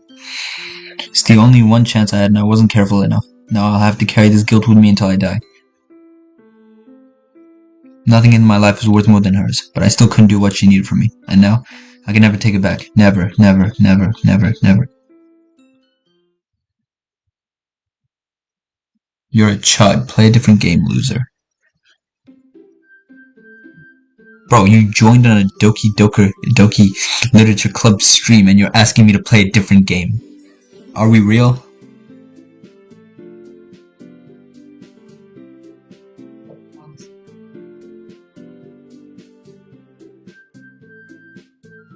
Who's this guy?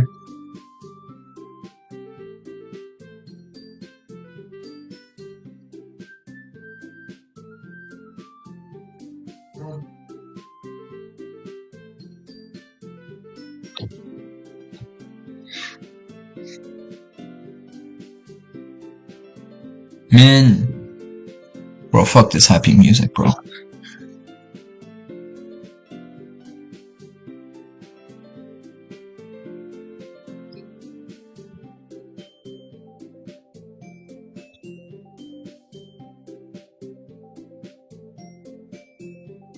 Chat pause due to scroll. Oh, the chat pauses when you scroll. Okay, I didn't notice that.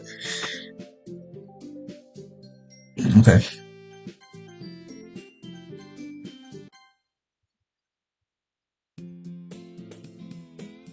Okay, that's interesting. Anything new in the files? Nope.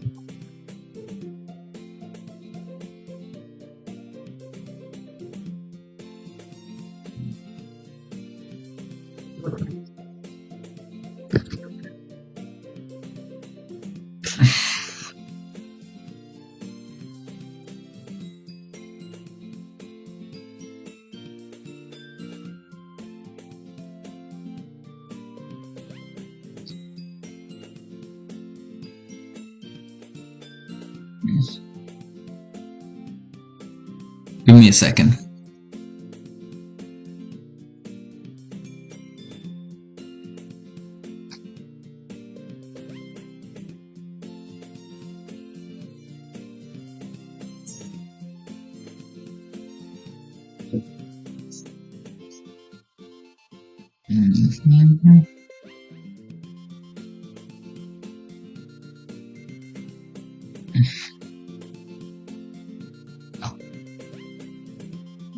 Alright, we can also see that, what do you call it? Wait.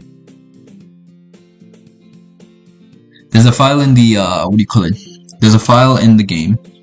It's called characters. I'm pretty sure you've seen it before. I'm pretty sure we all know about this one. I've seen this one before. Usually the file has, what do you call it?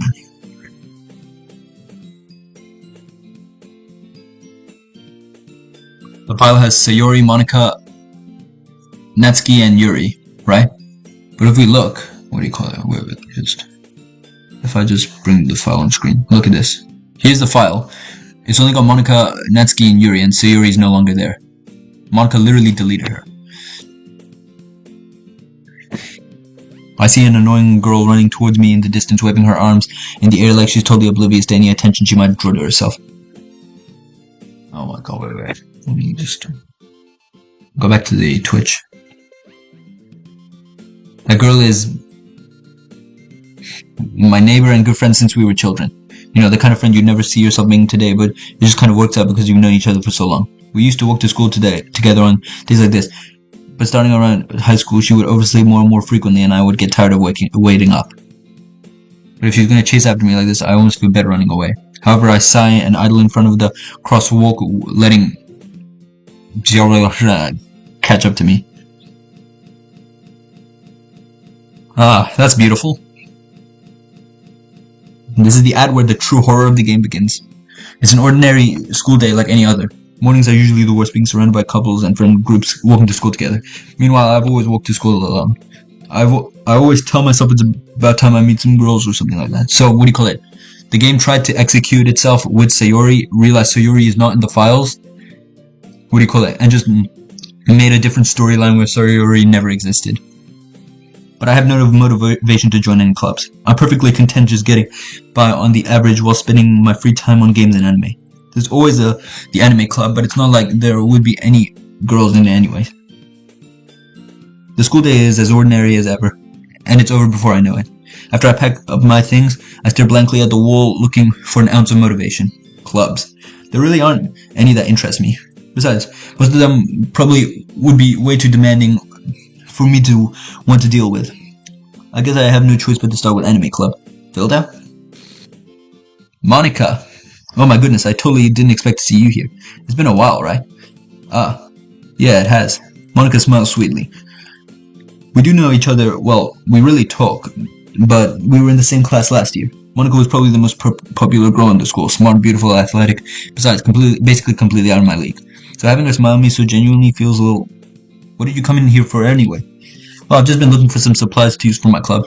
Do you know if there's any construction paper in here? Or markers? I guess you could check the closet. You're in the debate club, right? About that. I actually quit the debate club. Really? You quit? Yeah. To be honest, I can't stand all of the politics around the major clubs. It feels like nothing but arguing about the budget and publicity of how to prepare for events. I'd much rather take something I personally enjoy and make something special out of it. In that case, what club did you decide to join? Actually, I'm starting a new one. A literature club. Literature? That sounds kind of dull. How many members do you have so far? It's kind of embarrassing, but there's only 3 of us so far. It's really hard to find new members for something that sounds so boring.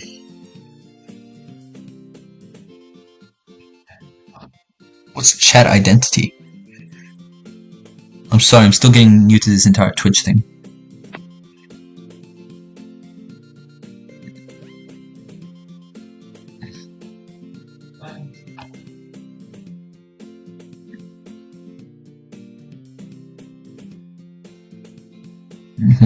Well, I can see that way.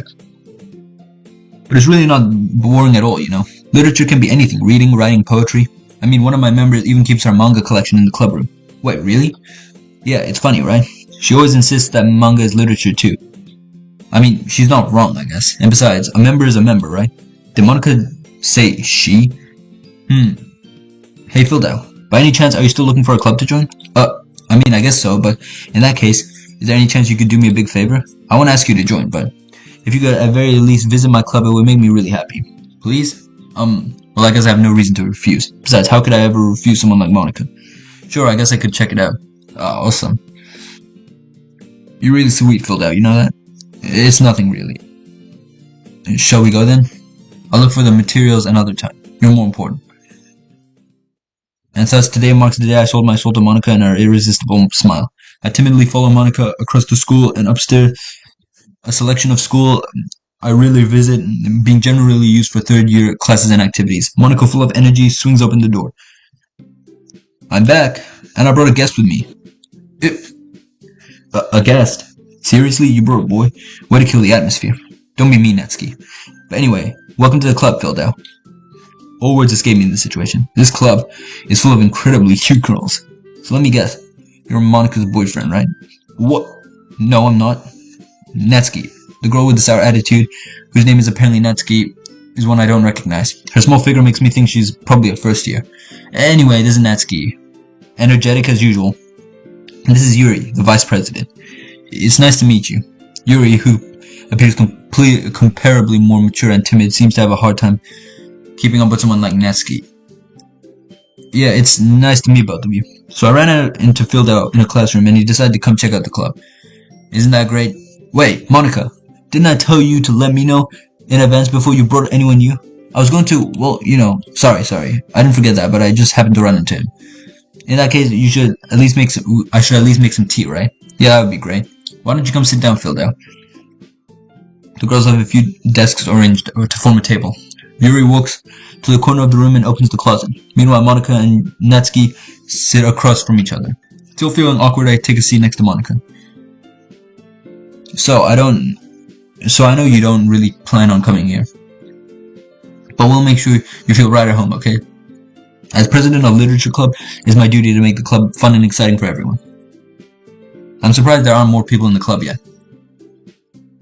It must be hard to start a new club. You could put it that way.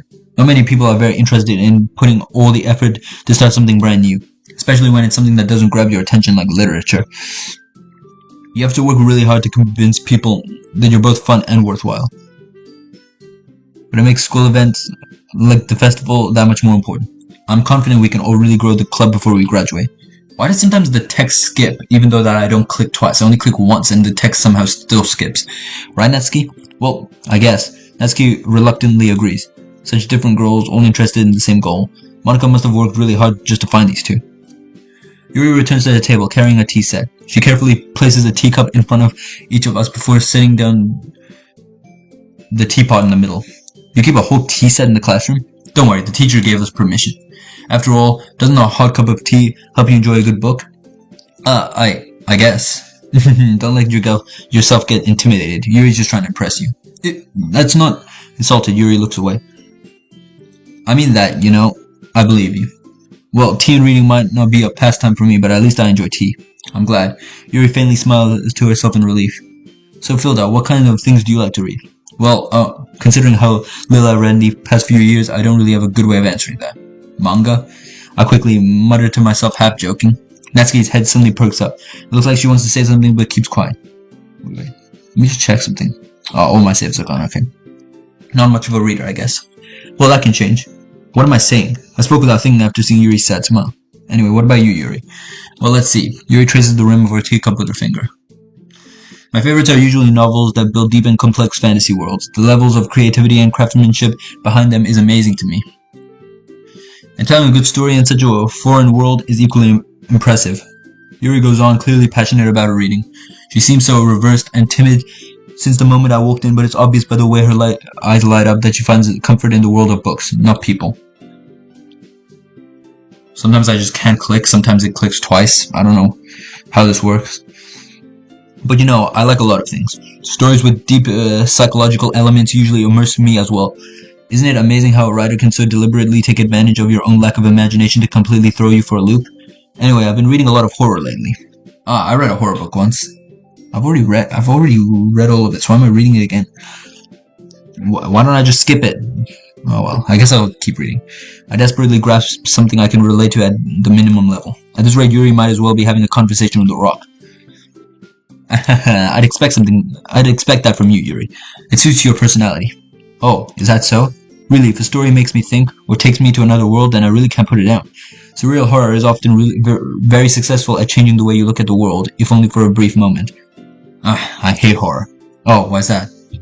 Well, Natsuki's eyes dart over to me for a split second. Never mind. That's right, you usually like to write about cute things, don't you, Natsuki? What? What gave you that idea? You left a piece of scrap paper behind last club meeting. It looked like you were trying to write... I can't read!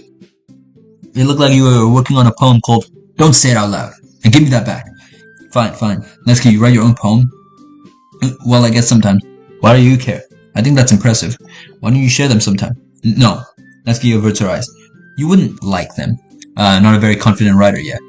I understand how Natsuki feels. Sharing that level of writing takes more than just confidence. Hold up.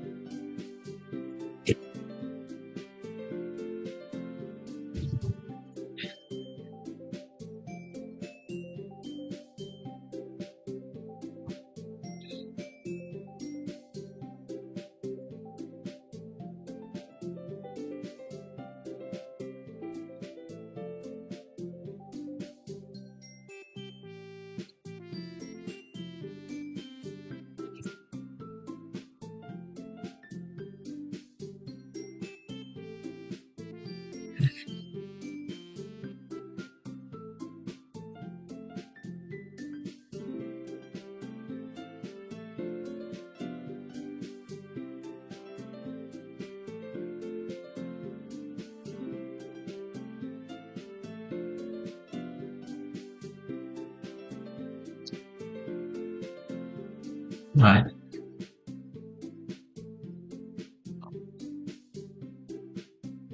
Sharing that level of writing takes more than confidence. The truest form of writing is to oneself. You must be willing to open up to your readers, exposing your vulnerabilities and showing your deepest reaches of your heart. Do you have writing experience too, Yuri? Maybe if you share some of your work, you can set an example to help Natsuki feel comfortable enough to share hers. I guess it's the same for Yuri. We all sit in silence for a moment. Hey, I just got an idea. How about this? Sometimes it doesn't click. Wait.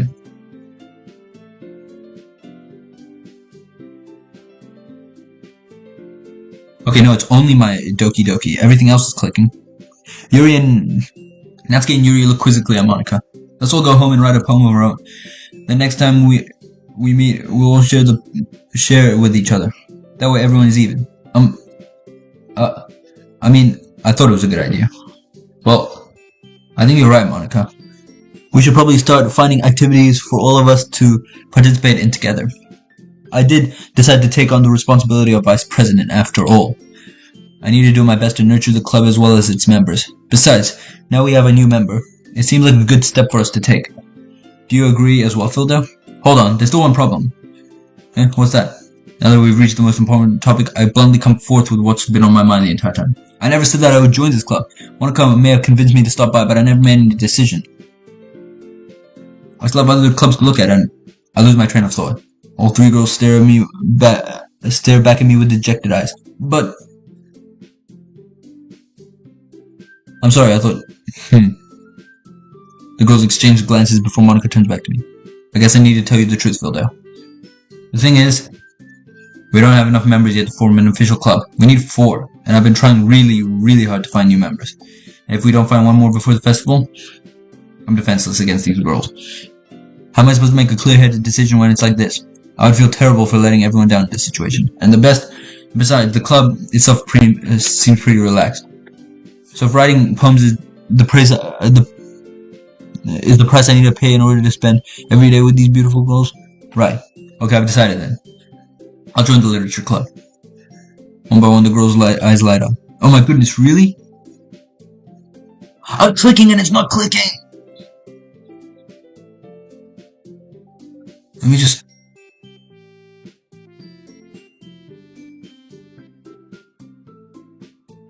Whoa, as soon as I open it up, my left click just doesn't work at all. Wait. Whoa, as soon as I open it up, my left click just doesn't work at all. Wait. Is this like something wrong with my left click? No. Oh, it is something wrong with my left click. What? Are we serious?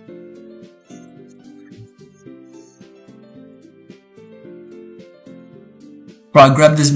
Oh, I see. Wait. Never mind, I don't see. Plugging back never fails, baby. Never mind, it failed. Now it's working fine.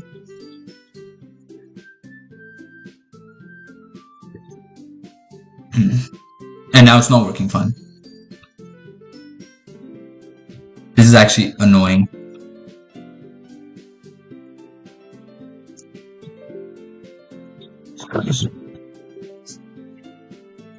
Okay, now my mouse feels a lot faster.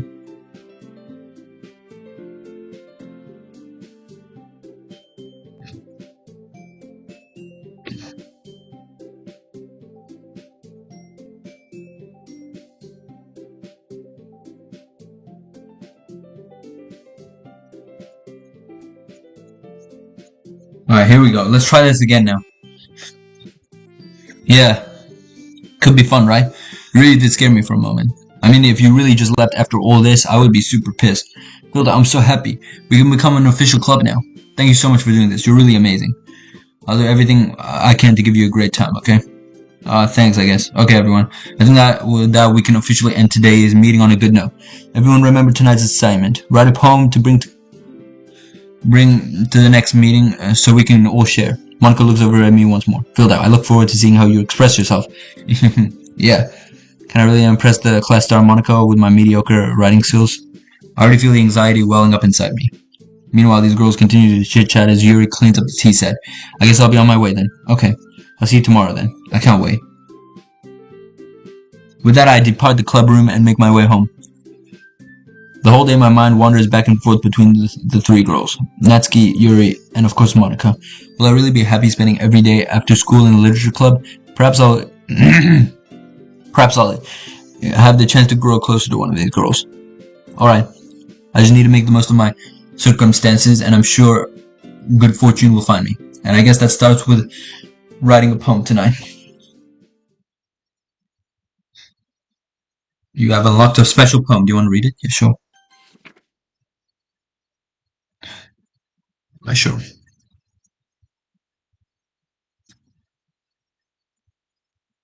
I swear if this is a jump scare. Oh, I love you. Is this Monica? I think this poem is from Monica. Oh my god. Mm.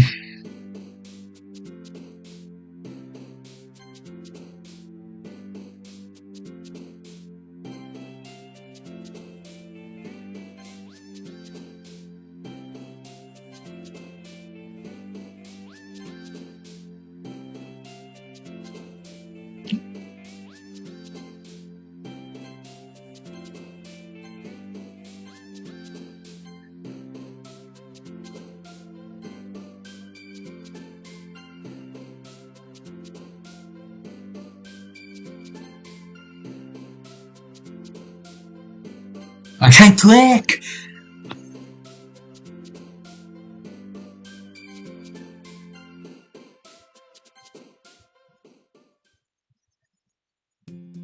Again, Phildale. Glad to see you didn't run away on us. Nah, don't worry. From my mouse. I didn't read anything, wait. Nah, don't worry. Is the music different? No, I think it's the same. This might be a little strange for me, but I at least keep my word. Well, I'm back at the literature club. I was the last to come in, so everyone else is already hanging out. Yuri, you looked a little weird there for a second. Thanks for keeping your promise, Philda. I hope this isn't too overwhelming of a commitment for you. Making you dive headfirst into the literature when you're not accustomed to it? Nah, the music is 100% different. Oh, come on, like he deserves any slack. Also, Natsuki was glitching a little. You already had to be dragged here by Monica. I don't know if you plan to just come here and hang out or what, but if you don't take us seriously, then you won't see the end of it. And Monica is over the thing. There's a lot of glitching going on. I can't read. Natsuki finds herself stuck between saying Monica and manga. Manga is literature. Swiftly defeated, Natsuki plops back into her seat. I'm sorry, Philda. We'll make sure to put your comfort first, okay? Yuri shoots Natsuki with a disappointed glance. Anyway, now that you're at the club and all, perhaps you might have interest in picking up a book to read? Well, I can't really say no either way. Like you said, I'm in this club now, so it only feels right for me to do something like that if you ask. Wait, I didn't mean it like that. Oh, 1 second.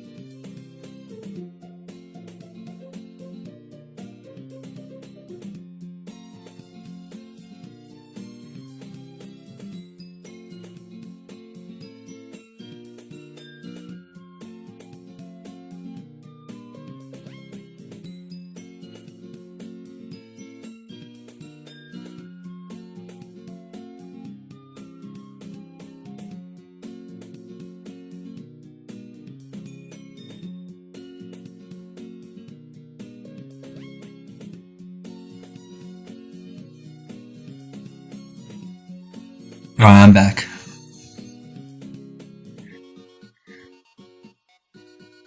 No, it's not that, Yuri.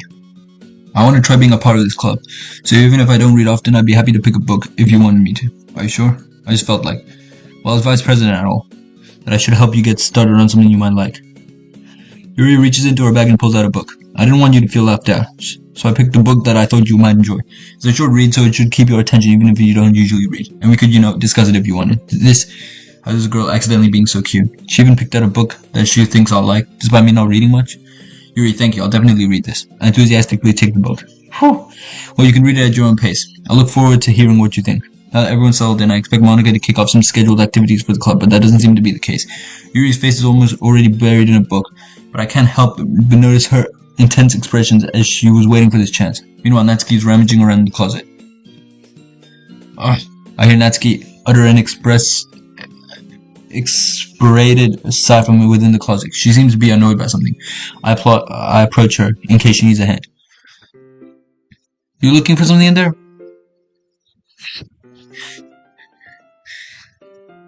Fucking Monica. Yeah.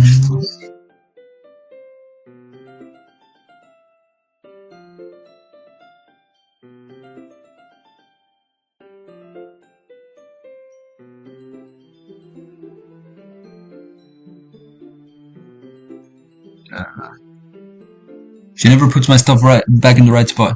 What's the point of keeping your collection organized if someone else is just gonna mess it up? Natsuki slides a bunch of stacked books and boxes across the shelf. Manga. You read manga, right? Sometimes. Manga is one of those things you can't really admit you're into until you figure out where the other person stands. How did you know anyway? How did you bring it up at some point? Besides, it's kind of written on your face. What's that supposed to mean? I see. There's a lone volume of manga amidst the stack of various books on the side of the shelf. Curious, I pull it back out of the stack. There it is. Natsuki snatches it out of my hand, then turns to a box of manga and slips the volume right into the middle of the rest. Much better. Seeing a box with one book missing is probably the most irritating sight in the world. I know that feel. I get a closer look at the box. Parfait Girls. It's a series I've never heard of in my entire life. Probably means it's either way out of my demographic or it's simply terrible. If you're gonna judge, you can do it through the glass of the door. She points to the classroom door. Hey, I wasn't judging or anything. I didn't even say anything. It was the tone of your voice. I'll tell you one thing, Philda. Consider this a lesson straight from the... Don't judge a book. In fact, Natsuki pulls out the first volume of Parfait Girls. I'll show you exactly why. She shoves the book right into my hand. I stare at the cover. It features 4 girls in a colorful attire striking animated feminine poses. It's exceedingly mo. Don't just stand there. Natsuki grabs my arm and pulls me out of the closet. She then takes a seat against the wall beneath the windowsill. She passes on the ground next to her, signaling me to sit there. Wouldn't chairs be more comfortable? I take my seat. Chairs wouldn't work. We can't read at the same time.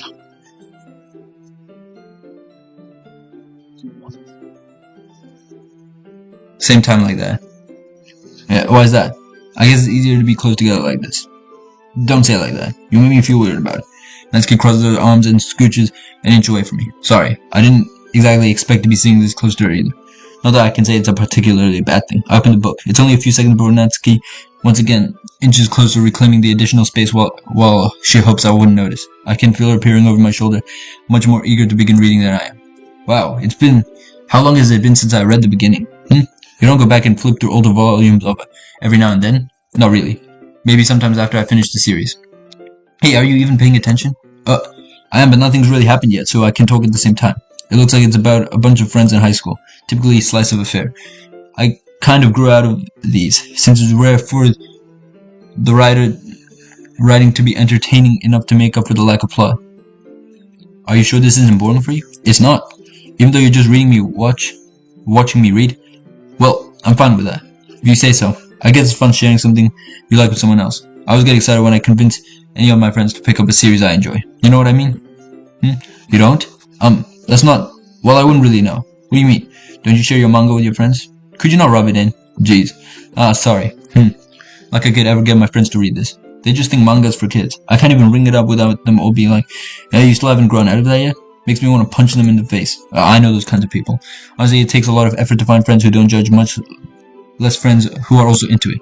I'm already kind of a loser, so I guess I gravitated towards the other losers over time. But that's probably harder for someone like you. Yeah, that's pretty accurate. Which part? I mean, I feel like I can't even keep it in my own room. My dad would beat the shit out of me if he found this. At least it's safe in the club room. Except Monica's kind of a jerk about it. I just can't win, can I? Well, it paid off much in the end, didn't it?